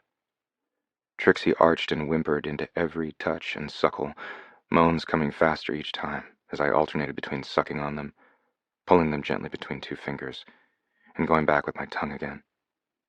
Then I did the exact same thing between her legs, sucking on her clit, twisting it between my fingers, and going back again with my tongue. I so wanted to be that guy that could just give his girl a dozen orgasms and then fuck her like a fucking porn star, but with every touch, I was losing my own goddamn control. The more she moaned and whimpered, the harder I was getting. I was already dry humping the fucking mattress as it was, and the only thing saving me was that I wasn't naked. If I had been, I'd be inside of her coming already. I wanted this night to be the one that she'd remember for the rest of our lives. One more quick tease, and then I'd crawl back over her and fuck us both into oblivion. I dragged my tongue over her clit, and whew, boy, my girl was a live wire. She cried out my name, and her knees clenched around my head as she came apart again. Well, damn. I couldn't help but laugh, and cry a little that I wasn't going to get to fuck her yet. But I loved how she came apart from me, over and over and over. I popped my head back up and stared up at her. She was panting, eyes closed, with a full-on look of bliss on her face. That was almost as satisfying. Almost. I crawled up her body, dropping little kisses to all her curves and soft spots along the way, until I made it to my very favorite curve of hers. The curve of her smile. This time I just gave her a soft kiss, gentle, to help her come back to me from that little nirvana she was floating in. I undid the makeshift ties holding her arms over her head and kissed the inside of her elbow. She peeked one eye open, and her smile got even brighter. Is it my turn to touch you? Make you feel this good? Babe, I promise fucking you will definitely feel good. She sat up and gave me the sweetest kiss, stroking her hand down my cheek. But her other hand went to the button on my jeans. I helped her unbuckle them, and then quickly stood to shuck them. She hopped off the bed at the same time and gave me the cutest little shove, trying to make me sit, or maybe lie on the bed for her. I didn't move at first because, what, like she was going to tackle me? But she gave me a smirk, and a one eyebrow raise that did me in. If she'd look at me like that, wearing some kind of naughty librarian outfit, I'd be a goner. Once I was sat at the edge of the bed, where she wanted me, she leaned forward, putting her hands on my shoulders, and her lips to my ear. But I want to hear you call me your good girl again while you fuck my mouth. How the hell had I gotten so lucky to get a woman like Trixie? I reached up and cupped her chin in my hand, kissed her hard, and gave her what she wanted, because we were both going to enjoy it. Then get on your knees and take this dick like a good girl. Her eyes went dark and she hissed in a breath. Yeah, my girl definitely had some kinks that I was more than willing to have some fun with. She dropped to her knees and put her hands on my thighs. For a minute, she just stared at my cock, and I didn't know whether she was sizing me up like a tasty treat or was worried. I wasn't the biggest guy in the locker room, but I was larger than the average, Mustang. I fisted my cock in one hand and pushed the other into her hair. I was going to say whatever she wanted to take was fine by me, or something, but then she dipped her head and took my head between her lips, and for the 100th time tonight, I forgot my own fucking name. Jesus fuck, Trixie, your mouth is so goddamned hot. I wasn't going to last long at all, which was a crying shame, because the way she was swirling her tongue around, exploring every fucking centimeter of my cock, was fucking amazing. I fisted her hair and guided her head up and down. She groaned, and the vibration sent me so close I had to grit my teeth and take several harsh, deep breaths to keep from coming. She looked up at me through those gorgeous lashes, and I had to pull her off my dick or come without delay. I bent forward and kissed her swollen lips, then whispered against her mouth, "You are so fucking good at this, baby." Did she blush from that? She was sucking my dick, and a little bit of praise had her blushing? God, the innocence of her, mixed with the pure eroticism of having her on her knees for me, was damn near perfect. I gripped her hair tighter and growled into her ear, "I want you to touch yourself while you suck my cock. Make us both come, sweetheart." She nodded, and her eyes darted to the side. That hilarious tentacle vibrator was within reach, and looking at it now, it wasn't a fucking dildo. It was meant for her to grind her pussy on. I snagged a pillow from behind me and dropped it between us. "Put that thing on this, and let me hear how good it makes you feel while you suck my dick." She pushed the little button, straddled the pillow, and slid the toy underneath her. Her eyes fluttered shut for a moment, and I grabbed her face between my hands. "That's it, baby. Ride that thing, and when you're close, come put your mouth on me again, because I've been this close to coming since I first touched you, and I'm not going to last long in your hot mouth." She nodded and bit her lip, swiveling her hips. "Look at me while you play with your toy tricks. I want to watch you get yourself off." I tipped her face up so she was forced to look directly into my eyes. Her pupils were blown, her eyes so dark I think I could see into her soul. She was so beautiful, and I was so goddamned in love with her. This wasn't the sex talking. I was so fucking in love with Beatrix Moore. Getting to finally touch her, taste her, claim her body was just the cherry on top. She was the ice cream, the chocolate, and the sprinkles, and I would never get enough of her. I wanted to tell her, wanted to shout out how much I loved her, but I didn't want her to think it was something said in the heat of this moment. Tomorrow, when we were wrapped up in each other's arms, cozy, warm, and well-sated, that's when I would tell her I love her. I had for so long. Her sweet little gasps turned into full-on pants, and after 3 orgasms, I recognized the signs now. "You're close again, aren't you, baby?" She nodded. "Yes. Oh, yes.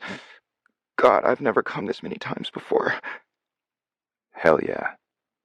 I'm gonna want at least a couple more out of you tonight. Now come here and put that pretty mouth on my cock again." She continued to rock her hips, and it matched the up and down movement of her head. My balls were already tightening up, and I was going to come so hard. "That's it. Take my dick deep. I'm gonna come down your throat." Her body shook, and she lost her rhythm as she came. And fuck if I could hold back for another second.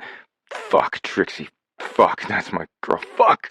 I almost yelled that I loved her as I came into her hot, wet mouth, but I clenched my teeth and groaned out my release. My whole body tingled, and I couldn't stop from thrusting just a little bit deeper, feeling her throat working to swallow every drop I was giving her. When I didn't have anything left, I pulled out, and she practically collapsed onto the floor. I'd be worried, except she started giggling her ass off. I crawled down there next to her and wrapped her in my arms. "You doing all right there, chickadee?" She waved her hand around, not communicating very well at all, giggled a little more, but snuggled into me. "Sorry, I think this is a reaction from too much oxytocin, serotonin, and dopamine from all the orgasms." "You're fucking adorable. Anyone else would have just said it was from great sex." She was quiet for a moment, and then another giggle popped out. "I'm overly sex-educated." "I think tonight you're oversexed. Come on, Giggly. Let's get you cleaned up and into bed. Where, if you give me just a little while, I'll fuck you nice and slow later." That sounds just as fun." She didn't move from my arms, and so I once again picked her up, this time carried her to the bathroom, where we went straight into her nice, big walk-in shower. "Oh, geez, you really don't have to carry me everywhere." "I don't have to, I want to, I love to. I love you." The words were on the tip of my tongue, but I didn't say them. Instead, I slid her down my body and turned on the water. She was basically a noodle woman at this point, and I soaped us both up quickly, and we were back out of there before the water even got hot. She had nice big fluffy towels, and I wrapped her up in one, grabbed one that I swung quickly around my waist, and led her back to the bed. She practically collapsed into the billion pillows, and I threw a couple of them off so I could wrap my body around hers. I didn't need more pillows because her whole body was like one big soft pillow, and I could so easily fall asleep holding her right now. I yawned and let the contented satisfaction of having her in my arms wash through me. We'll just take a little nap. I think you maybe sucked the life out of me back there. Oh, she yawned too, and I loved the sleepy sound of her voice. She was well satisfied, and I'd done that to her. I didn't, suck too hard, did I? Her words were already fading into sleep. I dipped my face to her neck and gave her a dozen little kisses. No, you were a very good girl and sucked me all too well. Good. Because I haven't ever done that before. Her voice was so soft I almost didn't hear her. What? Like, what? You mean you've never gotten off while sucking somebody's dick? Her answer was the cutest little snore. I closed my eyes too. I'd ask her about what she'd said when I woke her up later. And I was definitely not waiting more than a few hours to have her under me moaning my name again.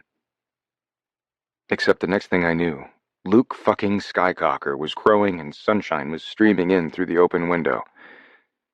Trixie jerked awake, looked at me like I was a serial killer in her bed, fumbled around for her glasses and looked behind me. Oh, shit buckets. I didn't set the alarm last night. I'm late for work. She flew out of the bed, smothering me in the covers. By the time I found my way back out, she already had her bra on and was pulling on her panties and trying to put a dress on at the same time. I'd help, but I might just get in your way. She got the dress on, ran over to me, gave me a fucking hot kiss, and then ran for the bathroom. I heard the sink turn on, the fastest teeth brushing in the West, and when she came out, her hair was up in a cute ponytail. I'm so sorry. I wish we could snuggle and have breakfast and do some other things and talk, but I'm on opening duty, and the library is supposed to be open in, oh God, 15 minutes. Do what you gotta do, babe. I'll see you when you get off work. And I'll get you off some more. She grinned at me, kissed me one more time before she flew out the door, and I heard her race down the stairs and slam the front door. Jesus. She'd gone from dead asleep to out the door in less than 5 minutes. Here I was, still in her bed, which I liked. I'd stay a while. Maybe jack off thinking of everything we'd done last night. My jeans buzzed from the floor, and I reluctantly rolled out of bed and grabbed them. There was a message from Trixie asking me to feed Luke and the girls. And another one from Everett. You might want to close the windows the next time you fuck your new girlfriend's brains out. Monster romance? Trixie. It took all I had in me not to call Lulu the moment I had a free second at work. But this convo was NSFW, and I didn't need somebody reporting me for having inappropriate conversations in the teen section of the library. But I played out what I was going to say to her about 117 times in my mind before lunch.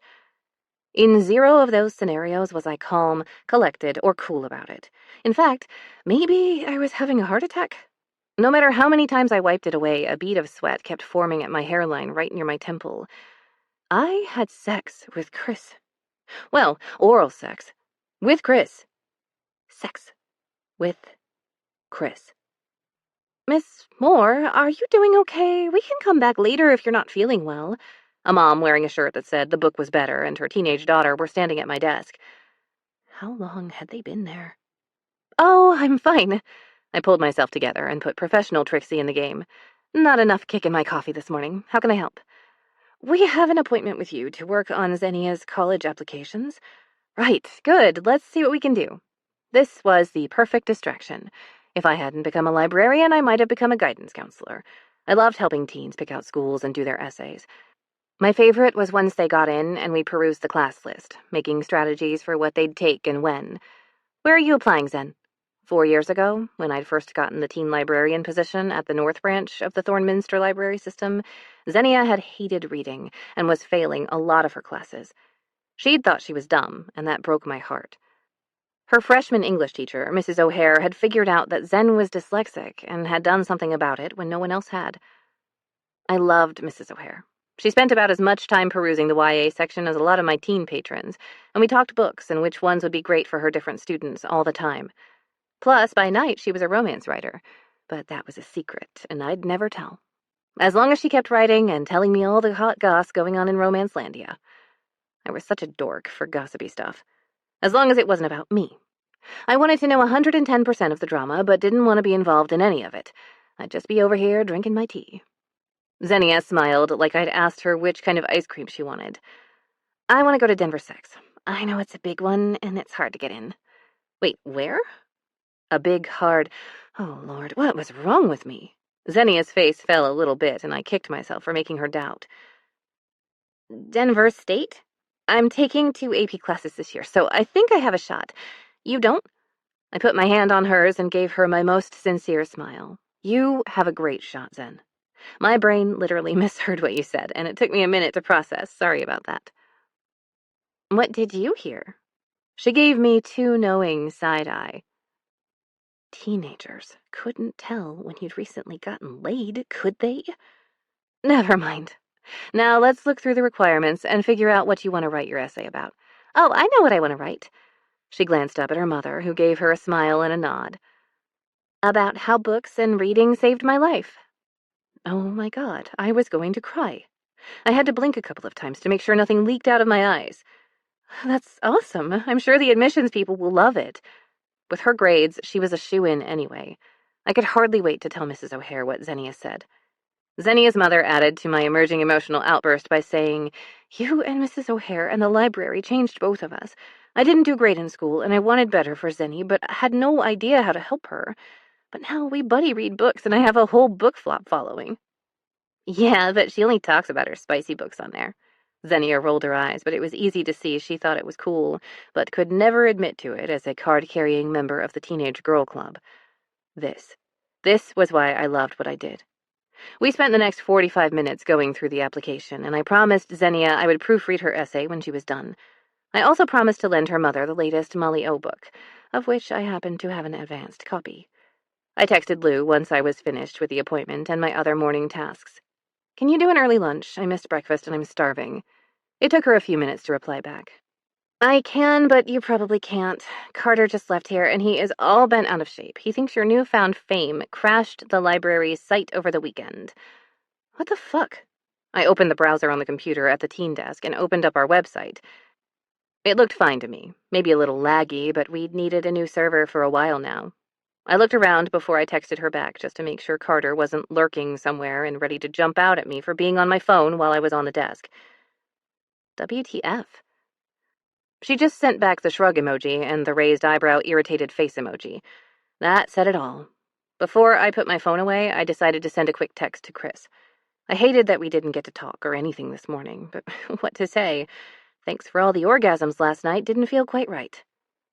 If I thought about it too long, I was going to need a fan and maybe a change of undies. In the end, I just sent a kissy face. I hoped that wasn't too corny.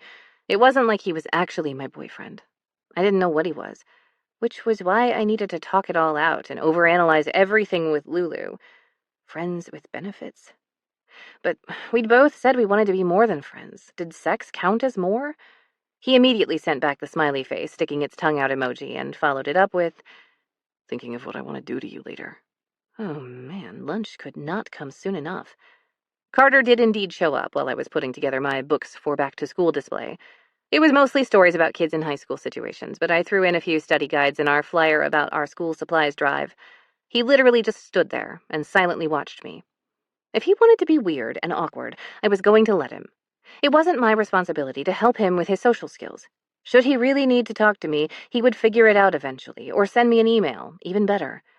When one of the other librarians came to take over the desk, he left, and I practically bolted for my car. There was a cute little locally owned coffee shop in between the library and the central office where Lulu worked, and we met for lunch there at least a few times a week. When I got there, Lou was already at the table, my standard cinnamon oat milk latte and their to-die-for peanut butter and jelly scone waiting. Thank God. She closed the book she was reading on the history of Sapphic literature and looked over at me as I sat and shoved half the scone in my face. Spill. She narrowed her eyes at me and raised an eyebrow while I chewed. I did not finish chewing. Gross, but I couldn't hold the snooze in any longer. Crumbs tumbled out and right down my shirt when I blurted out, "I had sex with Chris last night." Wait, what? I was pretty sure I'd almost gotten latte spit on me just then. Like, P in the V, as in you're no longer a virgin? I rolled my eyes at her and made a face. You know I don't like that moniker. It's outdated and... Are you or aren't you? She tapped the table with one finger so hard it rattled my plate. That had some of the other patrons looking over at us. Technically, I lowered my voice to near a whisper, he did not put his penis into my vagina, but he did put his fingers and his tongue in, and then his tongue again, and there was that tentacle while I gave him a blowjob that did not taste like what I thought it would. Oh man, I'd swallowed too. Did that mean I wasn't a vegan anymore? Hold up. Lou gave me a bombastic side-eye and used her latte to point at me. Tentacle? Did your life just become a monster romance? Like, by day he's the quarterback for the Denver Mustangs and by night he's your tentacle lover? Not the point. It was a toy my mother sent from Japan. He accidentally found my stash and we, played with some of the items. Okay then. She took a sip. Continue. That's it. That's what I got. I slept with Chris and left him in my bed this morning. And I really wished I was there with him right now. My heart did an extra little kerthump. Harsh, Trix. Did you at least leave him a note and a flower on the pillow? I answered that by taking another bite of my scone. Well, was it good? Are you in love with him now? Can we all stop pretending the two of you are just friends? She did finger air quotes when she said the just friends part. Are you going to get married and have lots of little football players of your own? Oh, can I plan the wedding? We can have it during halftime. Do they allow weddings at Mile High? I love Lulu so much. I was ready to go out of my mind, wondering about every aspect of what had happened last night, and she was already planning the wedding. That gave me just enough peace of mind to not freak out like I had all morning. Yes? To which question? Well, the first one, at least. It was, well, not that I have anything to compare it to, but 4 orgasms is a rather good night, right? Jesus, Mary and the other Mary. Yeah, I'd say 4 orgasms is a good night. She gave a small laugh huff. Although, to be fair, my record is 7, but Mina couldn't walk the next day, so I generally just go for a couple now. Please do not tell Chris that. Or maybe do. No, bad. Although based on last night, he could do it. You know how competitive he is, and I would like to remain gainfully employed at my job where I do, in fact, need to walk around. No promises. She paused for a second and took a long sip, like she was contemplating what or how she wanted to say next. So, are you really more than friends? No more of this fake dating stuff? This time a double thump hit my sternum from behind. I think so, yes. And he took the whole V-word, that shall not be named thing, okay? Guys are weird about that, even if you aren't and don't want them to be. I choked on my scone. I, didn't tell him. Lou's face went cartoonish with her astonishment, but I held up a hand to stop her onslaught. Not on purpose. I meant to. I started to even, but then everything started going so fast, and I think I literally forgot how to talk at some point. Yeah, but you know how to now. Talk to him. Immediately, if not sooner. You're right. I should have already, but... No, I've got a lot of excuses, and that probably means I'm not as cool about it as I think I am. Or as enlightened as I was raised to be. But shouldn't that be a face-to-face conversation and not a text? I'll grant you that, yes. Lou grabbed my bag and fished out my phone. Text him and tell him you have something you want to talk about tonight and don't want to forget, so he should ask you about it as soon as he sees you. Jeez. You're mean. Only to the ones I love. She winked and took another sip of her coffee, looking like the mastermind that she was. I tapped out the text and sent it before I could lose my nerve. Oh yeah, definitely some inner feminist work calling my name in the near future. His reply dinged back right away. If it's about how you have a praise kink, I already know. Feel free to tell me all your kinks and fantasies later, babe. While I was trying to decide what to say to that, an email notification popped up. From Marie Manaway. I read it. My mouth dropped open, and then I read it again. What? Is he mad? Did he freak out? Lulu growled and frowned at my phone. Do I need to beat him up? No, he made a cute joke, and I'll tell him everything later tonight. I stared at the message in my inbox. Again, still a little flabbergasted. I just got an email from Marie Manaway. Oh, you fancy now. Lulu stuck her pinky finger out for her next sip of her latte. I told her about Rachel and how I think she's purposefully sabotaging me for the fundraiser so she can swoop in and save the day last minute or something. I had no doubt she'd orchestrated the missing jerseys, which were, of course, the only donations to have been mysteriously taken from the gym. I knew she didn't want the actual fundraiser to go badly, because that would reflect on her. But making me look bad and then taking over to make herself look like a hero and me a zero? Yeah, that was high school bullshit at its finest. I didn't know about this, and as second in command of your fundraiser committee, I should have been told immediately, so I curse Rachel with pillows that are hot on both sides. Lou waved her finger around like a magic wand. And B, what did Miss Fancy Pants say? Doesn't she do all kinds of fundraiser philanthropy stuff for the Mustangs? Sorry, and yes, she wants to host the fundraiser at the Manaway Estate. If I could get the rest of the reunion committee to approve of the move, which, really, who wouldn't want to be able to go to a party at the Manaways, we'd have to get a notice out to the rest of the class, transfer the donations we'd already gotten from the gym, and a whole logistical nightmare. But the look on Rachel's face would be priceless. Even she couldn't pretend she was a big fish in Marie Manaway's pond. Do it, do it, do it! Rachel is gonna die, and then her buzzy little worker bees will... Oh, shoot, don't they just, go find a new queen? Lou stood up and raised her arm to the sky like she was holding a sword aloft in some kind of fantasy novel. I shall rise as the new queen and free all the workers to live their happy little lives without tyranny. You're so weird. I quickly tapped out my reply to Marie, gushing with thanks and a promise to call her when I got off work to coordinate, and then a second to the reunion committee with the subject line, Amazing Update. Lou grabbed her phone and replied immediately with a hell yeah, and I got several other excited replies right away, too. But of course, silence from Rachel and her minions, Lacey and Amanda. Oh no, wait. Lacey replied, and strangely voted yes. She even said she was excited. With her affirmative, I had enough of a majority to go for it. Oh, Lacey is gonna catch hell for that later. Trouble in the ranks of the queen bees. Lulu swigged down the last gulp of her latte. Delicious tea. Tea indeed. I gotta run. Don't want Carter to catch me getting back from lunch late. Right when I got back to the library, a new message from Chris pinged. Hey, call me? I had all of 1 minute before I had to go to work, the front desk, for the next 2 hours. I typed back quickly as I walked up the stairs from where the staff offices were in the basement. About to be on desk, but I can go hide in the bathroom for 1 minute if it's an emergency. He sent a laughing emoji and then a reply that I didn't really know what to do with. No, but I've got some bad news. Bad news as in he was breaking up with me? No, silly. Ridiculous. He wouldn't have sent a laughy face, and we hadn't even decided we were officially together, and no one texted to say they had bad news and then broke up with you. Right? Bad news. Chris. My agent made me a lot of money, but I was ready to murder him at the moment. God damn it, McGuire, can't we push it to next week? I'd fucked up. The commercial I was slated to star in was the same fucking weekend as Trixie's reunion. I hadn't even thought to check when I told her I would go with her. Of course I was going to go with her, but I didn't like breaking professional commitments. The best McGuire had been able to finagle was for me to leave today, shoot this week, and be back in time for the fundraiser on Friday, which meant I'd spend the whole week away from Trixie, and then training camp started right after that, and I'd barely had time to sleep, much less make my girl feel special, wanted, needed, and all the other things a smart boyfriend did at the beginning of a relationship. I was not fucking letting Trix slip through my hands by not being available for a month, just when I'd finally won her heart. No, I wasn't sure I'd gotten that far with her, but I had plans to. Which was why I was pacing Everett's living room while he and Declan watched me, like I was either a predator about to start foaming at the mouth, or a dumbass.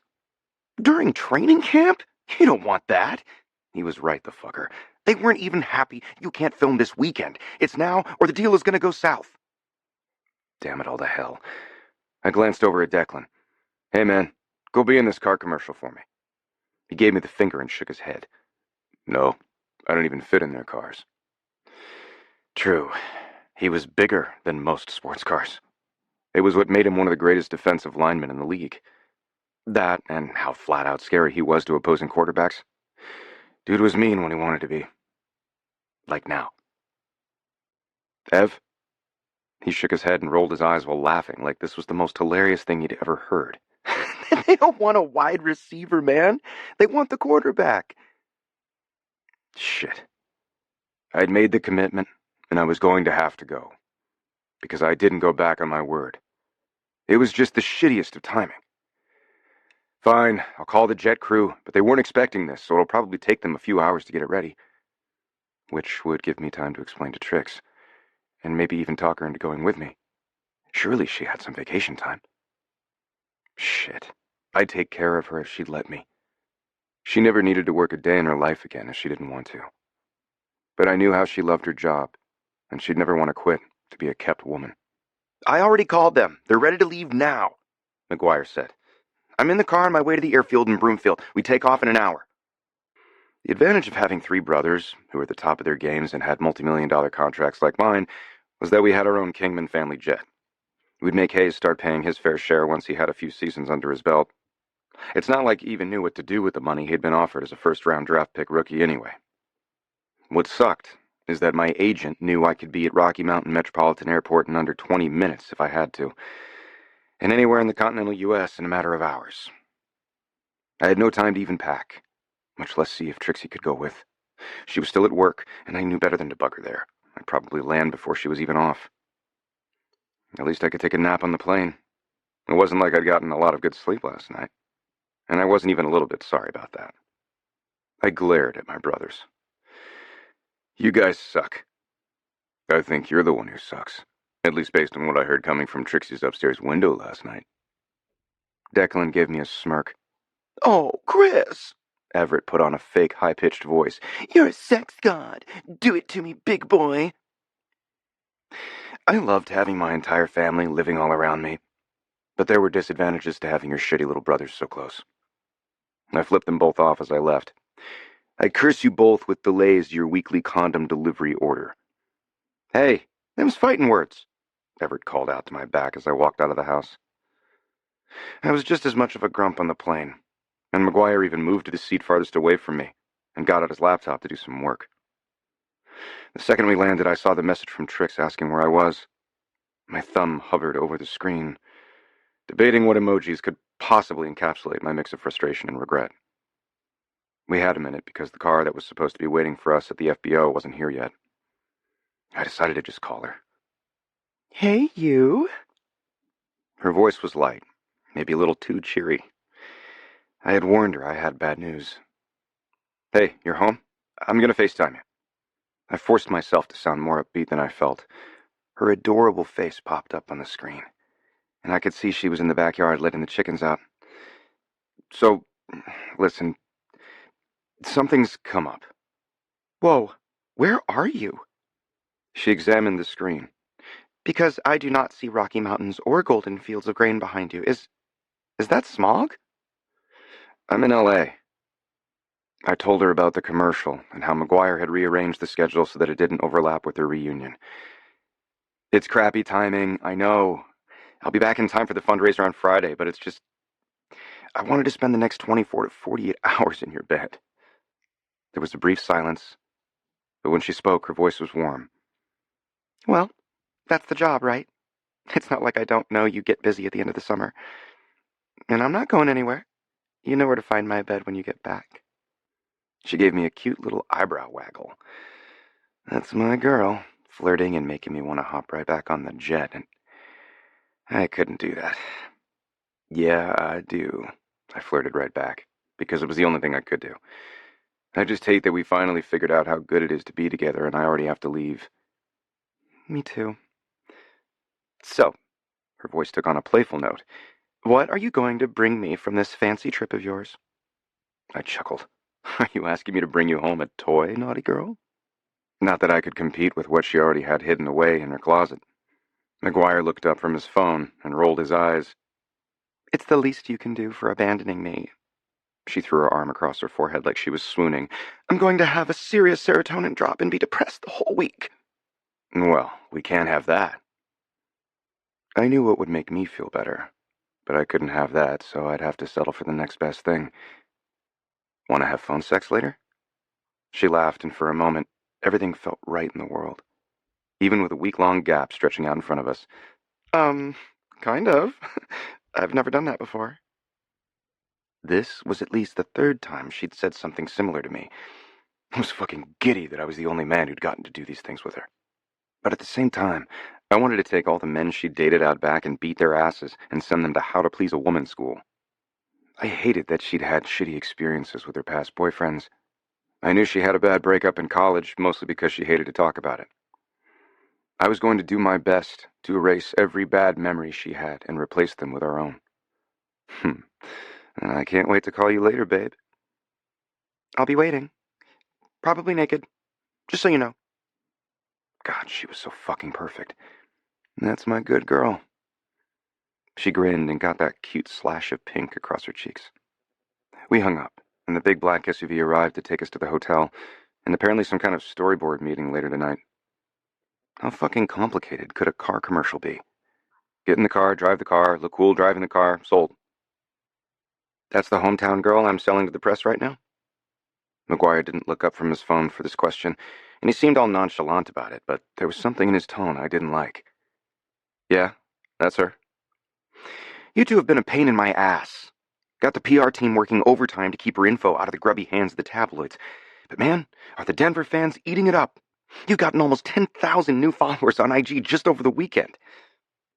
I'd been living in one spotlight or another for so long that it was all mostly meaningless to me. McGuire cared how many followers I had because it was his job. I couldn't give two shits.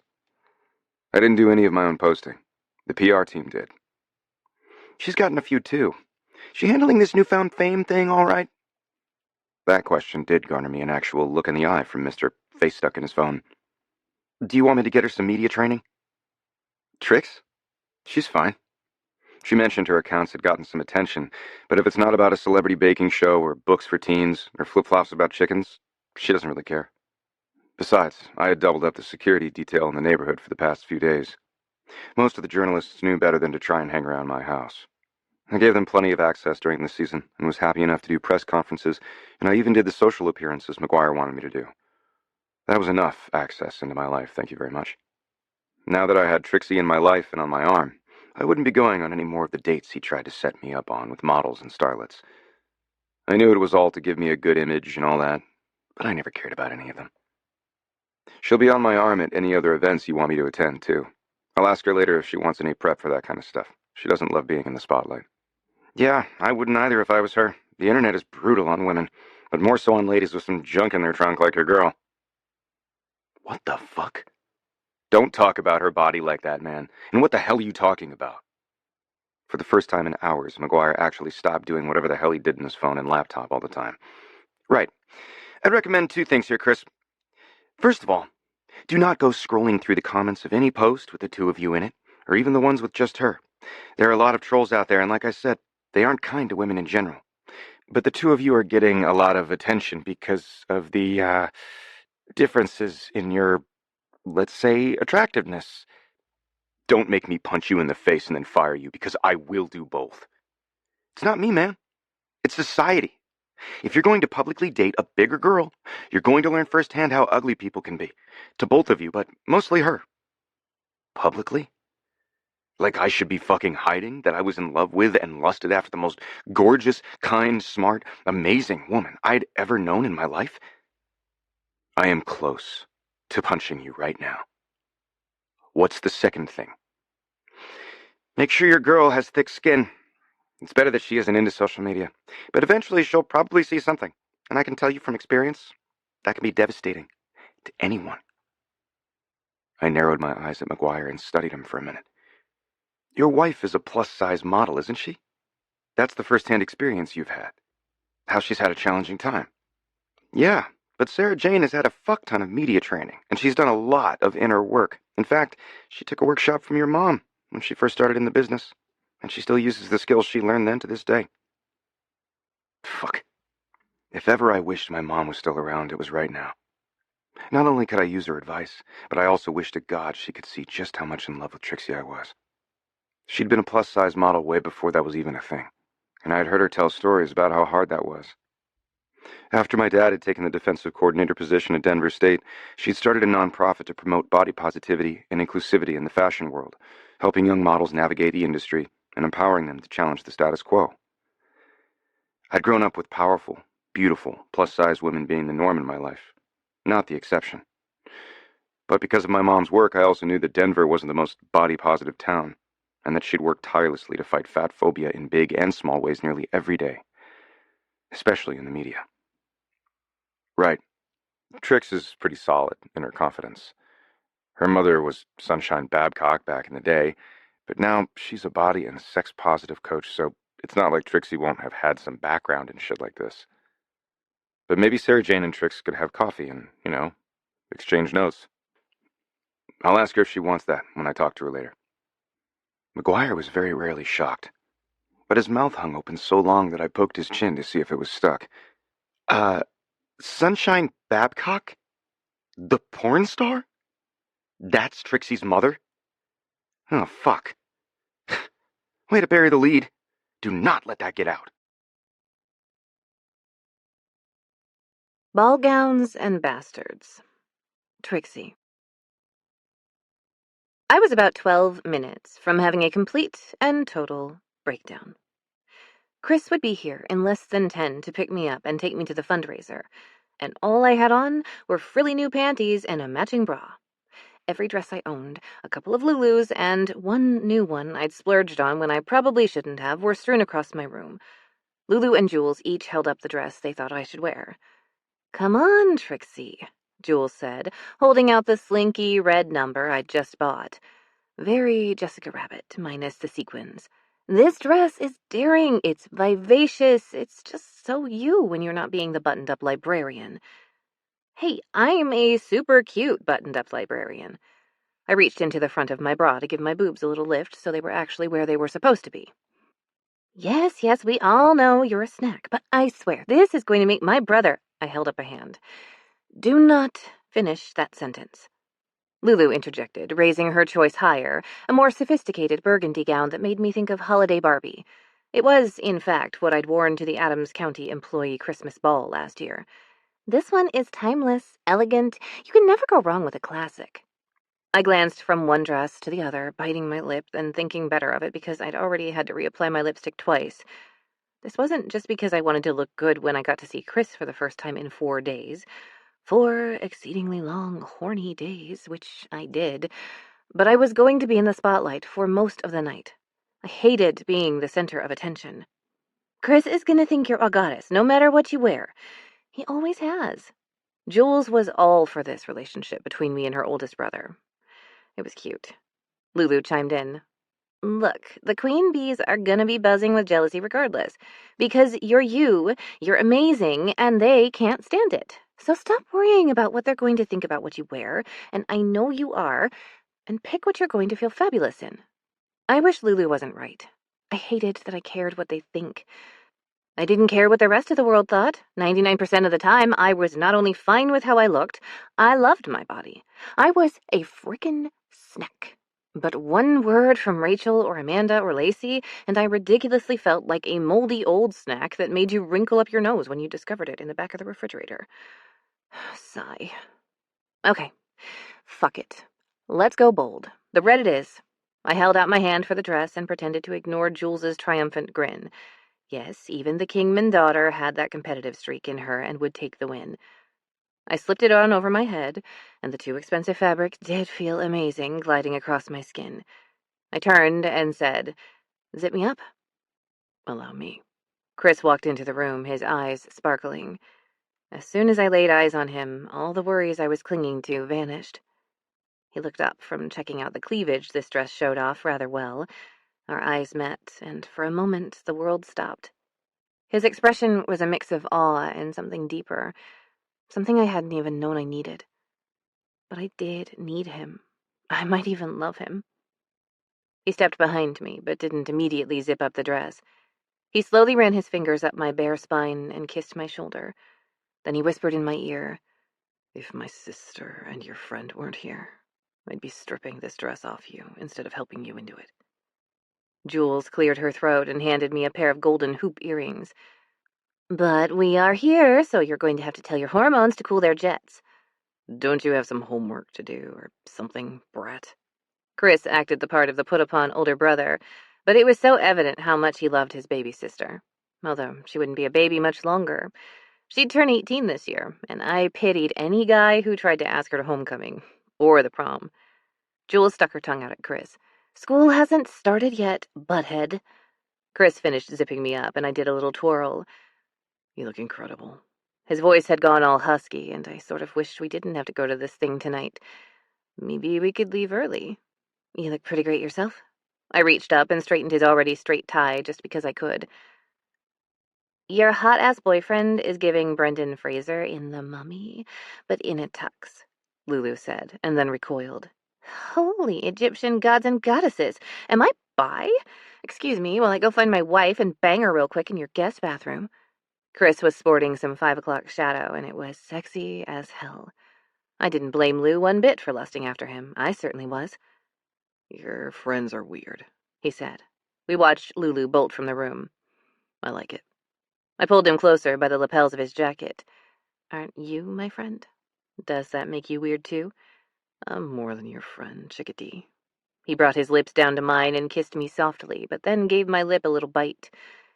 You two are both gross and cute at the same time. I'm leaving, but Christopher Bridger Kingman, if you mess up Trixie's hair and makeup that we just spent the last hour on, I will pee in your Cheerios. Chris took a step back, laughing, and shoved his hands into his pockets. She'll do it. She has before. Granted, she was 2, but still. We followed Jules down the stairs, because if we didn't, Chris might have ended up with yellow Cheerios. She gave us a little wave and was out the front door. Probably so she didn't have to see any more gross cuteness from us. Lulu and her wife Mina were arm in arm, waiting in the living room. Nobody looked as though they had banged or been banged, so I guess Lou's half-minute of bi-curiousness was over. Mina gave me a wink. Great choice on the dress, Trix. Sure we can't talk you into that threesome? Oh, sorry. I shrugged and put my arm through Chris's. Wish I could, but it appears I'm now taken, girls. Don't let me stop you. Chris had that giddy look all men get when presented with the idea of women doing sexy stuff. I smacked him for it. That is not what loving boyfriends are supposed to say. That boyfriend thing just slipped out. Was he my boyfriend now? What was I, 12, waiting to ask him if we were girlfriend-boyfriend? We hadn't defined anything, but we had said we were more than friends. My brain was full-on ready to go into a tailspin of overanalyzing what I'd just said while waiting for his reaction. He looked at Lulu and Mina. You two should go on ahead. We'll see you there. They left, giggling, all the way out the door. When he turned back to me, I swear he was murmuring, Cheerios, Cheerios, Cheerios. But the moment the door shut behind my friends, he pulled me into his arms and kissed the breath right out of me. I could have happily kissed him all night and said fuck it to the fundraiser. He left me all woozy and swoony and feeling well-kissed. What was that for? Just because I like it when you call me your boyfriend. He rubbed his nose along my jaw, sending all kinds of shivers across my skin. Do it again. I think I'd better not. Yeah, that was my voice that was all breathy and sounding more than a wee bit needy. I wouldn't want you to have to throw out all your Cheerios. I'll buy more. Hell, I'll buy General Mills if it means I can kiss the rest of that lipstick off your face and mess your hair while I push your skirt up and bend you over the couch. Next time we decide to be more than friends, can you not then leave for almost a week? I ran my fingers over that bit of scruff on his chin. That was going to feel really interesting rubbing between my thighs later. But I don't want to be late, and we have to stop by the library really quickly. Fine, but we're leaving early. We were not, because I was in charge of this fundraiser, and there wasn't a chance that I was letting anything go wrong, even if I did want to come home and, bang my boyfriend. Let me just pop out and give Luke and the girls a little treat. I haven't gotten to spend as much time with them this week, and I think Luke is pouting. My days this week had been long as hell trying to make sure everything was set and perfect for the fundraiser to happen at the Manaways. I can relate. I was grumpy without you, too. When we got out to the coop, all 3 of the hens were in a cozy little circle, but Luke was perched on top of the little structure, facing away. Who knew a rooster could get mad like this? I tossed some treats into the pen, but didn't want to do much more because I could not show up to this party smelling like a chicken. Did Luke just huff at you? Chris frowned at my stroppy rooster. I didn't know that was a thing he could do. I told you, he's big mad. After this stupid reunion was over, I'd see about getting him a new girlfriend or 2. Well, I'll chase him around with some hot sauce and threaten to turn him into dinner tomorrow and see if that perks him up. When we got in the car, Chris turned on the music, and maybe my heart melted a little because this was definitely a Taylor Swift playlist. Oh, how was the rest of the shoot? While we had indeed tried phone sex, which was fun, but not half as satisfying as when he was the one making me come, the other nights we were both so tired that we'd just talked for a few minutes before bed. Nobody told me that there would be actual Mustangs. Do you have any idea how hard it is to get a shot when a big-ass horse keeps trying to eat your hair? I do not, but it's nice to know that it isn't just roosters who like to harass you. It was only a couple of minutes to the library, and we parked right in front since it was almost closing time anyway. I'll just be a minute. There's a donation from one of the moms I worked with this week, who is a travel agent, but I wasn't able to get into my work email from home to print it out. Chris insisted on coming inside with me, but I think he just wanted to stare at my butt while I led him down to the basement where our offices were. Unfortunately, we ran into Carter, who was on closing duty tonight. He got that awestruck look in his eyes that almost every Denverite did when they realized they were face-to-face with Chris Kingman. Crap, I was going to have to introduce them. It would have been fine with me if Chris never had to experience creepy Carter. He'd heard everything about him, of course, but they'd never met. Hey, Carter, I'm just here to print something out real quick. Uh-huh. He said that with his mouth still hanging open and his head tilted back, since Chris had a good 7 inches on him. Sigh. Carter, this is my boyfriend, Chris. Chris, this is Carter, the branch manager. I'd be damned if I called him my boss. Chris held out his hand to shake, and it took Carter a full 10 seconds to remember his manners and actually take the offered greeting. I mouthed, "Sorry," to Chris and bolted over to my desk. Luckily, the setup of our cubicles allowed me to keep an eye on that awkwardness while I logged into my desktop. It took me 3 tries, and in the end, I had to change my password. Weird. But finally, I found the email and sent the fancy-looking certificate for a trip to Vegas to the printer we all shared, which, of course, was all the way on the other side of the cubicles. I rushed over and tapped the thing with my fingers like that would make it print faster. It didn't. Just as the machine whizzed to life, I swear I heard Carter say, So, you hit that? Did he just say, and mean what I think he did? Why were men so gross? I turned and, yeah. By the look on Chris's face, that's exactly what Carter said and meant. I'm sure he didn't mean for me to hear it, but what the actual fuck? Chris's eyes went wide, and he blinked a few times, and I could practically see his brain processing the same questions I just asked myself. His gaze quickly narrowed, and he turned to Carter in what seemed like that movie-style super slow-mo. What did you just ask me? His words came out all snarly, and his fists clenched. Oh, God. I was going to lose my job because my boyfriend, yes, my actual boyfriend, not my fake one, murdered my boss for being a sexist asshole. And I hadn't even paid my school loans off yet. How was I going to do that without a job? Well, at least I'd read enough thriller and mystery novels to know how to hide a body. Jackasses. Chris. This jackass didn't seem to notice that I was about to beat him to a bloody pulp. Because, her mother was a... He lowered his voice to a whisper. Porn star. The kind for the fat fetishists. I'd known these kinds of guys my entire life. The kind that thought being a sexist ass made them some kind of cool guy. They tried to buddy up to me, assuming I'd be a man's man since I was a sports star. This guy was her goddamned boss. He should be her biggest supporter at work, and not thinking about her sex life. I had my reservations about keeping her on as a children's librarian when I found out, but you do kind of have to use some deep dive Google food to discover that, so I figured the general public would never know. And she really has been a model employee. If a bit too... Oh, and he was cyberstalking her? He was fucking going down. Carter, you need to shut, and I emphasize this next part, the fuck up. No way I was passively standing by while anyone acted like this. I literally started reciting the playbook in my head, so I didn't just lay him out flat right now. He held his hands up and smirked like this was all a big joke. Oh, I'm not making a move on your territory or anything. I've just always wondered if she was any good in bed. Her mother sure was flexible for a big girl.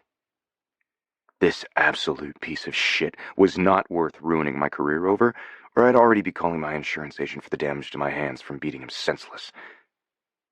But Trixie was worth it, so maybe I'd be making that call anyway.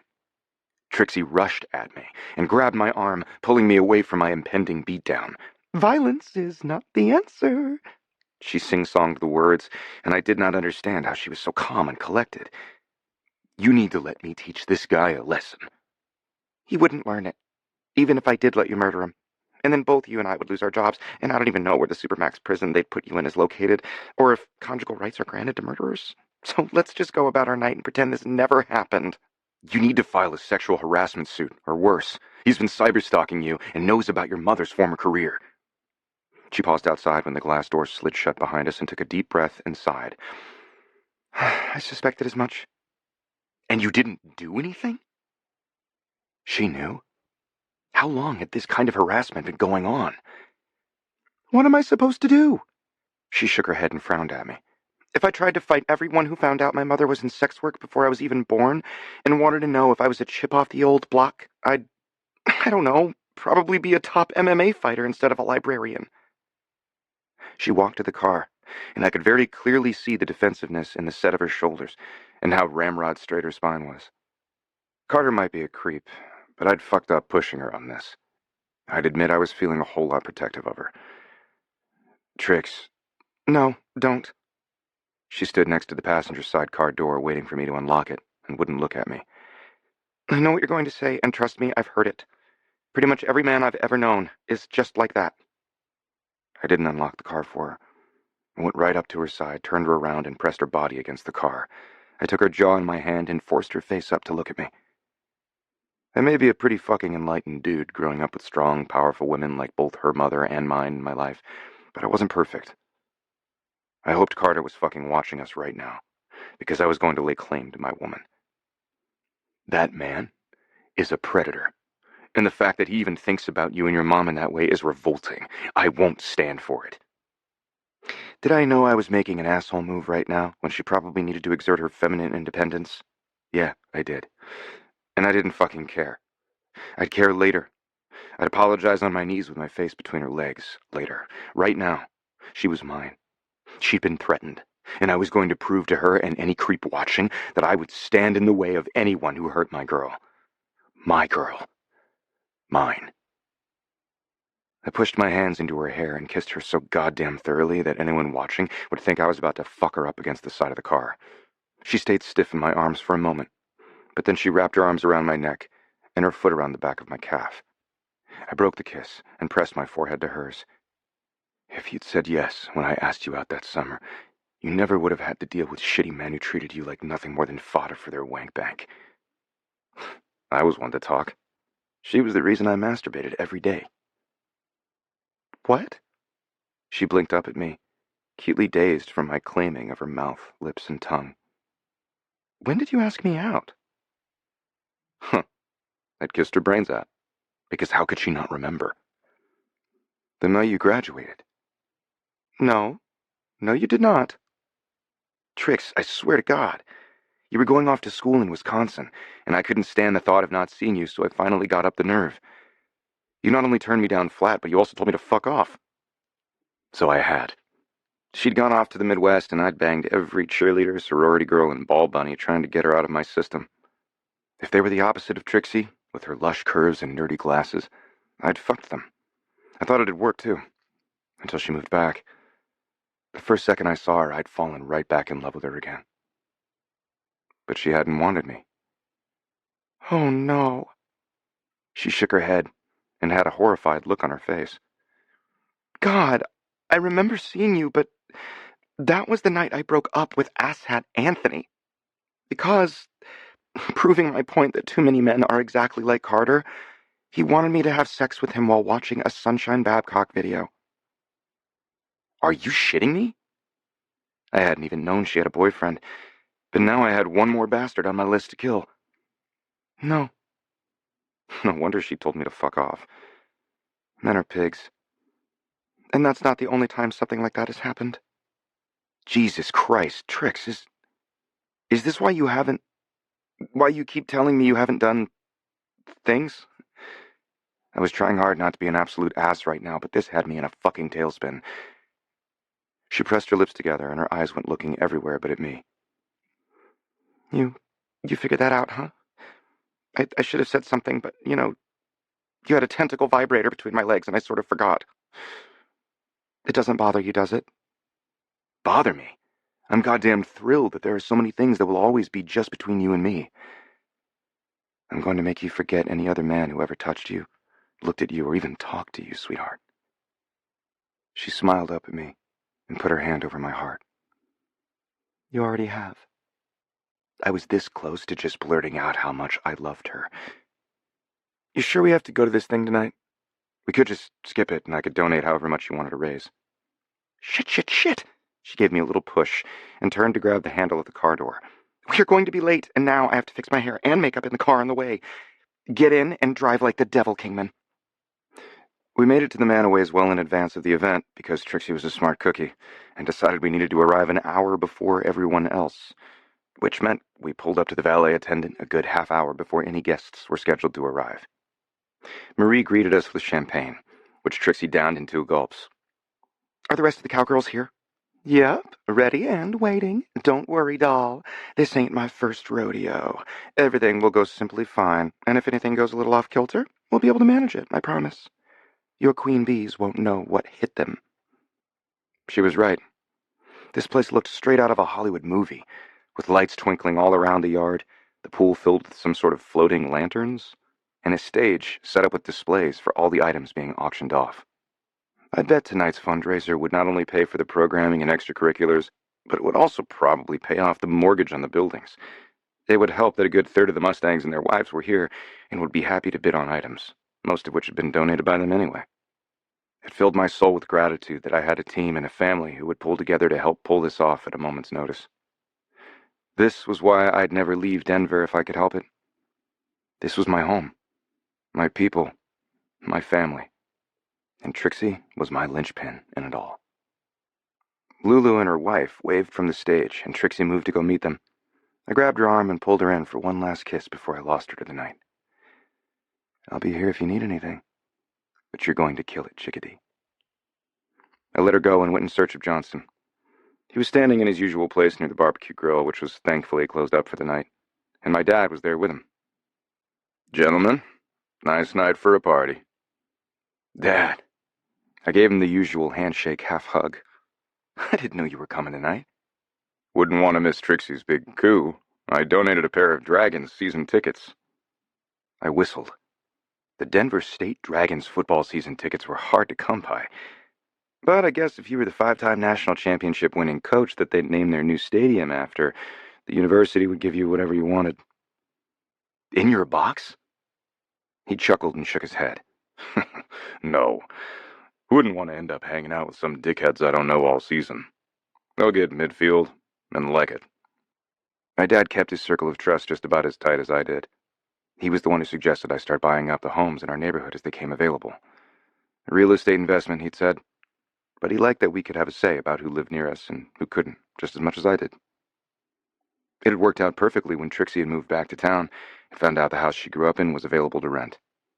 Right next door to me. They will indeed.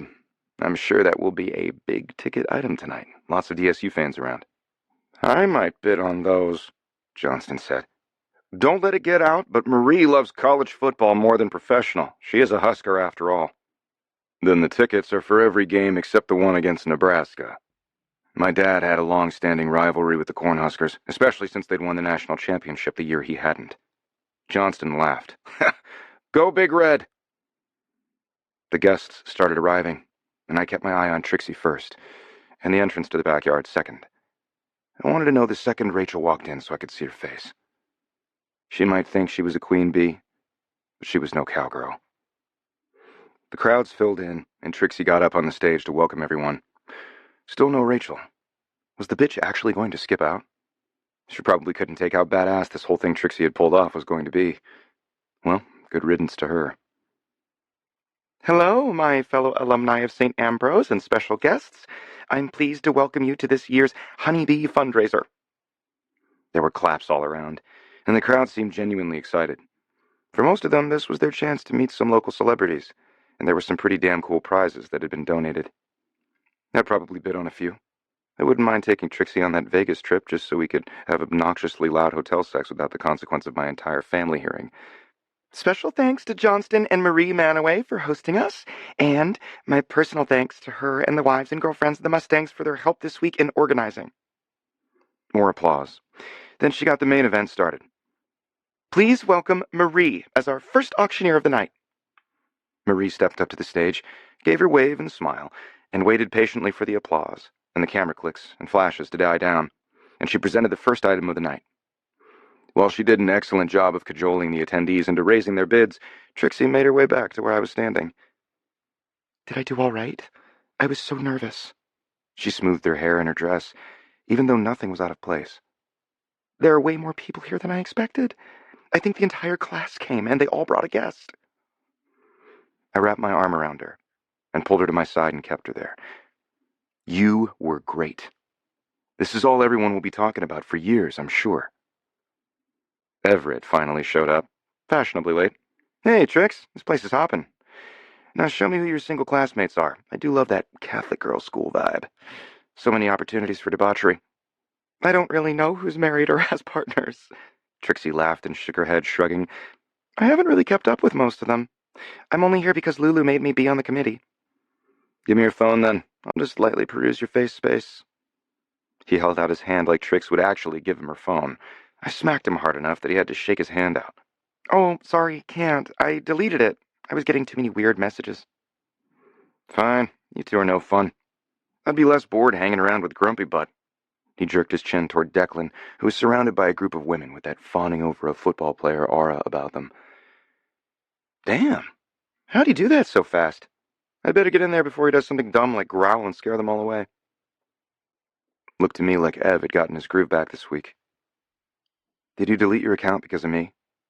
Maybe McGuire was right about his PR team and the media training thing for Trix. I hadn't brought it up yet, but this was the first she'd mentioned about weird messages. Yes, but it's okay. I really didn't go on there much anyway. I'm more of an Insta girl, and those DMs are way easier to lock down. I'm up next to auction off the next item. It's your mile-high workout with the quarterback prize. After the physical donations we'd made went not so mysteriously missing, Trixie had suggested experiences for the auction instead. She came up with the idea of an insider's access tour of the stadium and a chance to work out with me. Sounded easy to me. The cowgirls had already rotated through auctioning off about half the prizes, and the highest bid so far had gone to Dad's DSU season tickets, a whopping $8,000. Although Hayes' video game night had gone for $7,500, which was insane to me. I mean, I liked Madden or Fortnite as much as the next guy, but geez. Okay, ladies and gentlemen, item number 17 is up next. A mile-high tour and workout on the field, donated by Mustangs quarterback, Chris Kingman. Trixie grinned at me as the oohs and ahs rippled through the crowd. Do I hear $1,000? $20,000 for Chris Kingman. A woman's voice rang out over the crowd, and all eyes turned to see who bid something so ridiculous. The Queen Bee Stings. Trixie. $20,000? That was half my salary for the year. I couldn't even fathom that amount of money. $20,000 from Rachel, I said, my voice steady despite the emotional tornado swirling inside me. Do I hear 21? I glanced toward Chris. He looked almost as shocked as I felt, but he was still calm. His eyes locked onto mine, as if willing me to keep my composure. This was more than just a high bid. It was a power play. Rachel knew this fundraiser was going to go gangbusters despite the way she'd tried to ruin it. Her little trick hadn't worked. So now she was trying to show me up in front of the whole class. God, this was just like high school, and I couldn't stand it. I wanted to say I was the bigger person and that I'd outgrown this bullshit. But if that was true, I wouldn't have even shown up to be on this committee, and I certainly wouldn't have pretended Chris was my boyfriend. I was just so tired of her and people like her who didn't think I was worthy. Of love, of a guy as amazing as Chris. From the get-go, she'd questioned whether I could even have a relationship with him. She'd thought I'd won a date with him. Now she was using her money to do exactly that, as if that would prove the point that Chris could be bought. Selling my boyfriend to my nemesis. Ugh. This was exactly why I hadn't wanted to do her stupid bachelor auction. It's not like I could bid against her. I was the auctioneer, for goodness sake. Not to mention, I didn't have that kind of money, even if it was for charity. 20,000 going once? Lulu's voice sliced through the tension in the room. 22,000! A collective gasp filled the air. She was holding her phone in her hand, and the screen was lit up. She better not have been checking her bank balance to see if she actually had that much money.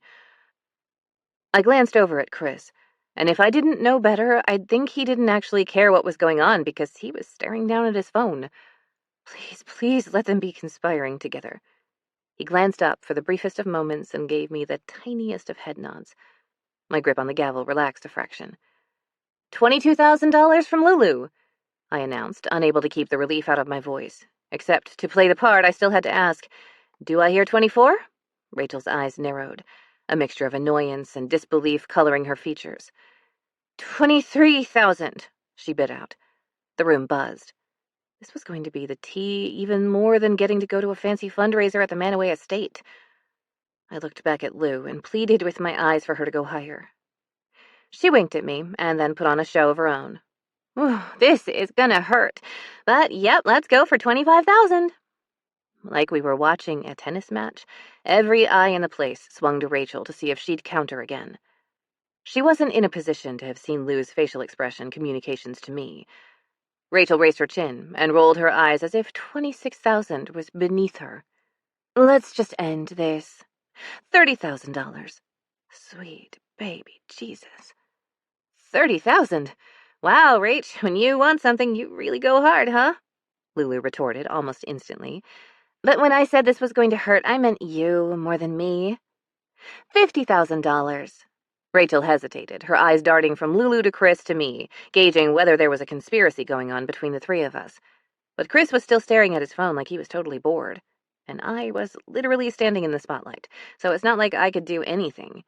I shrugged, and trying so hard to keep the smile off my face, I asked, do I hear more? She narrowed her eyes at me, but turned her back and sauntered over to the bar and grabbed a glass of champagne. $50,000. That was a lot of money. More than I made in a year.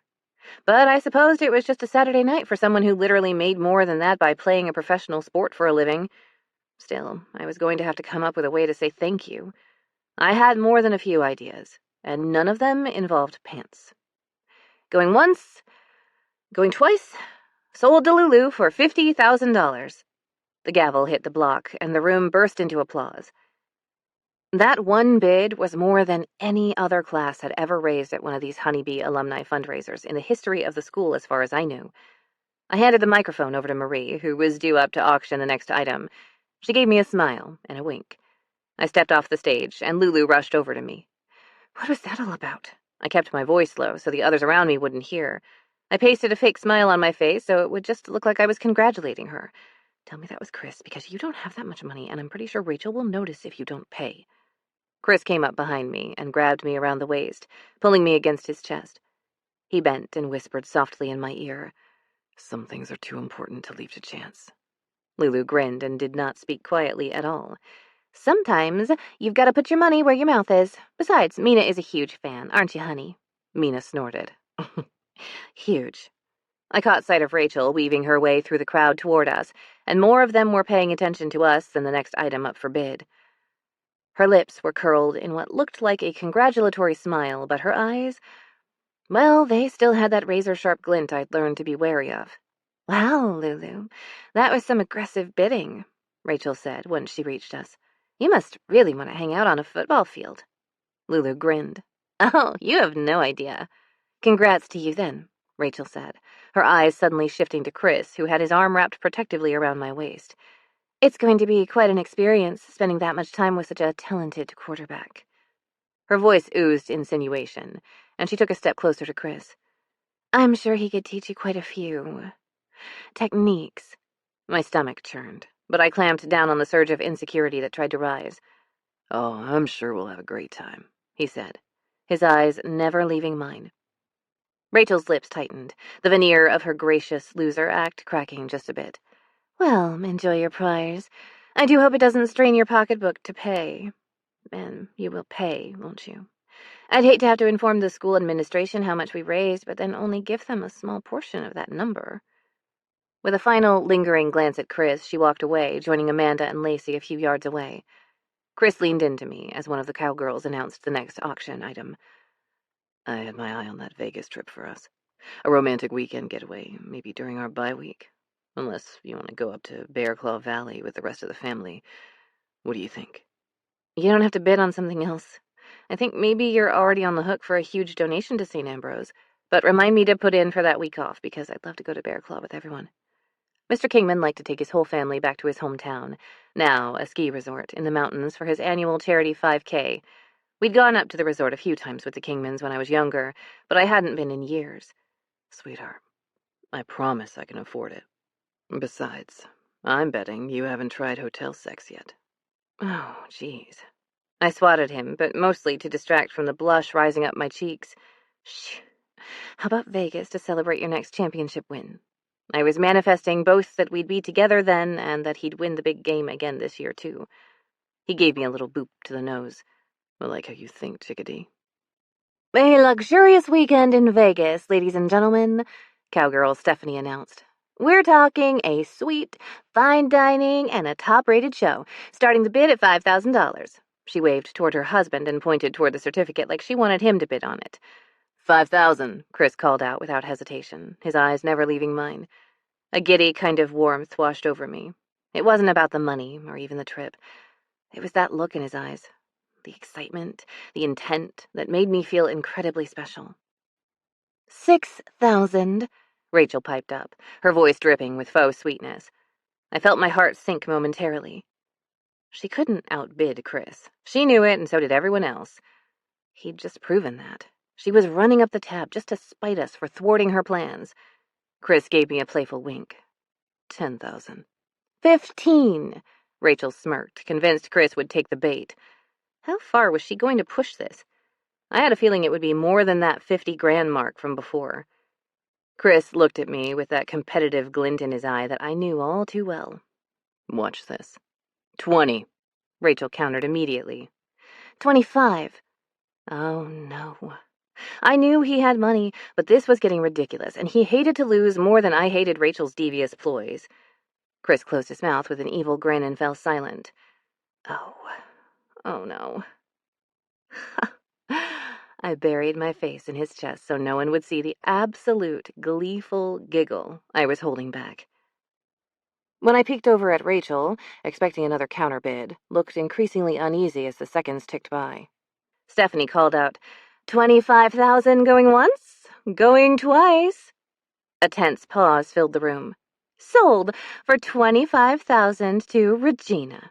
Stephanie gave me a sorry not sorry look for saying the wrong name that had me holding in another laugh. The room erupted into both applause and a round of chuckles and murmurs, but Rachel looked less than thrilled. Chris leaned down to whisper in my ear, sometimes the best move is not to play.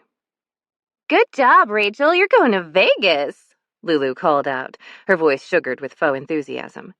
Rachel turned, pasting a smile on her face as if it were an accessory. Thank you. It's always nice to have a little vacation, she said, although her eyes couldn't hide her resentment.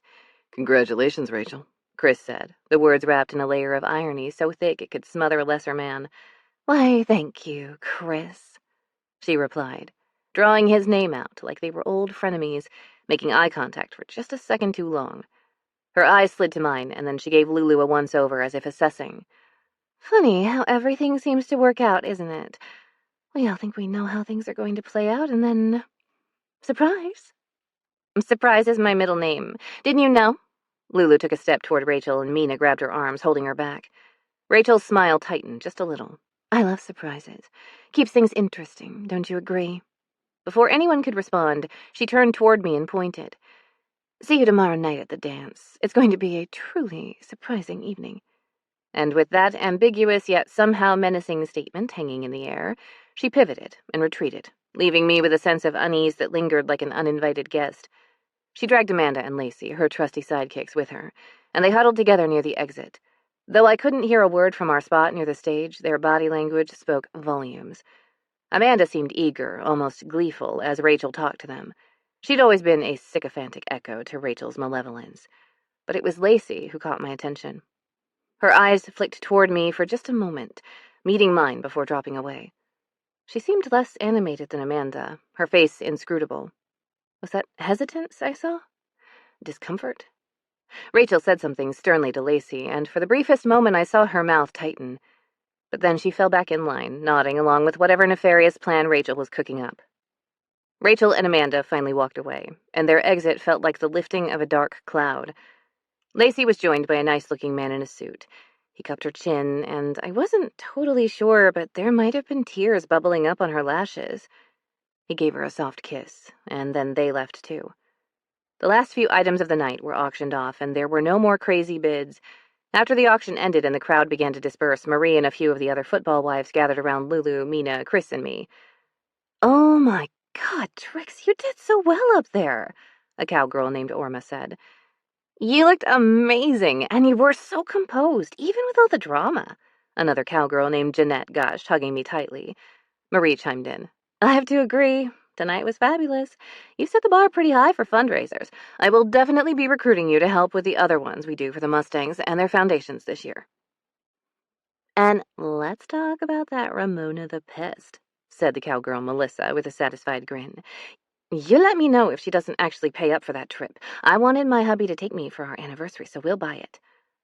They all full well knew her name was Rachel, and I was completely tickled they all collectively kept calling her the wrong name.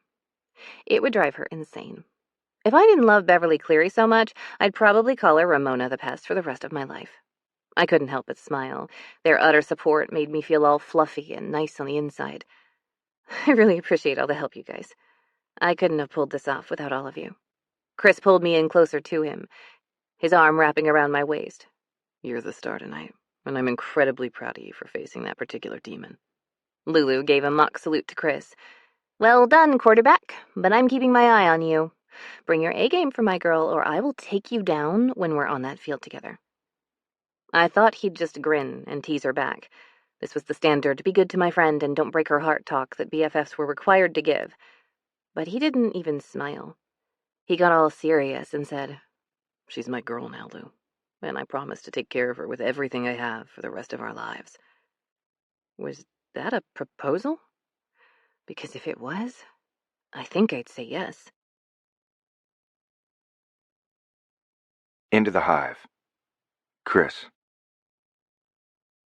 Trixie fell asleep in the car on the way home after the fundraiser, and she was so out that I literally had to carry her inside and up to bed. I stripped her out of her pretty red dress and groaned when I saw her matching bra and panties. They were frilly and gorgeous, and it would have been a hell of a lot more fun to talk her into a striptease for me instead of carefully taking them off and tossing them in her laundry hamper. The one for clothes, not the one for toys. But she was fucking exhausted. I knew how hard she'd been working on the event, and the drain the highs and lows of tonight must have taken on her. I found a nightshirt hanging on the side of the hamper and took a sniff to see if it was clean. It smelled like peaches and Trixie, and I had to give my cock a stern talking to as I slipped it over her head. She blinked at me bleary-eyed, and God, she looked so tired, with little bags under her eyes and everything. "Why are you so good to me?" "You are my girl." She always had been. And after hearing tonight about the shitty men she dated, I regretted not telling her how I felt a long time ago. She closed her eyes and smiled. "You're a good girl." We'll see about proving that tomorrow. And the night after, and the night after that, and for all the nights, and a lot of the days after that. Was I thinking about forever with Trixie? Yeah, I was. I meant what I'd said to Lulu. "Now, go to sleep." She yawned and wiggled down into her pillow. "Come snuggle with me." Well, hell, I was trying to be the gentleman here, but I couldn't resist that. I laid down beside her, over the covers, and pulled her into my arms. I wasn't going to risk taking my clothes off or getting in with her, because one touch of her skin and I wasn't going to stop. She gave that cute little half a snore, half a sigh sound, and in about 3 or 4 more breaths she dropped into REM sleep. Her little eyeballs went ballistic, and I hoped she was having a sex dream because I knew I would be. I laid there for a moment watching Trixie sleep. Her face was relaxed. The tension of the last few weeks dissipated, if only for a little while. I knew what I was feeling for her was more than just a high school crush that had matured over the years. It was a deep-seated, bone-deep love that terrified and exhilarated me at the same time. Marriage was a big step, a monumental one, but as I looked at her nestled in my arms, the idea didn't seem so outlandish. Was I really thinking about forever with Trixie? Hell yes, I was. I had some soul-searching to do. I gently slipped out of bed, careful not to wake her, and left her a note, saying to call me when she woke up in the morning. I needed advice, someone who could give me perspective. Everett had been my love guru, but this was beyond winning Trixie's heart. I didn't need dating advice, I needed happily ever after advice. I slipped through the fence from Trixie's yard and into the backyard of my childhood home. My dad was sitting there, drinking a beer, and he had a second bottle on the table next to him, unopened. Dad? Christopher, come sit with me. He popped the top of the other bottle and held it out to me, and I'd swear he was waiting for me to show up. We sat there together in silence for a little while, just looking up at the stars. When did you know Mom was the one? If he knew I was coming to get advice, he knew what I was asking him now. He was the sort of man who could smell BS a mile away. If anyone could give me an honest opinion about taking such a major life step, it was him. He and I didn't talk about her that much, not one-on-one. Sure, we told stories about funny things she'd done when the family was together doing something where we wished she was there. But I never could seem to bring her up when it was just him and me. It always seemed too soon. And then it seemed too late. The second I saw her, she was the cittiest-looking city slicker with fake fur on her high-heeled boots that matched her flimsy ass jacket, putting all kinds of stupid shit into her basket at Texas hardware store. And I forgot my goddamn name and my manners. I knew my parents met when my mom bought a broke-down cabin near my dad's. We'd all heard the story about how he had to rescue her in a snowstorm. But I swear to God, he'd never said anything about love at first sight. He looked over at me and chuckled. Sometimes, when you know, you know. This about Trixie? Yeah, I admitted. I've been thinking about more with her. A life together, but you've been sweet on that girl since you were kids. I'm glad you finally pulled your head out of your ass and did something about it. But we just started dating. I was 10 years ahead of her in the falling in love department. She'd barely had a chance to get used to the idea of being more than friends. I don't even know if she's in love with me. I didn't exactly know how your mom felt when I asked her if she'd spend the rest of her life with me. I definitely fell for her first. Sure, we were hot in bed, but like you and Trixie, April was my best friend, and I became hers. Who better to spend your forever with than your best friend? Except he hadn't gotten forever with her. Even if some of that forever is just holding her in my heart. His voice had gone a little quieter and gravelly. I had to blink up at the sky for a while and take a long slug of my beer before I could talk again. So you think I should ask her to marry me? That was the first time I allowed the thought to be real. I wanted to marry Trixie. I wanted to spend absolutely every minute with her that I could. I wanted her to scream my name when I made her come, and I wanted her to declare that she loved me too, and I wanted to hear her say, I do. We've only got one life, kid. Better to start spending it with someone who makes you ridiculously happy sooner rather than later, because we never know how long we get with them. He patted my knee and left me sitting in the yard to think about what he'd said. His words resonated with me so deeply that a place inside that had felt hollow for a long time didn't feel so empty tonight. I left the house with more clarity than I'd had in weeks. I was going to marry Trixie. Maybe not today, maybe not tomorrow. But I would. After we survived this damn high school reunion.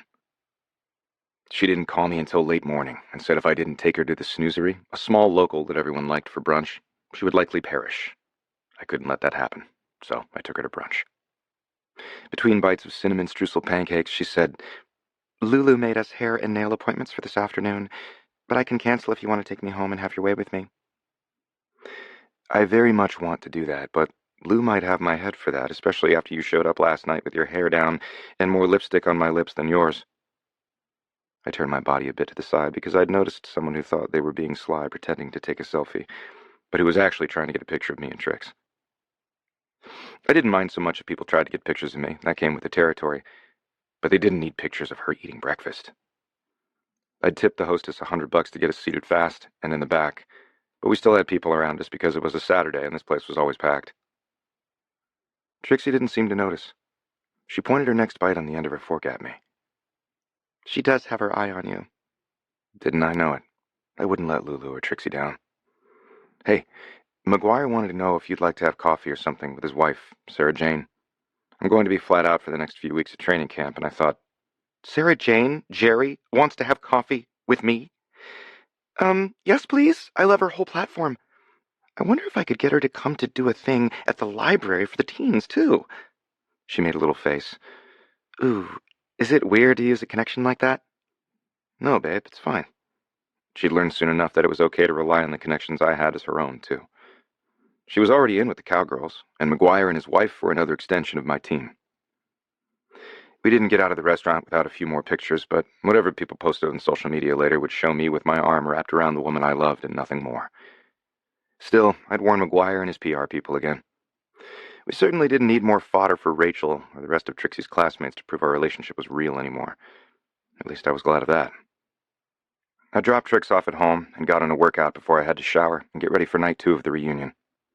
As far as I knew, my public high school just did the one-night thing, which I hadn't gone to. But Fancy Pants St. Ambrose had to make this a 3-day affair. Tomorrow's picnic was the more low-key finale, and then we'd be done. I'd do my best to talk her out of going to her 20-year reunion if I could help it.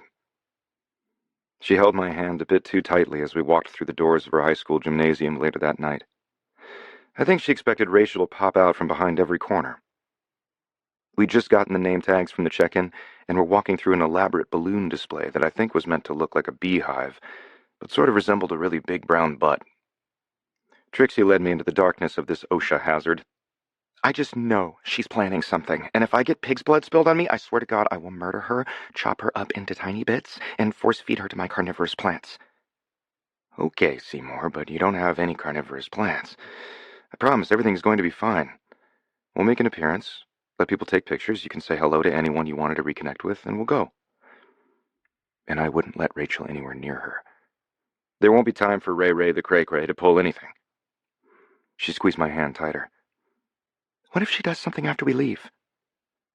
We exited through the beehive butt's front hole and into what I could only describe as bee-palooza. It was tacky as hell and looked like a high school musical compared to the event Trixie had pulled off last night. Then we won't be here, and that will irk her to no end. Trixie took one look around and literally snorted. Oh my God. This is awful. Like, are we actually supposed to be inside a hive? This is the most bizarre thing I've ever seen. It wasn't like this earlier in the week when I came to help with the decorations. Lulu and Mina waved to us from over by the makeshift bar set up on what were probably school lunch tables, and she greeted us each with a cup of yellow punch. It's supposed to be non-alcoholic honey mead. Looks to me like Jules helped with the refreshments. I took the cup from Lulu but set it down on the table. Trixie politely took a sip but made a face and smacked her tongue against the roof of her mouth like she was trying to scrape the flavor off her taste buds. Have you seen Rachel yet? Yeah, Lulu said, and she did not look happy about it. And Amanda, who's brought someone as her date that you're not going to like. I'm guessing that's Rachel's surprise. What? Who? Trixie looked around the gym until she must have spotted the date in question. The look on her face was worse than for the pea drink, and it had me wanting to punch someone and then rush her out of here. Who is it, babe? Asshole Anthony. Why would Amanda bring him as her date to the reunion? Why would anyone want to bring him as a date anywhere? Oh, yeah. Let me at him. This was the creepo that had not only proposed disgusting things to Trixie, he'd fucked up my chances with her as a consequence. If he wasn't such a slimeball, I might have been with her all these years. Where? I'd like to have a word with him. And by word, I mean his face meeting my foot. Trixie squeezed my hand tighter, and I needed to calm my tits and support her right now, not give in to my absolute anger. You want to go? No, I want to ignore him, and Rachel and Amanda. Like you said, not caring about what she does will probably be worse than anything I could say or do. So, let's mingle and maybe dance, and then we can go. You're a lot more fucking mature than I am. Lulu scowled in the direction of the asshole. While I would enjoy watching Chris beat the snot out of that guy, I, too, would like to mingle and dance with my beautiful wife. Let's scandalize this place by not caring what anyone thinks of us and enjoy ourselves. And that's what we did. Most everyone here had been at last night's event, so they weren't as shell-shocked that I was here, and I only got asked for a few autographs, which I obliged. The DJ did a decent job of playing a bunch of songs that were popular when we were in high school, and I put in a request for the cheesiest T-Swift slow dance love song from back then. When it came on, Trixie's eyes lit up. I love this song. They played it at prom, and I almost cried because I didn't get to dance to it. I pulled her into my arms, and we swayed to the music. Why didn't you get to dance? If it was because asshole Anthony had taken her, that was one more mark on his already black soul. What a fucker. I didn't have a date. She held me a little bit closer. Lou and I went stag because I didn't want to miss out on the memory, even if I didn't have someone to take me. I should have fucking asked, Trixie. I would have taken you if I'd known. You couldn't have. She rubbed her hand along my jaw in a way that had me longing for so much more from her. Your prom was the same night. I would have skipped it for you. I barely recalled the girl I'd taken to my prom, but if I'd gone to hers, it would have been a night to remember. I thought you were too cool for me back then.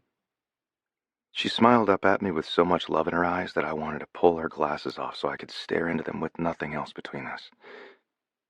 I never would have had the nerve to ask you to my prom. You really didn't know? I'd been in love with the girl next door for a long time. God, I had the biggest crush on you back then, Trix. I probably would have come in my pants if we danced this close back then. I pulled her close enough that the erection I was sporting now pressed against her belly. Why, Mr. Kingman?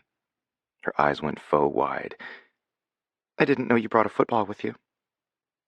Such a tease. Why don't we go home and I'll show you my football? I'm a major fan of your football, so I'd say that sounds like a great idea. When the song ended, I kissed Trixie long and deep, right there in front of all her classmates, the nuns, and God. I kissed her until there were whistles, and the DJ started up a new song. Ready to go? Yeah. Let me just go to the bathroom first, and I'll meet you at the beehive. She waved to Lulu and Mina, who'd been dancing nearby to join her because women had to go to bathrooms in packs, and I hit the refreshment table while I waited. No beehive punch for me, but I grabbed a couple bottles of water. I had a feeling I'd need some extra hydration for the night ahead. So, B. Moore, huh? I dated her back in high school. A voice I didn't recognize spoke from behind me, but I already knew who this was. Asshole Anthony. Yeah, but she goes by Trixie. Asshole. I said that part in my head because I wasn't starting a scene 2 minutes before we were leaving. But I couldn't help a little dig. But from what she said, you didn't really date, and she dumped you. Right. She's a hell of a prude, but I'm sure you know that. She was far from it, but I wasn't discussing our sex life with this jackass. You'll excuse me if I don't stay.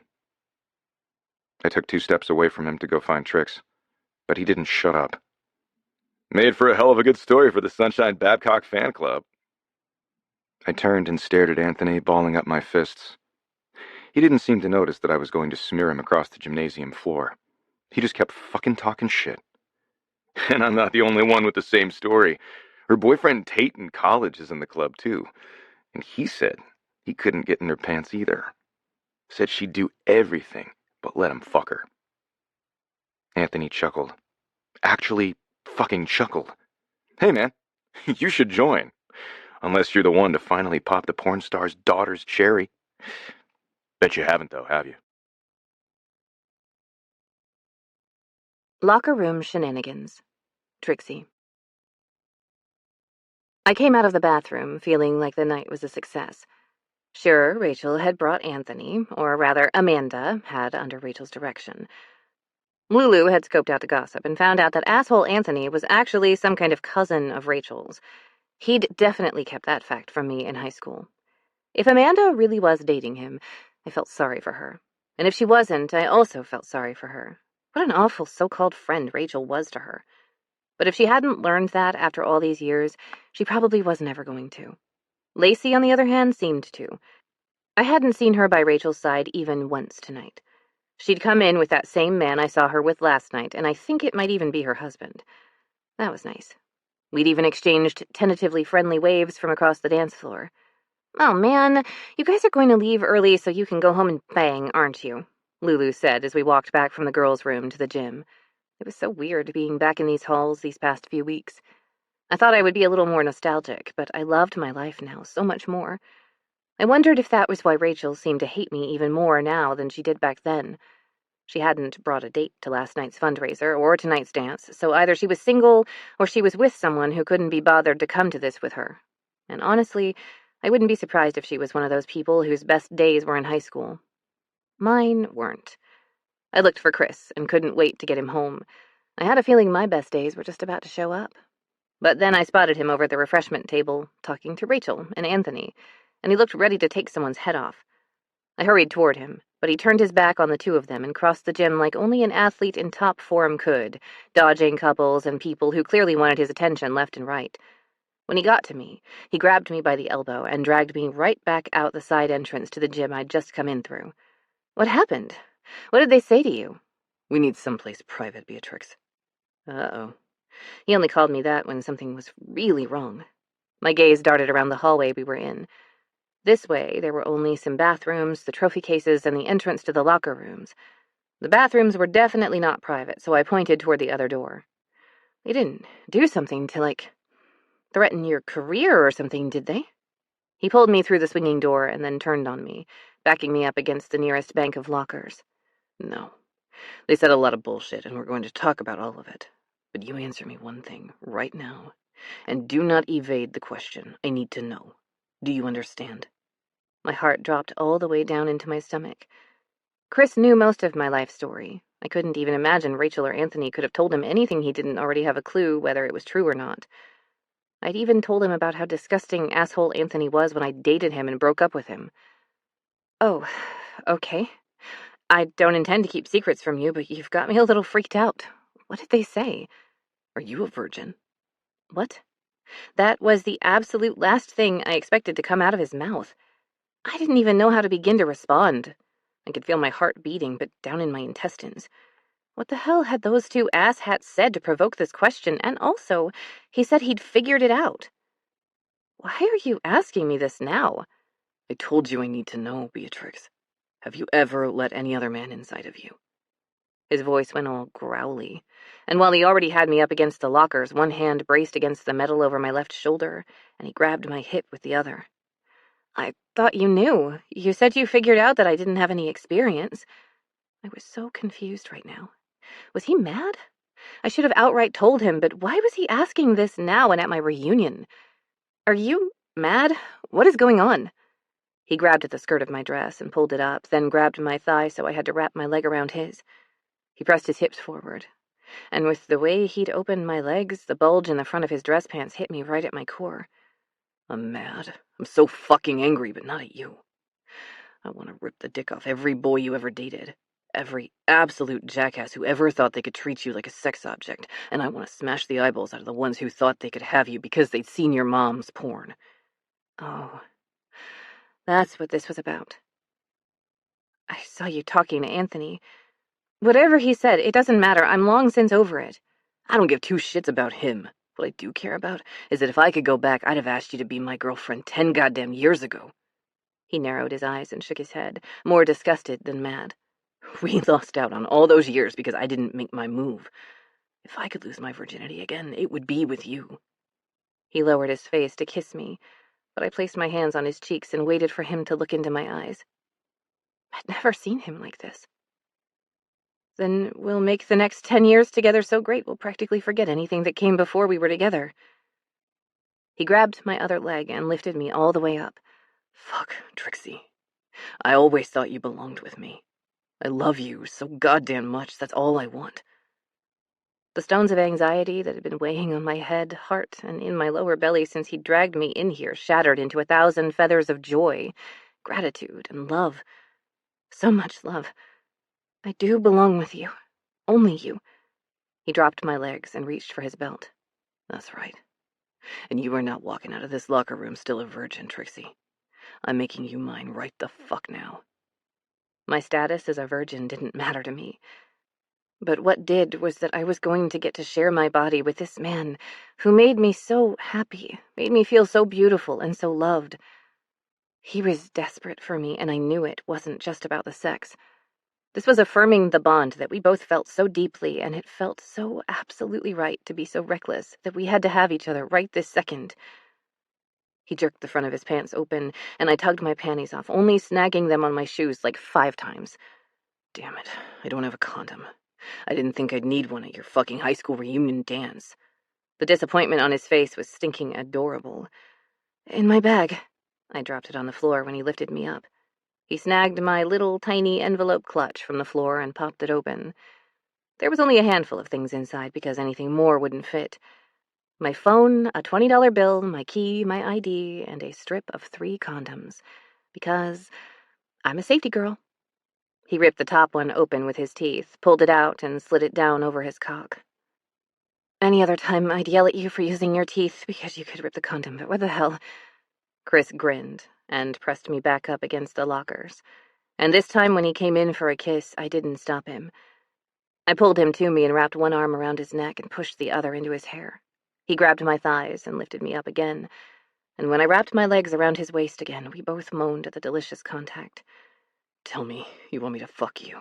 He was getting that bossy tone that gave me the swoonies. You want only me to be the only man who ever fucks you. I nodded, but he grabbed my chin and ran his thumb across my bottom lip, staring at it.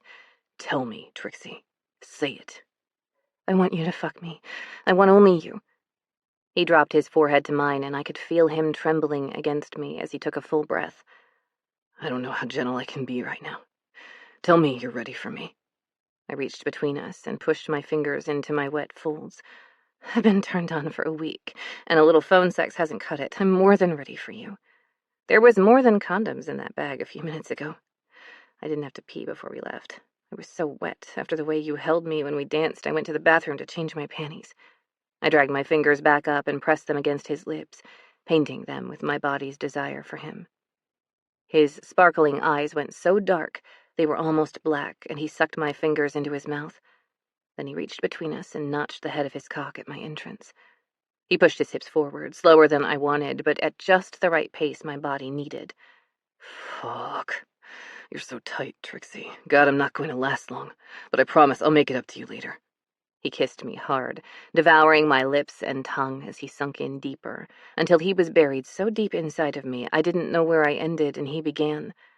Hold on, chickadee, because I'm going to fuck you fast and hard until you want to scream my name. We both knew I couldn't, because while we might have some privacy right now, anyone could come into the locker room and catch us, and me screaming his name would definitely bring people running. He withdrew, and then he slammed his hips forward, sinking into me again, banging me up against the locker. I ran my hands all over him as he rolled his hips into mine with hard thrusts that made me moan a little louder each time. We're gonna get caught, babe. He covered my mouth to muffle my noises, and that, in and of itself, was so unreasonably hot. The thought of getting caught had me all aflutter. New kink unlocked. Until we heard actual voices out in the hall. I froze, but my newfound kink thought this was the best thing that could have ever happened, and the walls of my pussy clenched and pulsed on the edge of orgasm. Chris waggled his eyebrows at me, and his hand stayed over my mouth while he thrust faster.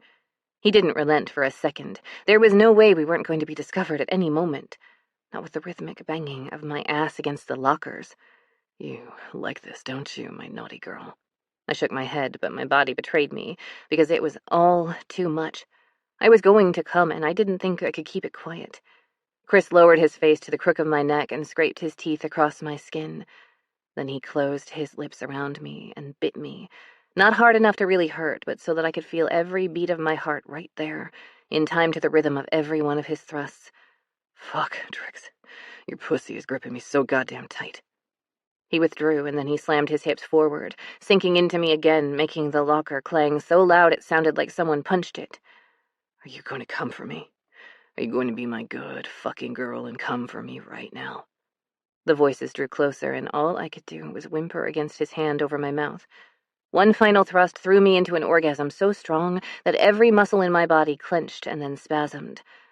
Chris groaned or growled or both, and his body shuddered as he came, buried so deep inside me.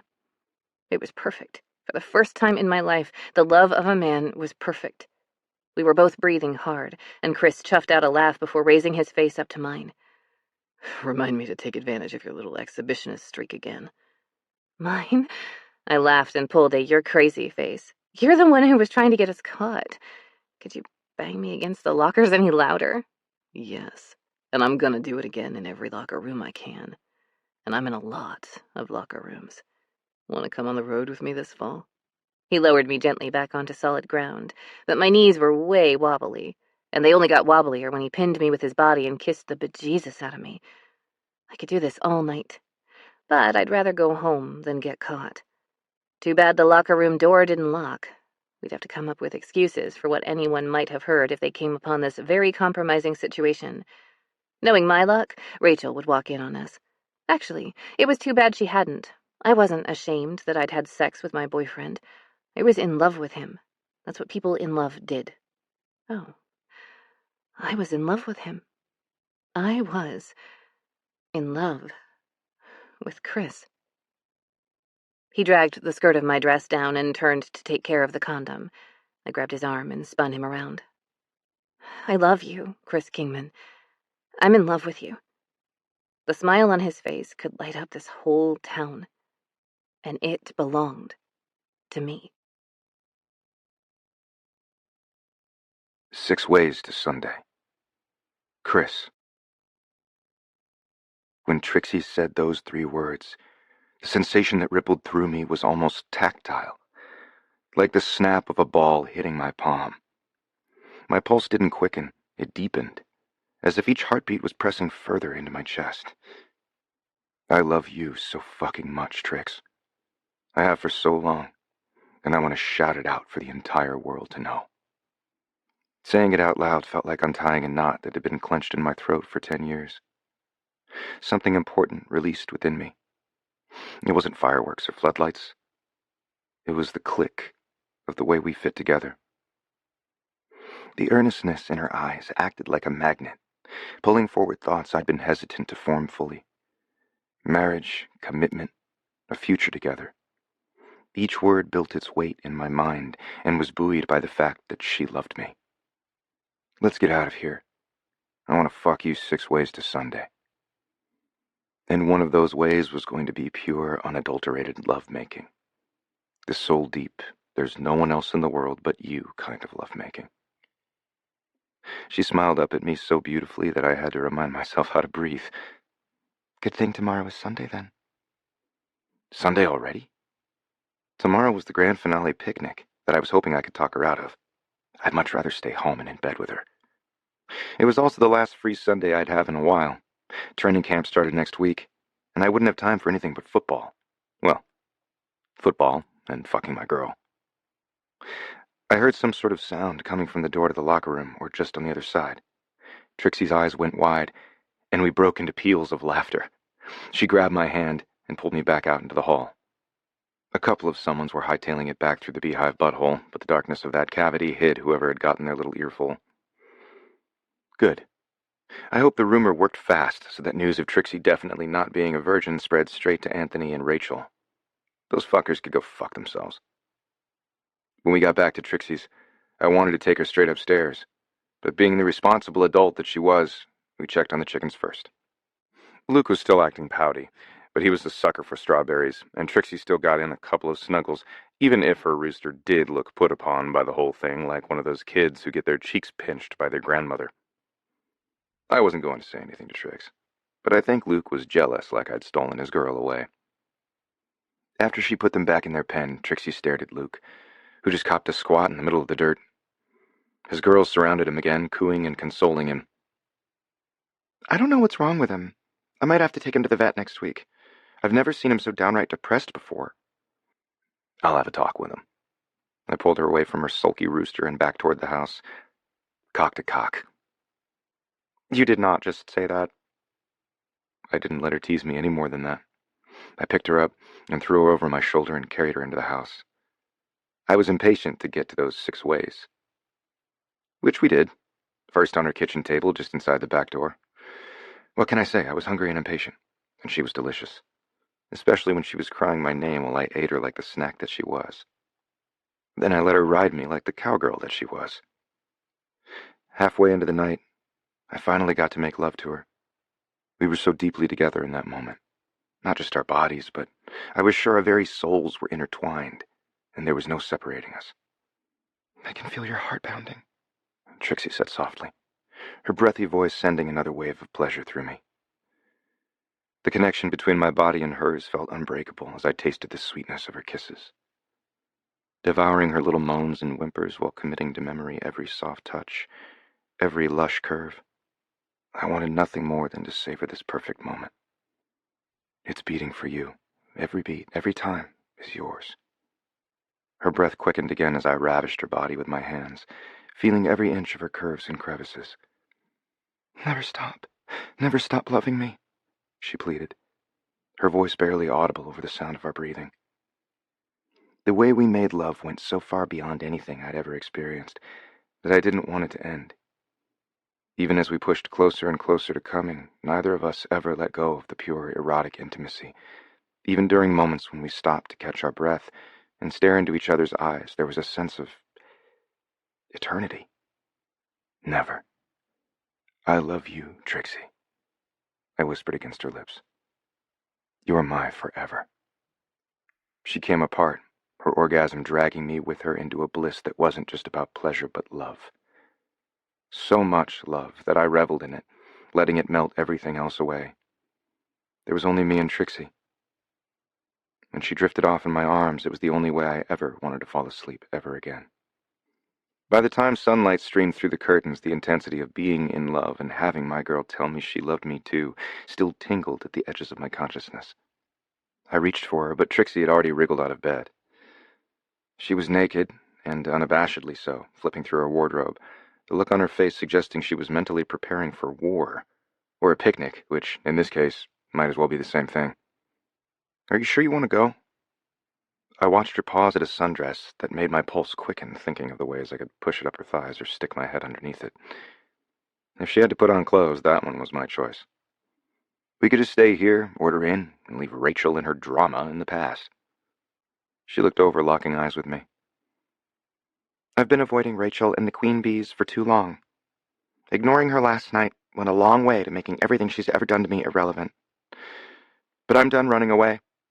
Just because she's going to be there doesn't mean I should skip out on something I want to do. I sat up, feeling a surge of pride and love. Here was a woman who taught herself to stand tall, to own who she was, and was now prepared to close a chapter of her life that had long been a source of pain. All right, then we go, and we show Rachel she has no power here. Trixie smiled, and the light that filled her eyes was so dazzling it made the morning sun look dim. Exactly. I caught a glimmer of our future, one where we didn't need to prove anything to anyone. We were stepping onto the field of play today, but beyond this one last game was the rest of our lives. Rachel had no idea what she was up against. We arrived at the picnic, the atmosphere humming with cheerful conversations and laughter. Rows of tables were covered with checkered tablecloths, an array of dishes showcasing the culinary range of Trixie's former classmates. Today was meant to be more casual, a way for classmates who'd reconnected to spend a little more time together before their goodbyes. Well, for the ones who weren't still stuck in their former glory days. We meandered through the crowd, stopping to chat here and there. Trixie introduced me to her favorite teacher, a nun who was a vivacious woman with an infectious laugh. We moved on to greet several others, and by this time I was feeling a whole lot more like simply Trixie's boyfriend, and not the sports celebrity. Not a single one of her classmates or their families looked at me like I was a crazy god who'd come down from my throne in the sky to grace them with my presence. I was just one of the guys now. It was strange and different, and I liked it. Most of the people who'd come today had families, and this felt more like something I had with the team, and less like the showy affairs meant to impress from the last few days. I didn't know why they didn't do this for the whole damn reunion. But the best part was seeing Trixie so engaged, so happy. She had genuinely moved on from the bitterness of her high school years, and it showed.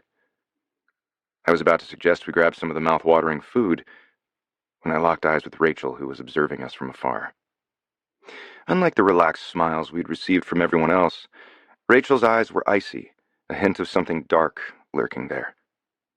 She was standing amid her group of sycophants, including asshole Anthony, wearing a smirk that irked me from 100 yards away, holding court amid a cluster of people who looked as if they were clinging to her every word. She leaned into her circle, whispering something I couldn't hear, but could damn well guess the subject of. The atmosphere around her seemed to shift, the chatter of her followers falling to a murmur. They were watching something that Anthony was showing on his phone. When he saw me looking, he quickly put it away and gave a jerk of his chin to draw Rachel's attention to us. A ripple of tension went through Trixie. She picked up on Rachel's stare, too. It was a stare that said, "I see you, but do you see me?" And though I wanted to steer Trixie away from that toxic cloud, her grip on my hand tightened. She was ready. Rachel must have sensed that her silent taunt had landed because a smirk began to curl the corners of her mouth. My body tensed, every instinct urging me to step in front of Trixie. Rachel was a storm, and I could feel the change in air pressure from here. Rachel decided that her moment had come. Breaking away from her clique, she approached us, and the smirk that had only been budding a moment ago now blossomed into a full-blown sneer. Well, well, look who we have here. Bea and her playmate. Rachel locked eyes with Trixie, and it was as if a switch flipped. Okay, so maybe she wasn't totally over Rachel's cattiness. Trixie took a deep breath. I could see the steel forming in her eyes. Could almost feel the energy she was summoning for this confrontation. You know, Bea, some of us overheard you and your boyfriend in the locker room last night. Very spirited noises, I must say. Rachel tilted her head, her eyes glittering malevolently. You might want to keep it in the bedroom next time. Schools are no place for that kind of inappropriate activity. Of course, it was Rachel who'd come to spy on us. Probably listening at the door like an actual high schooler. My jaw tightened, and I narrowed my eyes to glare at this absolute bitch. I'd been raised not to call women derogatory names, but Rachel fucking deserved it. My instincts screamed at me to step in, to put her in her place. But then I felt Trixie's hand on my arm gently restraining me. This was her battle to fight, and I was prepared to be her dragon, should she need me. Triggered. Trixie. Lulu, who was never late to anything in her life, arrived late to the picnic. But it was also just in time. Just as Rachel walked up to me, so did Lou. With my two best friends at my side and a newfound peace within myself, I was ready to fucking rumble. But so were the two of them. I felt Chris move forward, and I could see that he wanted badly to protect me. And if I let her, Lou would rip Rachel up one side and down the other, Viking Blood Eagle style. Her words were more powerful than Mjolnir. I reached out to both of them and said, "Let me fight this one on my own, you two." They each nodded, but neither was happy about it.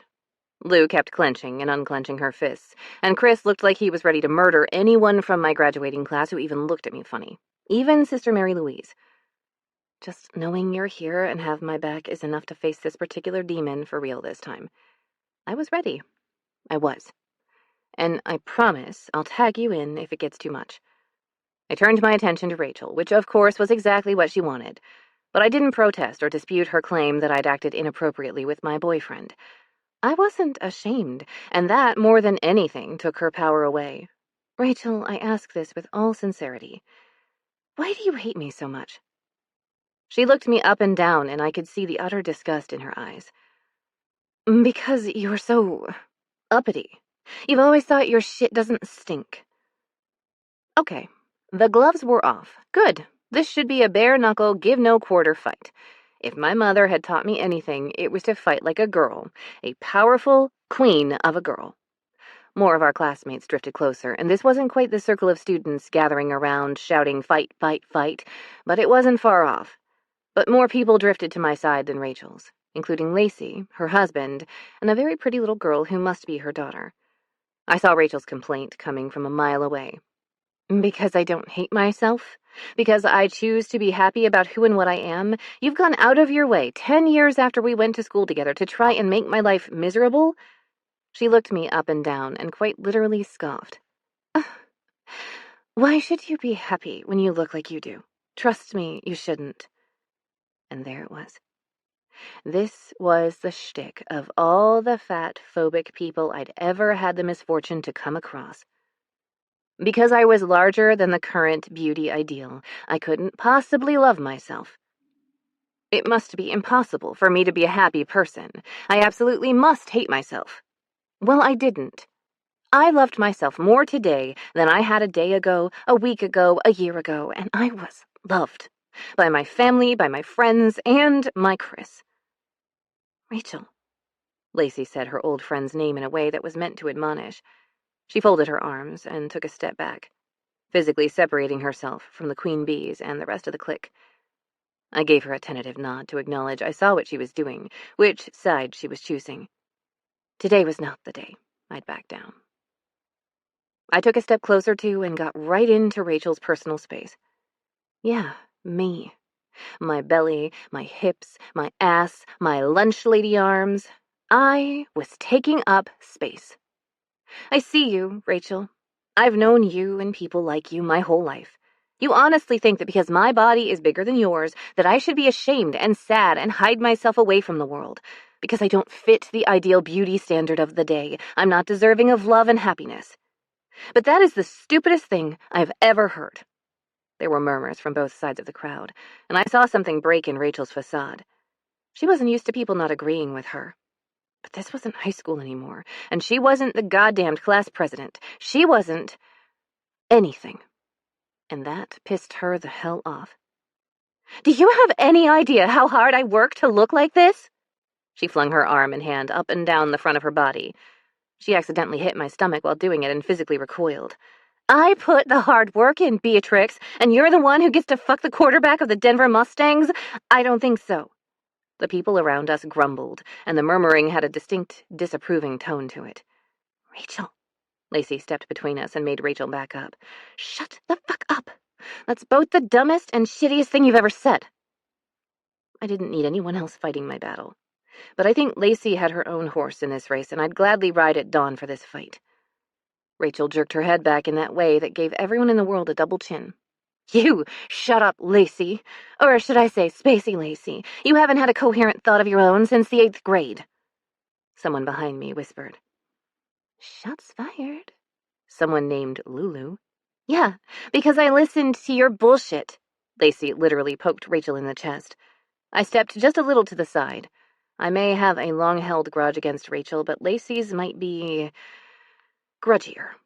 You're an asshole, and Beatrix isn't the only person you made feel like shit in high school. I developed a fucking eating disorder because of the way you treated her and anyone else who ever deigned to wear anything bigger than a size 4. A fucking size 4.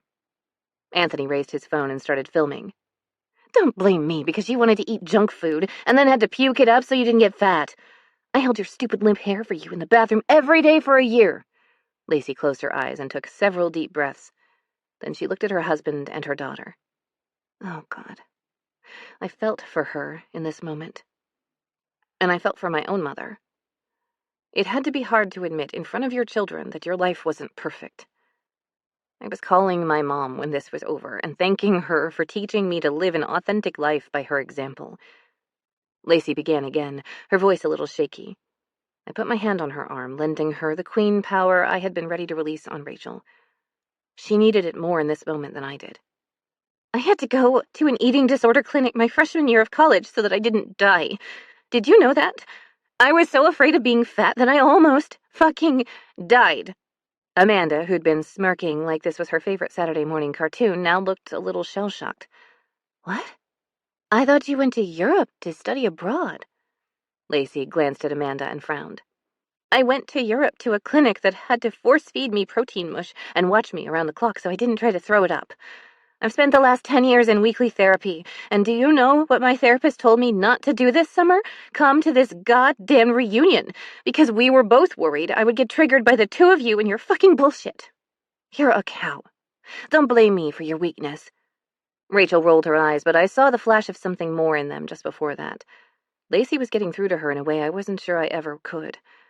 I wasn't sure that Rachel could ever empathize with me, and I decided right there on that field that I wasn't going to even try to get her to. She had some deep-seated issues that a quite literal showdown at a high school reunion wasn't going to change. And it wasn't my job to change it for her. That thought right there, that I didn't have to defend myself, put in the emotional labor of explaining that, yes, I was actually happy, or try to help someone like Rachel who may never be able to get over her own biases, see how wrong she was. That set me free. I was free to be me, happy, healthy, in love. I turned my back on Rachel and took Chris's hand. There was a swath of concern in his eyes, but I smiled and he brought my hand up and kissed the inside of my wrist. Lacey touched me on the shoulder. Wait, Trixie, just for a moment, please. I decided to come to this thing anyway because I wanted to apologize to you for the way we treated you in high school. Holy crap. Okay, that was not something I expected. Lacey, you... She glanced over at her husband and he gave her a soft nod. I know you don't have to accept my apology, and I'm not even sure I would if I were you, but I'd like to tell you anyway. I hated how mean we were to you, but I also hated myself so much back then, and I thought being one of the cool girls would make me, well, that doesn't matter. I'm just sorry. I wish we could have been friends instead, because you seemed to have a lot more fun in high school than I ever did. I swallowed and didn't quite know what to say. Lacey must have taken that as all I had to give at the moment, and she turned back to Rachel and Amanda. Amanda, get a life. Lacey shook her head like she was completely and frustratingly confused by Rachel's second-in-command. Stop letting Rachel dictate who you are. Amanda looked as though someone slapped her, but in that way when you're going crazy and someone smacks you to get you to wake up and pay attention. Rachel scoffed again and looked over at Anthony like Lacey telling Amanda off was supposed to be funny. And Rachel, get some therapy. I mean it. Lacey was not pulling any punches. You go, girl. You forget I know your parents, and so I know your trauma, and talking to someone would help. But even if you don't, stop making other people's lives miserable because you can't stand your own. It doesn't make you feel better, trust me. I know. Rachel took a step back, and she wiped her mouth with the back of her hand. For a split second, I saw the vulnerability slip through her mean girl facade. But then that mask slipped right back into place, and she opened her mouth. I'm sure to spit some more vitriol. Like the wounded animal I now recognized that she was. So instead of letting her go on the attack again, I turned to Lacey and pulled her into a big, long hug. I appreciate your apology, and I do accept it. I forgive you, if that's what you need to hear. High school is rough, no matter who you are. It's half of why I wanted to become a teen librarian, so I could help make those years just a little easier on a few kids. Lacey was the one who was slow to answer this time, but I think it was because she was trying to hold back some tears. Thank you, Trixie. I really appreciate your forgiveness. I'm not sure I deserve it, but I'll work on that in therapy. I gave her another squeeze. Maybe later we can get coffee or something, and you can tell me what you've been up to. It looks like part of that was creating a beautiful family. Lacey nodded and stepped away. I was up, and while I knew now that I didn't have to, I decided to get a few things off my chest anyway.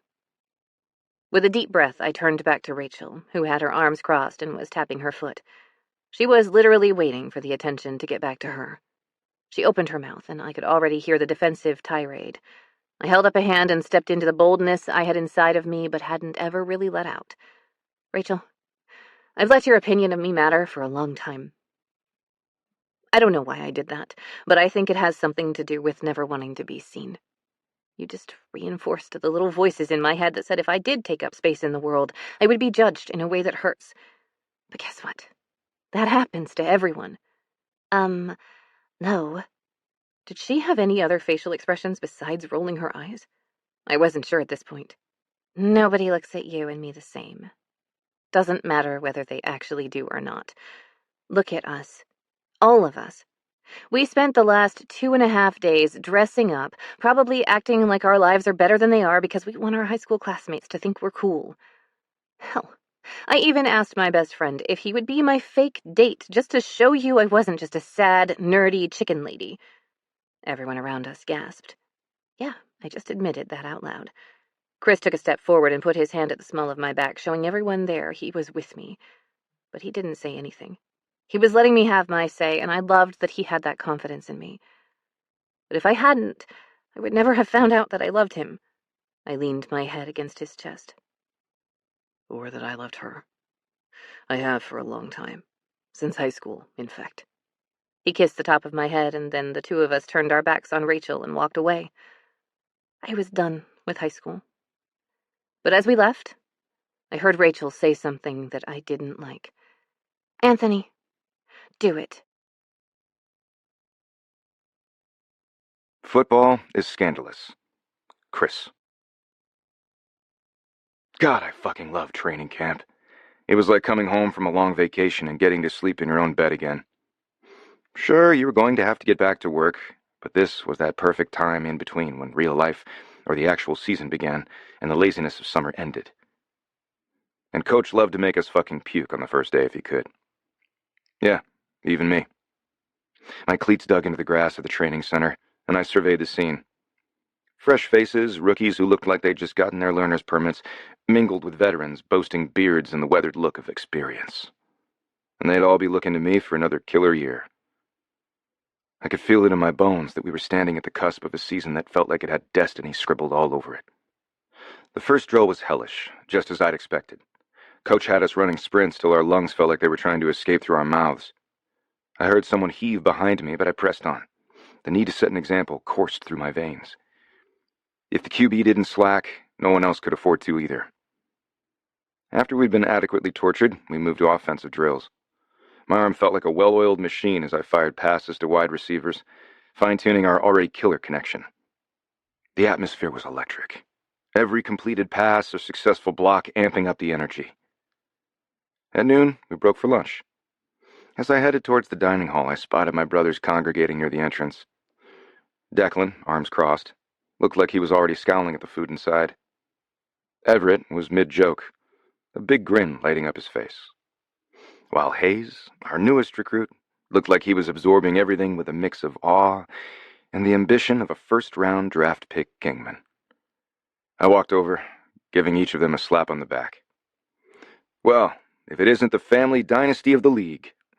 How was the morning, gentlemen? Everett chuckled. You mean aside from watching you almost collapse during those sprints?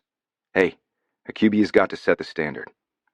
Declan grunted, a sound that managed to convey both agreement and criticism. He was grumpier than usual. We'd have to put him down for the meanest defense player in the league award. There was a family legacy, after all.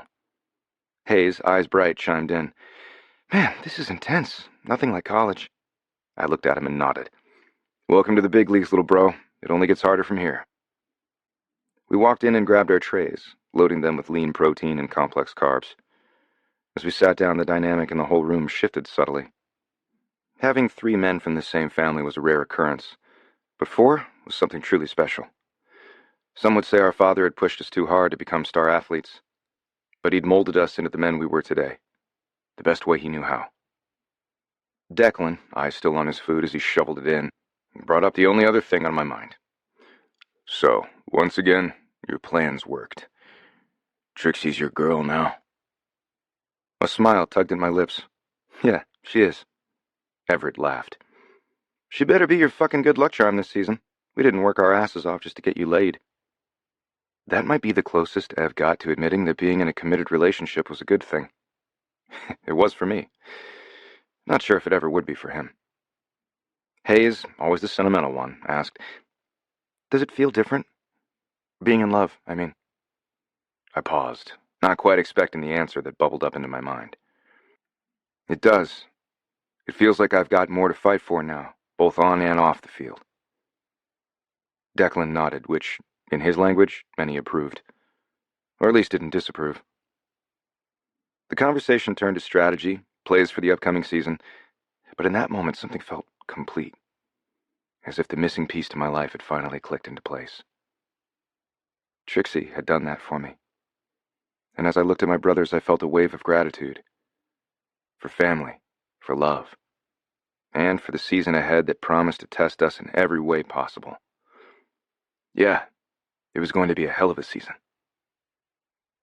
Before we headed back to the afternoon practice, I made conversation with a couple of the rookies, who looked at me with a mix of awe and eager curiosity. I talked them through some of our core plays, trying to ease their first camp jitters. As I looked around the room, I caught sight of a photo from last season hanging on the wall, early in the year before we knew we'd win it all. There we were, a band of brothers bound by the sport we loved.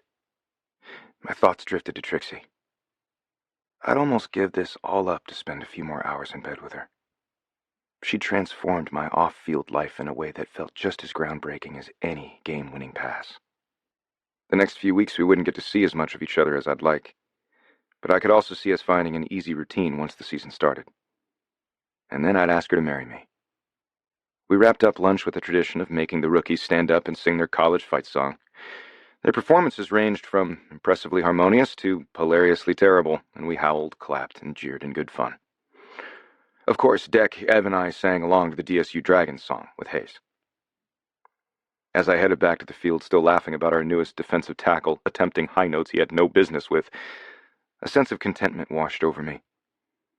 Between the love of a good woman and the camaraderie of a team that felt like it could conquer the world, this was going to be a hell of a season. And God, I couldn't wait to get it started. Until it came to a crashing halt of camera flashes and booing fans as I walked back out on the field. Confused, I glanced over to the stands where fans had been cheerful and encouraging earlier. Now they were openly hostile. What the hell? I muttered. What are these, Bandits fans? We had a long-standing rivalry with the team from LA, but fans had to buy tickets to get in here, and security generally took care of problems before they got like this. The press was going wild, their cameras flashing like fireworks, shouting questions that were almost indecipherable in their frenzy. Chris, any comment on the video? Is it really you in that footage? What's your statement, Chris? Everett jogged over, phone that he shouldn't have in his hand, his face a mask of disbelief. Dude, you're trending. There's some kind of video of you making rounds, and it's not a good one. What video? Pro sports came with fame, money, and with that came temptation for a lot of guys that didn't know what to do with it. But our family and the ingrained value to be a good fucking human had thus far safeguarded me and the other guys from shit like this. I didn't do anything that warrants this kind of shit. Everett shook his head. I don't know, but you need to check this out. Deck and Hayes hurried over, and the four of us looked at the screen. I grabbed Ev's phone and tried to make sense of the social media buzz. There it was, a trending hashtag with my name and the word scandal next to it. But the video link was already taken down, only reactions to it left. People speculating, some condemning, a few defending, but no one fucking saying what was actually in the goddamn video. My guts twisted into a tight ball, weighing me down. Hands shaking, and I was a fucking professional quarterback. My hands didn't shake for nothing. I tried calling Trixie. I had a really bad feeling about this. Voicemail. I tried again, still voicemail. My mind went to dark places, imagining the worst. She had to be okay. She just had to be. Kingman! Coach shouted. All four of us looked up. Not you lot, the other Kingman. Quarterback Kingman. Fuck, I'm gonna start calling you King Thing 1 through 4. Jesus. Get your fucking social life off my goddamn field. This isn't the fucking Ice Capades. This is a fucking professional football team, and I expect you to be fucking professionals. The more fucks, Coach said, the more sprints we were going to get later. Let's get back to practice, Everett said. But his tone was different now, tinged with worry. Right. I sent a quick message to McGuire to find out what was going on and get his ass down to the field. Then I handed Everett his phone back, my eyes meeting his. I don't like this, and whatever it is isn't over. Not by a long shot. Everett clapped a hand on my shoulder, the unspoken bond between brothers strong in that moment. We jogged back to the team, my physical presence there, but my mind somewhere else entirely, filled with concern, rage, and a building sense of reckoning. I took my position, my grip on the football a little too tight. But as I hurled it down the field, I knew it wasn't just a ball I was throwing, but a gauntlet. Just as I was taking a breath, trying to center myself, McGuire rushed onto the field. Wearing his usual tailored suit, he looked wildly out of place among the jerseys and turf. Behind him was Johnston Manaway, his face set in a grim line. Shit, if he was here, this was worse than I thought. Johnston stopped to talk to Coach, and the two of them joined us. Coach's left eye was already twitching. Chris, McGuire said, urgently pulling me into the circle of men. We need to talk, now. His intensity made it clear this wasn't a request, but a demand. I looked around the field and caught the eyes of Declan, Everett, and Hayes, and gave them a quick wave to come join us. Is this about the video? I asked, not missing a beat. What is it? Johnston stepped in, his voice calm but concerned. We're gonna get you through this. I looked from one to the other, the weight of the situation crashing down on me. My brothers joined the circle and closed it up. They didn't need to say anything. They just filled in the gaps in my armor. McGuire pulled out his phone, showing us all screenshots of the trending topic and the comments coming in fast and furious. Those screenshots had been taken from the video, and the bitter taste of bile rose up the back of my throat. It's bad, man. It's a sex tape, and it's very clearly you and Trixie. This wasn't just a game anymore. My personal life had infiltrated my career, and the two were spiraling out of control. We need to act quickly.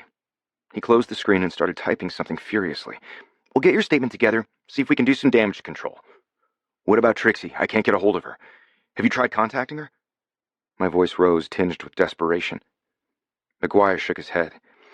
We'll get to that, but right now, you're the story. If we keep the focus on you and not her, she'll fade into the background, and that will keep her safe. We need to manage this before it derails everything. I expected McGuire to be solely focused on me and my career and how it would affect both of our financial futures. The fact that he was thinking not just about Trixie, but how to keep her out of the spotlight, was the only bit of relief I had. Johnston placed a hand on my shoulder. Look, kid, I've seen scandals come and go. How you handle it defines you. You're a good man. Let's not forget that. My brothers murmured their agreement. I nodded, the gravity of their words grounding me. Was that me in the tape? Yeah. Did I think I did anything wrong? No. Did I have an idea who the culprit was? Abso-fucking-lutely. Okay, I finally said. Let's do damage control. Johnston, can you call Marie? Trixie's going to need all the friends we've got. She fucking hates the spotlight, and she's going to be freaking out. Where was she? Was she okay? A knot of worry tightened in my gut, even as I braced for the media storm ahead. Coach, I hate to do this on the first day of camp, but I gotta go. This afternoon was reviewing game tapes anyway, and I'd watched them all 1.5 million times. He scowled at me. Get your shit taken care of. Don't let this get in your head. You may have a personal fiasco on your hands, but you've still got to win a fucking championship this year. I couldn't be mad at him. He was right. I had a commitment to the team. But I'd give it all up if it hurt Trixie. Rachel, I muttered under my breath. If you're behind this, you're going to regret it. I grabbed my shit from the locker room and found my phone buzzing. When I saw Jules' name flash across the screen, a new wave of anxiety washed over me.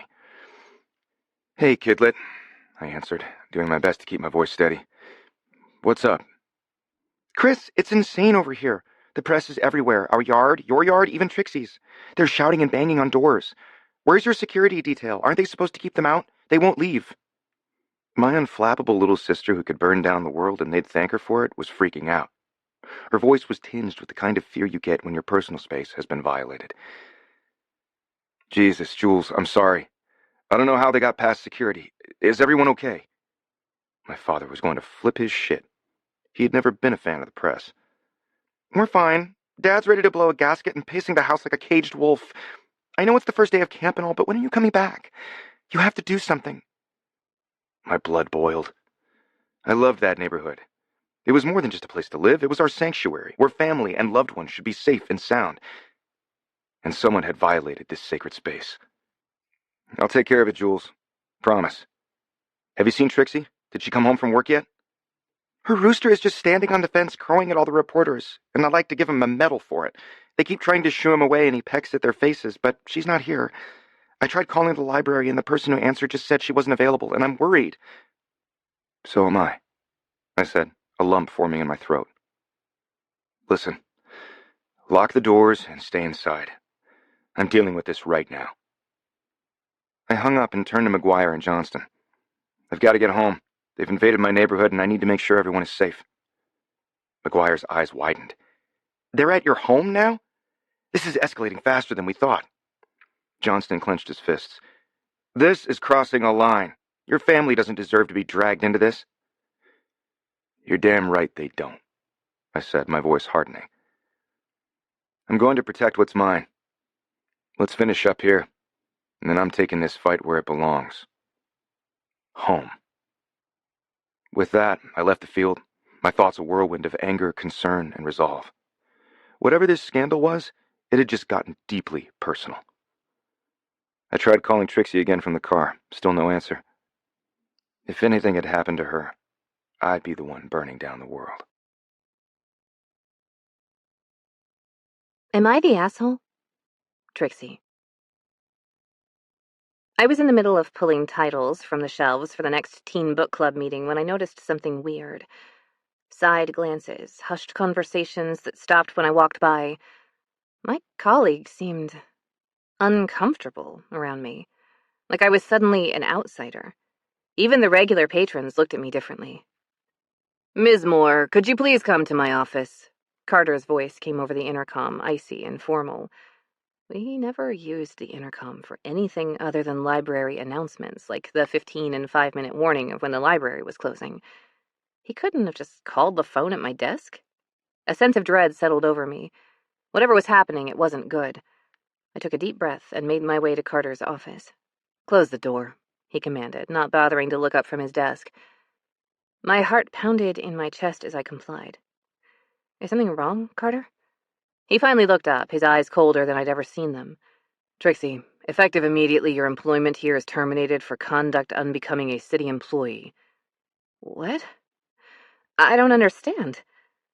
What did I do?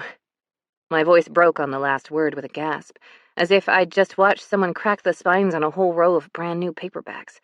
That's not up for discussion, Carter said curtly, sliding an envelope across the table. Your final paycheck. But I've always received excellent performance reviews. I was getting screwed here, and not in the fun way, and I didn't even know why. And don't we have a policy of warning before termination? What's changed? Carter sighed like this was all so beneath him. The decision is non-negotiable. There is nothing else to say. Is this because Chris thought you were being an ass the other night? I pushed, heat creeping into my voice. Or maybe someone else heard one of the inappropriate comments you've made about me, so you're just getting rid of me before I can escalate it to HR? His face reddened, and I knew I was damn close to hitting the truth. But he maintained his icy demeanor. Your personal assumptions are irrelevant. Hand over your access pass. I looked at the hand he was holding out to me like it was going to bite me or give me long COVID. I have a right to know why I'm being fired. Colorado is an at-will state, Ms. Moore. At-will regulations stipulate that employers are not required to provide prior notice to workers being terminated, nor are they obligated to provide a reason for any firings in absence of relevant laws or contractual obligations. This sounded rote memorized, especially so he could pull it out for exactly this situation. Your employment is not guaranteed here, and we can release you for whatever reason we see fit. Your lewd acts are reason enough. Lewd acts? Feeling powerless, but knowing I'd been wronged, I unclipped the pass from my belt loop and tossed it onto his desk. Security will escort you to collect your personal belongings. You need to be off the premises in the next 10 minutes. He typed something on his computer, seemingly already dismissing me from his presence. Before I could process what was happening, Mike, the library's fit young security guard, appeared at the door. Let's go, Miss Moore. Shame and confusion swelled within me as I was led to my desk. Staff and volunteers alike watched in stunned silence as I hastily gathered my personal items into a ready-and-waiting box. Is everything okay, Trixie? Cherry, one of the teen volunteers, asked, her eyes full of concern.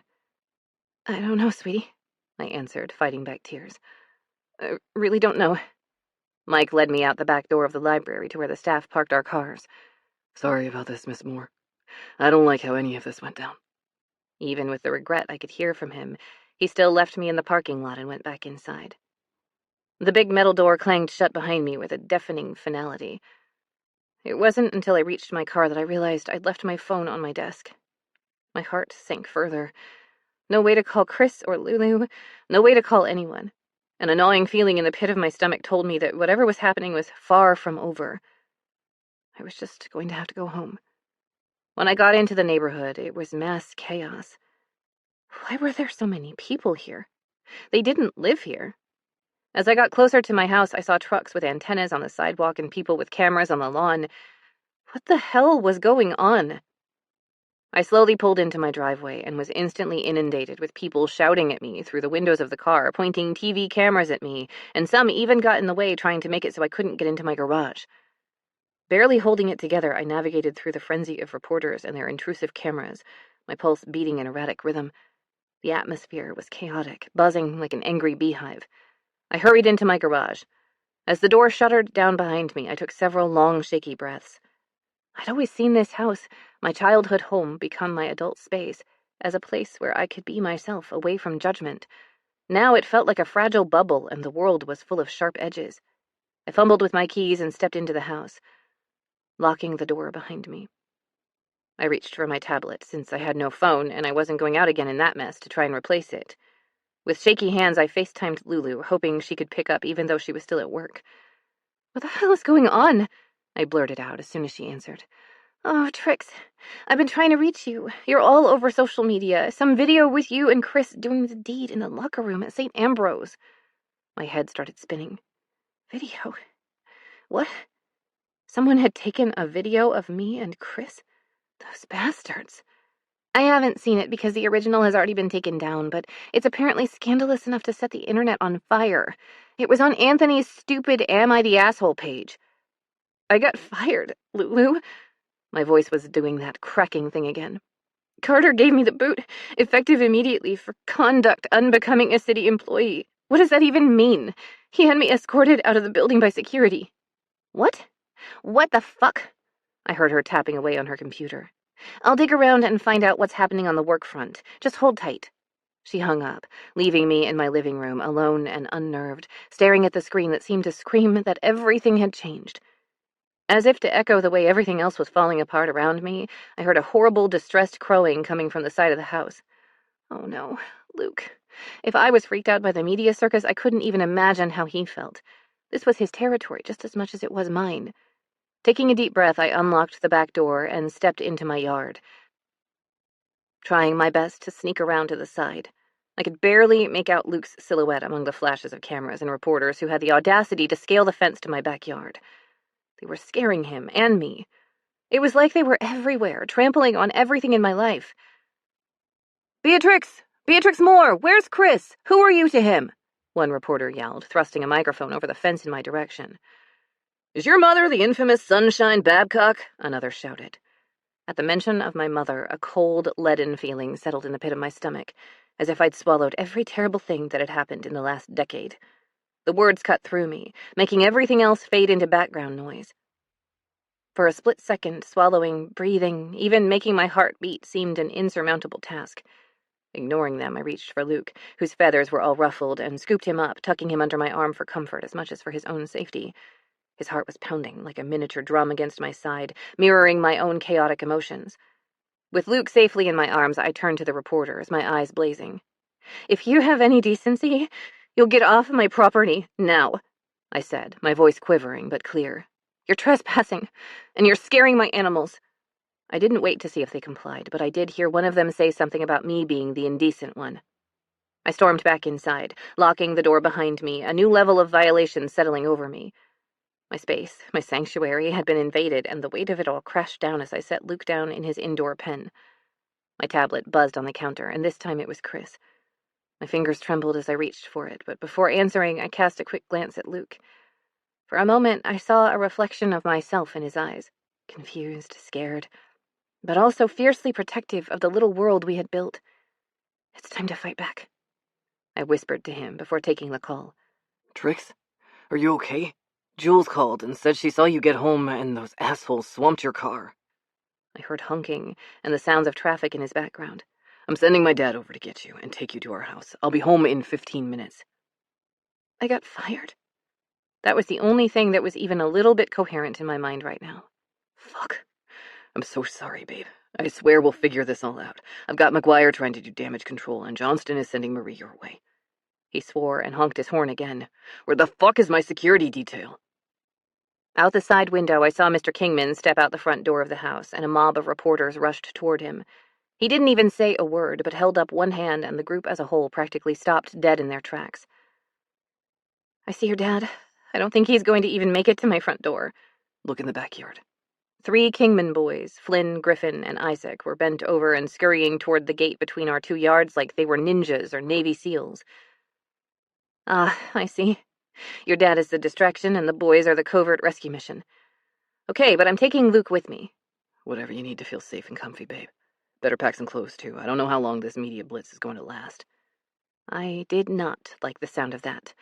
What had become of my life? I hurried upstairs, shoved some comfy clothes into a bag, grabbed my toothbrush and my Kindle, because Lord knows I was going to need some escapist comfort if I had to be holed up at the Kingmans avoiding reporters for the rest of my life. How long could this last? Trixie! One of the boys called from downstairs. We're here to rescue you! I hollered down to them. Thanks. I'll be down in a minute. Raid the fridge for bunkering snacks. I heard another of them say, yes, declaring a victory. If I knew one thing, it was how hungry teenage and college boys could be. I don't know how he did it, but Mr. Kingman had those reporters wrapped around his little finger. Either that or they were scared to death he was going to make them run laps or something. The boys and I snuck back over to their yard, stopping only to make sure the hens' food and water supplies were topped up. Isaac volunteered to come over and check on them later if I needed him to. When I got through the French door on the back porch, Jules met me with a big bear hug. I'm so glad you're okay. I'd hate to lose a sister before I even officially got one. Oh, I hugged her right back. It's okay. I'm not going anywhere. She and I made Luke a makeshift bed in the kitchen, but before we were even done, Chris barreled into the house. He scooped me up and kissed me so thoroughly that for a full minute I forgot about the shit show we were embroiled in. He pressed his forehead to mine, and we both found a safe space to just breathe for a second. Hi, he said. Hi. 2 minutes ago, the world was a frantic mess. But with him right here with me now, I knew we'd be okay. Not in the next 10 minutes, but we'd make it through this nightmare together. Tell me what happened at work. This man. Our asses were all over the internet, and he was checking in with my actual life. I gave him one more quick kiss just because I needed to. I almost don't even know. I shook my head, still not ready to believe everything that had happened so far today. It wasn't even drink o'clock yet. Carter just called me into his office and said I was fired for conduct unbecoming a city employee. He wouldn't tell me what it was about or anything. I don't know what I'm going to do. I don't have a lot of savings, enough for a month or so at most. That motherfucker, Chris growled. Yeah, my sentiments exactly. I'm gonna have to move or something. Chris nodded. He probably didn't really understand this situation. He was quite literally a millionaire. He had a jet. The way I see it, you've got a few options here, babe. You can move in with me, I can move in with you, or you can just stay put. Yeah, see? While it was adorable that his first instinct was for us to move in together, I'm sure he had probably no idea what it meant to break a lease. I can't just stay here rent-free, and I don't want us to move in together because I'm mooching off you. He nodded and seemed to be thinking about his response. Right. 2 things. I'm literally a millionaire, so you can mooch all you want. I will make you a kept woman if you want. And also, I own your house. You don't have to pay rent if you don't want to. Excuse me? What? He pushed my jaw shut, and then booped me on the nose. I own at least 1/3 of the houses in the neighborhood, maybe more now.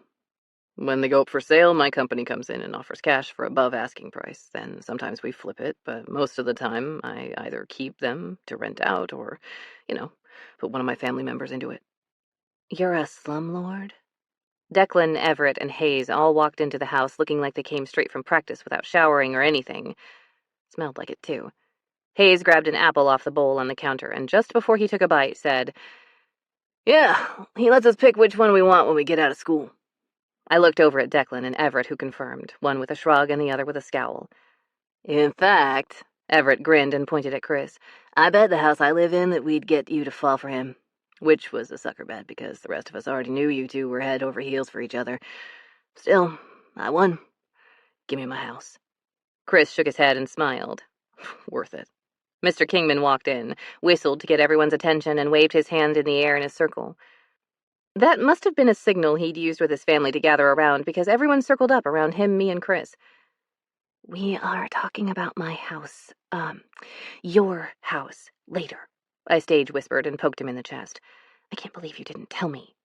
We all gathered in the living room where we did family game night, since it was really the only room with enough space for everyone. Before he started in, I put a hand on Mr. Kingman's arm. I needed to say thank you for helping to rescue me. What I really wanted to say was how much it meant to me that he and his whole family just instantly brought me into their fold. "What did you say to get those crazy reporters to listen to you?" I didn't think anyone else could have done that besides this mountain of a man with the presence to match. He raised one eyebrow with an evil grin.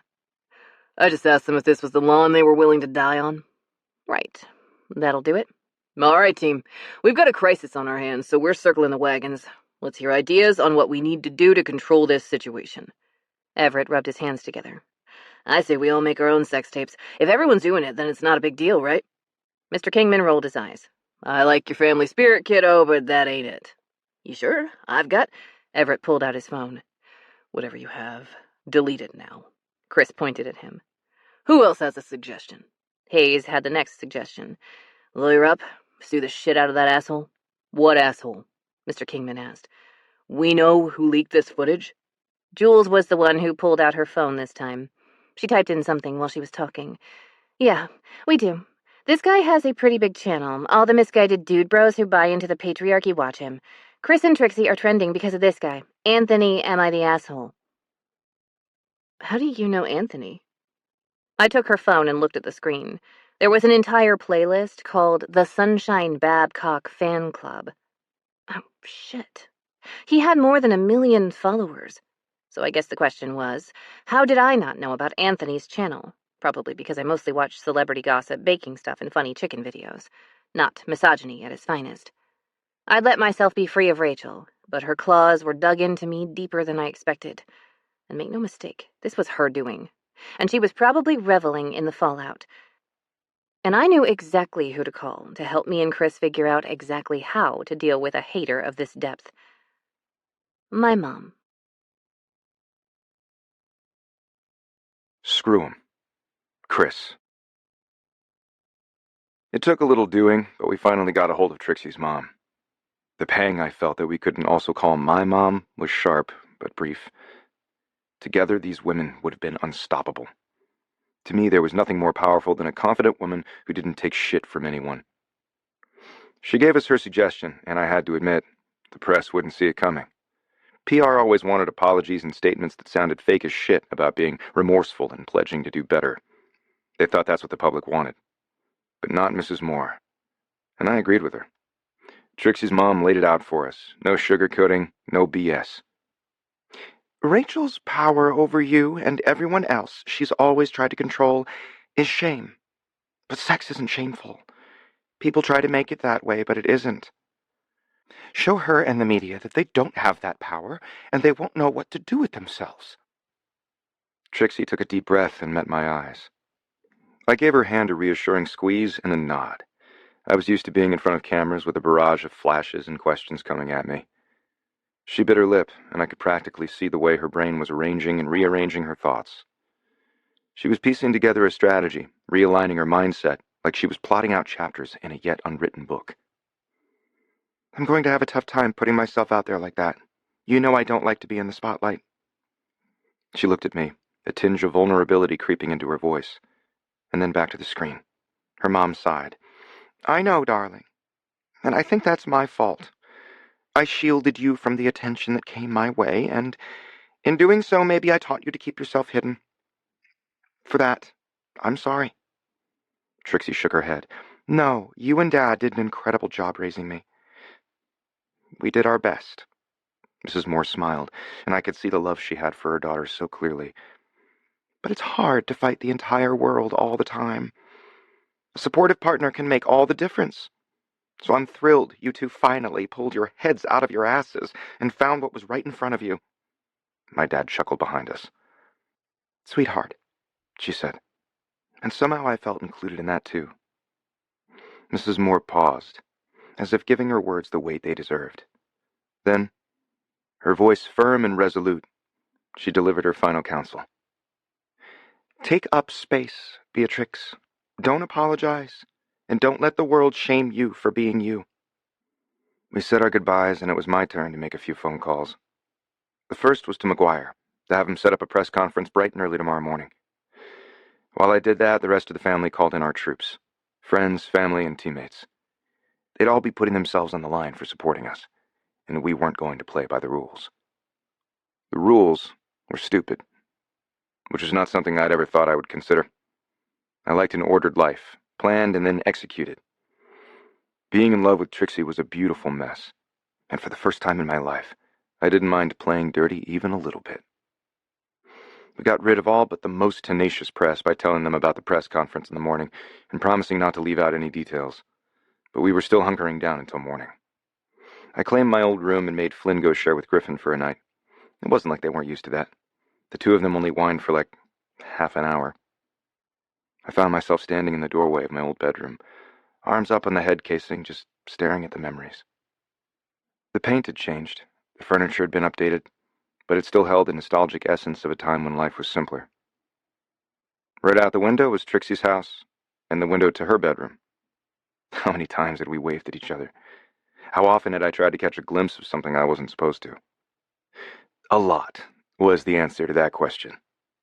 It was also how often I'd wrapped my hand around my cock with her on my mind, and her name on my lips in this very room. Trixie stepped in behind me, her eyes scanning the room with delight, like she knew exactly what I was thinking. I couldn't help but watch her. The way the shifting light from the hallway lamp touched her face, illuminating her as if she was some ethereal being in a room full of everyday things. She ducked under my arm and leaned against the trim, looking up at me like we were the only two people in the world that mattered. And in that moment, we were. I've been thinking, she started, her voice soft but resolute. Tomorrow we're going to step out there and face whatever comes. But tonight, right now, can we just be Chris and Trixie? No media, no family, no expectations, just us. Her vulnerability took me by surprise, but it also made her even more extraordinary in my eyes. Just us, I agreed, leaning down to kiss her the way I'd wanted to back in high school.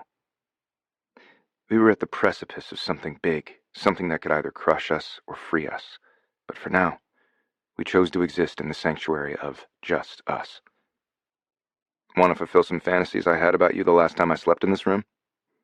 Yes, I do. I pulled her into the room, shut the door, and made love to Trixie. Losing ourselves in each other tonight was going to give us everything we needed to make it through tomorrow. In the morning, there were still a few reporters camped out, and I wanted to go out there and ping them in the head with footballs until they left. I even went out on the front porch with the ball, but the universe must have heard my prayers because I didn't have to. Mrs. Boasack and her Mustang Blue Olds came barreling down the street. Actually, she was maybe going the speed limit today.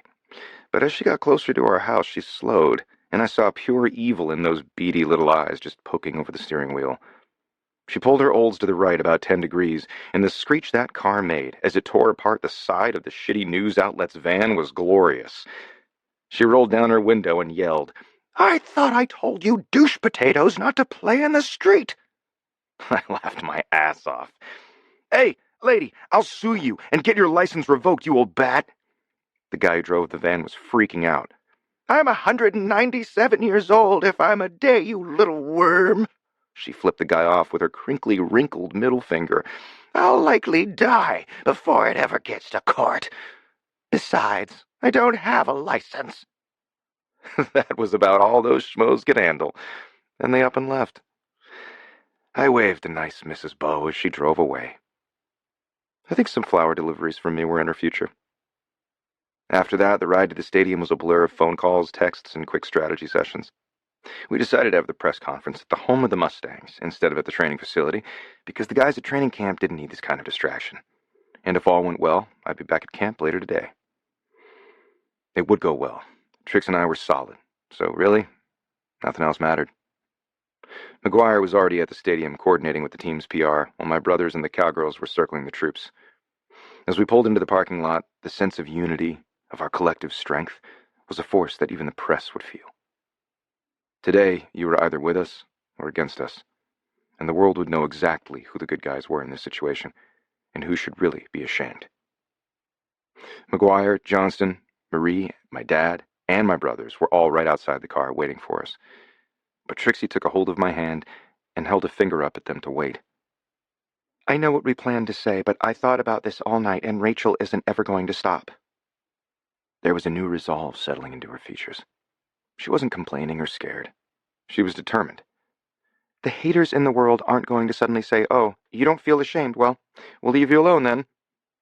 No, probably not. That's not how being in the public eye worked. When you put yourself out there for the world to see you, there were always going to be haters. Fuck the haters. So screw them. The way she mirrored my thoughts so exactly made me love her even more. Trixie had this fire in her eyes, a spark that said she was done playing it small. No apologies, no looking back, and I got to be here for it, right by her side. Chris Kingman, do you love me? The world and its drama all around us disappeared. There was no press, no haters, no anything. Just me and the woman who completed me. My heart and hers, my life and hers, my love and hers. I've loved you since we were 12, Trix. She smiled so brightly that I was sure we were both going to glow when we stepped out of the car. She was filled with a kind of untapped, soaring energy that was infectious. Okay, then let's go make the rest of the world understand that love wins. We exited the car, and Trixie slipped her hand into mine, her grip tight but steady. We walked hand in hand like we were walking into a fortress, walls built not of stone but of loyalty and love. I've seen that look on your face, big brother. You're gonna fuck some people up, aren't you? Declan grumbled, but his eyes were all encouragement. We've got you, man. Everett clapped me on the back. Johnston gave me a nod, and Marie grinned like she was in on a secret. She might be. It was my dad's face, the one he got when he was so damn proud of one of us, that got me.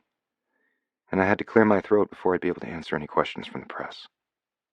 The cameras flashed and rolled, the journalists and reporters shouted their questions, and just to give them a hint of what was to come, I smiled and waved at them like we were about to announce we'd won the championship. Again. We stepped onto the makeshift stage McGuire had set up on the steps just outside the entrance to the field, and waited for the Sharks to calm themselves. Let's do this, she whispered, her voice barely audible over the growing clamor of the crowd. And so we stepped up to the microphones, a united front, ready to reclaim our narrative, and maybe, just maybe, change a few minds along the way. Chris, are you going to see a therapist about your sex addiction? Beatrix, what kind of example do you think you're setting for the teens at your alma mater? Chris, how long have you been a chubby chaser? Did you leak the tape yourselves? Trixie gripped my hand a little tighter and whispered, Jesus, Mary, and Joseph, and all the saints, what the hell is wrong with all these people? I whispered back, they're haters, and we're going to tell them to go fuck themselves. I think Jesus would approve, don't you? I stepped up to the microphone and said, write this down, ladies and gentlemen. I'm not apologizing for doing something that grown-ass adults do. Maybe we should have saved it for when we got home, but don't blame me for being hot for my gorgeous girlfriend. Just like we knew they would, the press exploded. But I was done listening to them or their questions. This was my game, my rules. And don't think I don't see those of you who are writing shitty things about her. If you're the kind of garbage human being that like to try and make someone else feel worthless because of their size, shape, or what the scale says, then you can see yourself out. That made most of them quiet down. This was definitely not the press conference they expected. And it was a hell of a lot more fun getting to tell them all off instead of kowtowing to what was expected. One of the reporters I recognized from a reputable news outlet actually raised his hand, like at a normal press conference, and so I returned the favor by calling on him. George? He stood and straightened his jacket. Yes, George Zeleny, International Sports. I know who you are, George. Ask your question. He nodded. Respectfully, Chris, do you and Ms. Moore not bear any of the blame? You did have relations in a public place. Thanks for asking, George. I already said we aren't apologizing for being in love and showing each other that love. How about you focus the blame on the guy who filmed us without our knowledge and consent, and not only posting it for his own 15 minutes of fame, but for selling the video for a lot of money? Trixie pinched my thigh. Oops, I had said too much. I was still cranky about Anthony. Another reporter whom I didn't know didn't raise his hand and just shouted out, "Are you calling out Anthony Nurgle, a.k.a. Anthony Am I the Asshole specifically?" I looked at Trixie. I've been in the spotlight since college, and since I wasn't an asshole, I'd made a few friends and connections along the way. While I knew exactly how much that little cockroach got for that tape, we weren't going to acknowledge him. "Are you going to sue?" I would happily spend my entire fucking bowl-winning bonus to make sure he was exposed for the rat that he is. Although, Trixie's mom was going to sue the shit out of him for running the so-called Sunshine Babcock fan club. He'd been pirating her videos for years, and she had him dead to rights on a whole lot of copyright and trademark infringement. Mrs. Moore was a smart and savvy businesswoman at her core, and Anthony was a fly-by-the-seat-of-his-pants dumbass running a side gig. But again, I stayed silent. It was Trixie's turn. She smiled at George and waited for the rest of them to quiet down again. After a full minute, she used that sexy-as-hell stern librarian look on them, and they finally shut the fuck up. Take up space. Trixie. Chris stayed silent and waited for me. The tension in the room only increased as I gave them all my patented librarian shush look. A whole gaggle of mostly male reporters finally quieted down, some of them looking a bit abashed, and awaited our next words expectantly. I felt a jittery rush of adrenaline, but also a newfound will welling up inside me. Take up space, Beatrix. Don't apologize, and don't let the world shame you for being you. I took a step forward and tapped the microphone, commanding everyone's attention. I have something to say as well, I announced. My voice was clearer than I'd expected, like the ringing of a bell that can't be unrung. But instead of looking toward the reporters, I turned toward Chris and met his eyes. The love I found there steeled me for what I was about to do. You see, life, society, they all have a lot of opinions about who we should be, what we should hide, and what we should apologize for. I felt my hand tremble, not from fear, but from a pulse of audacity. I felt almost reckless, but in the best way possible. So I'm asking. I glanced out at the reporters, then gestured toward Chris and myself. Will you all help us rewrite that script right here, right now? What if none of us had to declare that we won't be shamed into hiding our love or our lives? The room was in a stunned silence now. Even the cameras seemed to hesitate in their relentless flashing. I took a deep breath, locked my eyes onto Chris's, and while I'd just invited the world in, we were still the only two people in the world. Christopher Bridger Kingman, I said. You make me want to live a big, bold life filled with friends and family and chickens and football and so much love. I want everyone in the world to know, and I'm not sorry even a little bit that people got to see the passion between us. But I want them to see the pure, unadulterated love we feel too. Will you marry me? The world stood still. The reporters, the cameras, the blinding lights, all of it faded away, leaving only Chris and his answer that would tip the scales of my life one way or another. He took a step toward me, his eyes brimming with unshed tears. Damn it, Chickadee. I was going to ask you the same thing. He reached into his pocket and pulled out a little blue box. I didn't even look at it as he slipped it on my finger, partly because I was blinking away my own tears, and partly because I couldn't look away from his eyes. So, yes, he said, his voice laden with emotion but strong and clear. Hell yes. He lifted me up into his arms and I squealed, wrapping my legs around his waist, and our lips met in a kiss that felt like a victorious end and an exhilarating new beginning all at once. I felt it. I felt truly seen, and not just by Chris, but by the world. And for the first time, it didn't scare me. The room erupted into pandemonium, reporters jostling, cameras flashing, but in that moment I didn't care. I had taken up my space. We had, and it felt like finally coming home.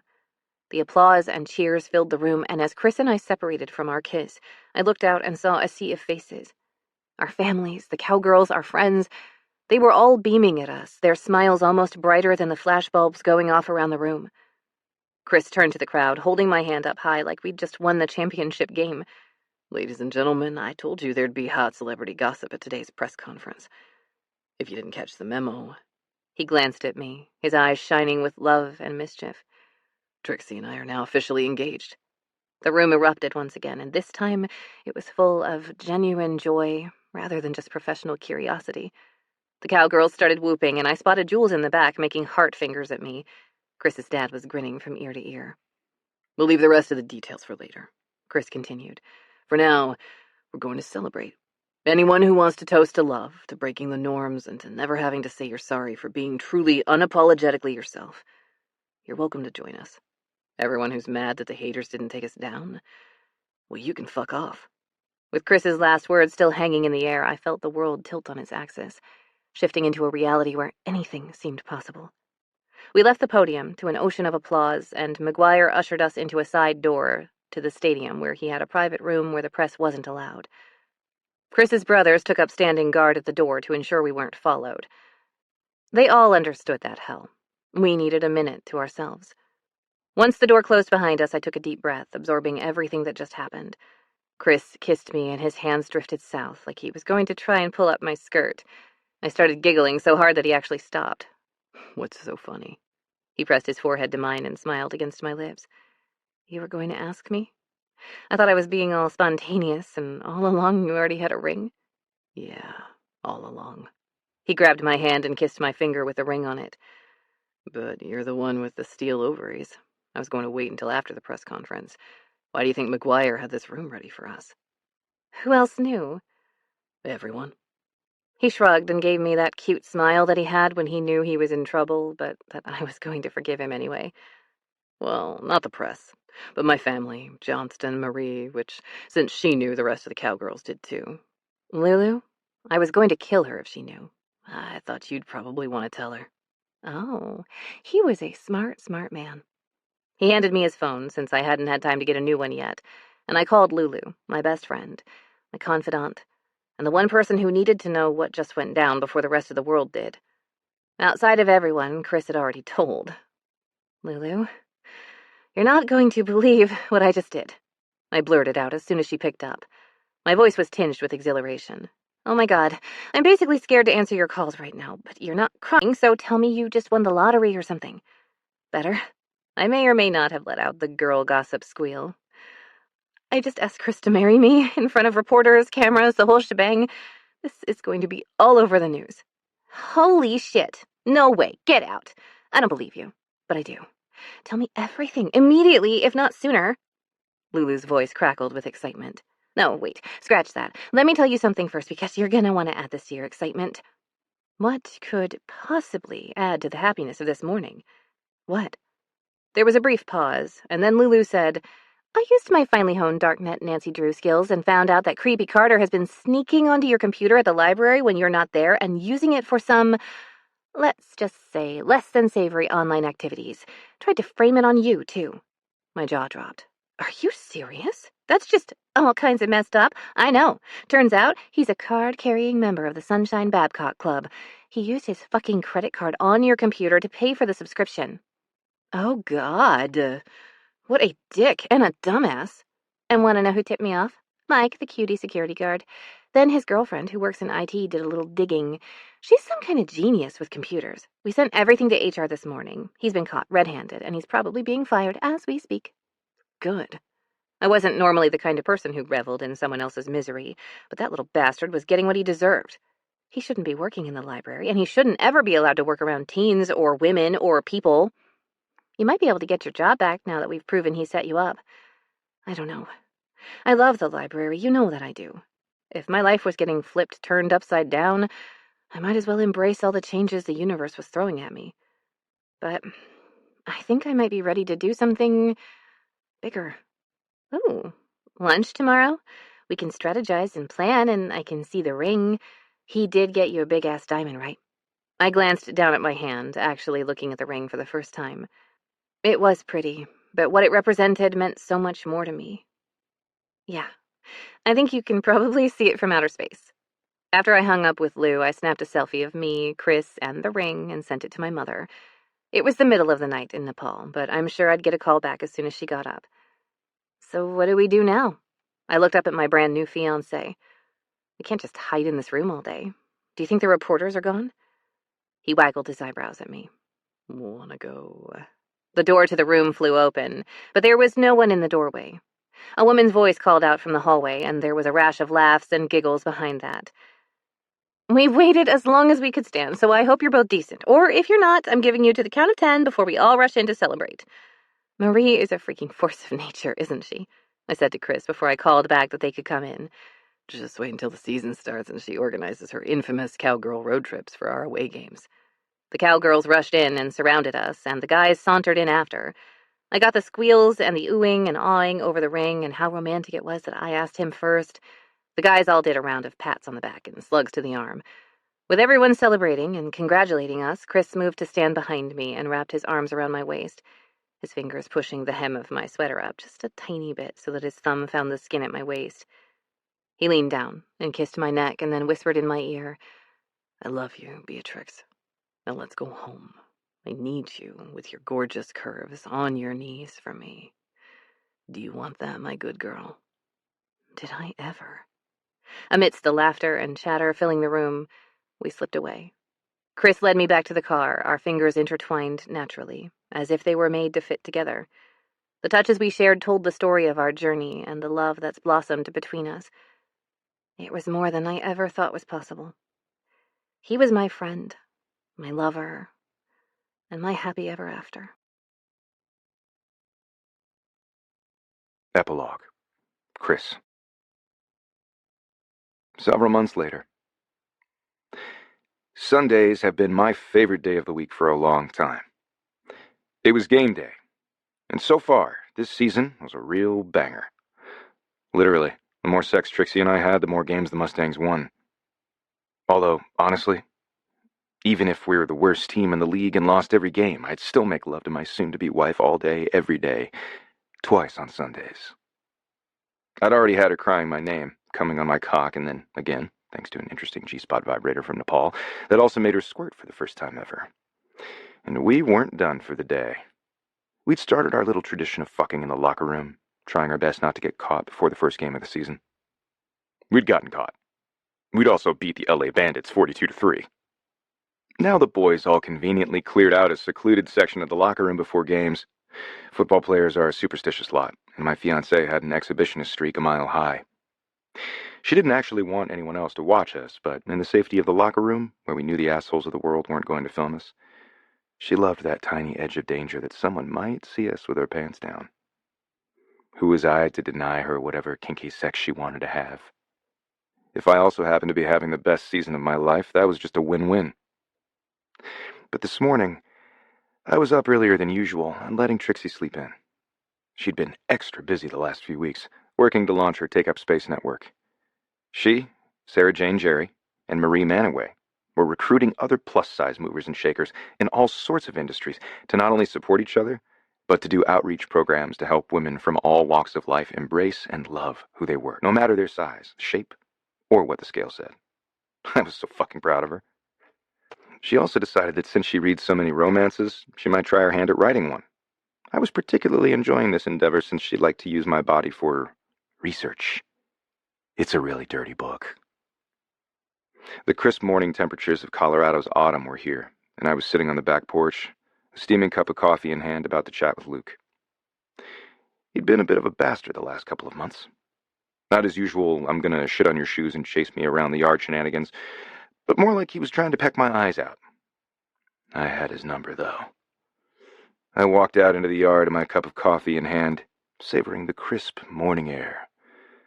I glanced toward the chicken coop, and there he was, sizing me up, like it's his personal mission to harass me, like I'm an unwelcome trespasser every time I step foot in his domain. "Morning, Luke," I greeted, setting my coffee down on the gatepost and approached the coop. Luke ruffled his feathers and let out a half-hearted crow. "Yep, still mad. Look, buddy, can we talk?" I crouched down to his eye level and tossed in a few chunks of strawberries because, yeah, I'm not above a little chicken bribery. Luke fixed me with an incredulous gaze, as if to say, "You're really doing this?" "Yeah, I am," I chuckled, taking his silence as consent. "So listen, I know you're protective of Trixie, and I get it. She's pretty great. But you've got to stop acting like I'm here to ruin the party." Luke shifted his weight from one leg to the other, almost like he was actually contemplating my words. I love her, you know? I'm not going anywhere. But that doesn't mean you're losing her. If anything, you're gaining me. Not sure that was a selling point, but weirdly, I liked him and the way he was so protective of Trix. I wanted us to be friends. Luke clucked, pecking at the strawberries half-heartedly. Okay, time to go in for the kill. Not him. He was never being made into nuggets. Nope. I was going after his heart.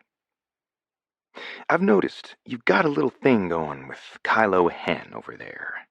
I nodded toward the sleek black hen who was peeking around the other side of the coop. She's cute, and I can tell she likes you. Luke's eyes narrowed, and I swear he was paying attention. Life's too short, my man. Don't you think it's time to take that friendship to the next level? Worked out pretty well for me and Trix. Luke looked towards Kylo Hen, who had moved a little closer, almost like she was eavesdropping on our man-to-rooster chat. See? She's interested. I gave a little jerk of my chin toward her. Go for it. Love's worth the risk. Believe me. He walked right up to me, flapped his wings, and jumped up on the fence, pecked my coffee cup, and sent it and the contents flying toward me. Only my finely honed football skills saved me from having the hot liquid poured right over my head. Okay, maybe he was getting turned into chicken nuggets. He gave a shake of his long, shiny tail feathers and then hopped down, strutting over to Kylo Hen. She did the cutest little chicken dance like she'd been waiting for this moment her whole life. Same girl. Same. The two of them danced around each other for a minute, and then I got treated to very loud and feather-ruffling chicken sex.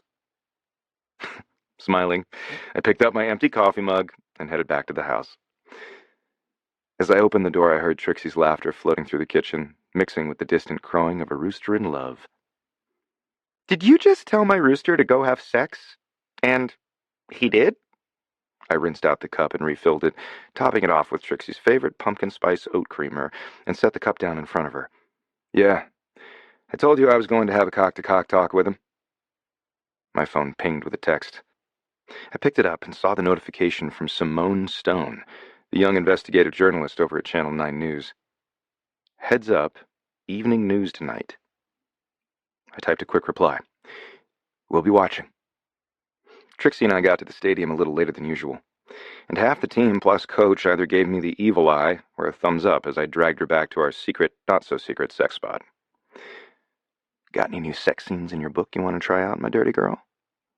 Funnily enough, I just wrote one where the hero bends his heroine over a bench in a locker room. She patted the padded bench behind her, and takes her from behind. God, I love your imagination. I spun her around and grabbed her hair, kissing her neck, and then pushing her face down to the cushion. She was wearing my favorite jersey she owned today, the one that read Kingman's Queen on the back. Oh, yes, just like that. Make it fast and hard. Make me come, please. Hearing her beg had my cock hard instantly. I flipped up her skirt, ready to rip her panties right off. And fuck me if they weren't the goddamned cockblock ones. You wore those on purpose, didn't you?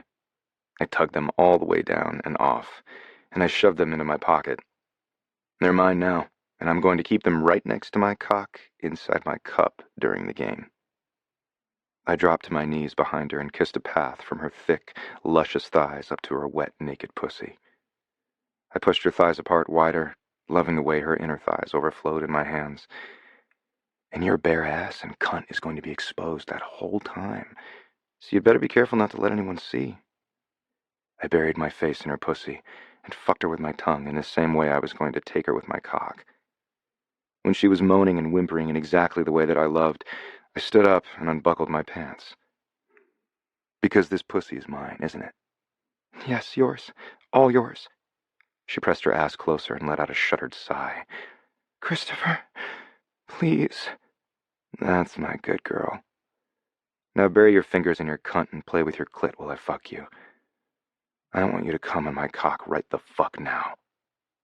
I slipped the condom on and slid into her hot, waiting cunt.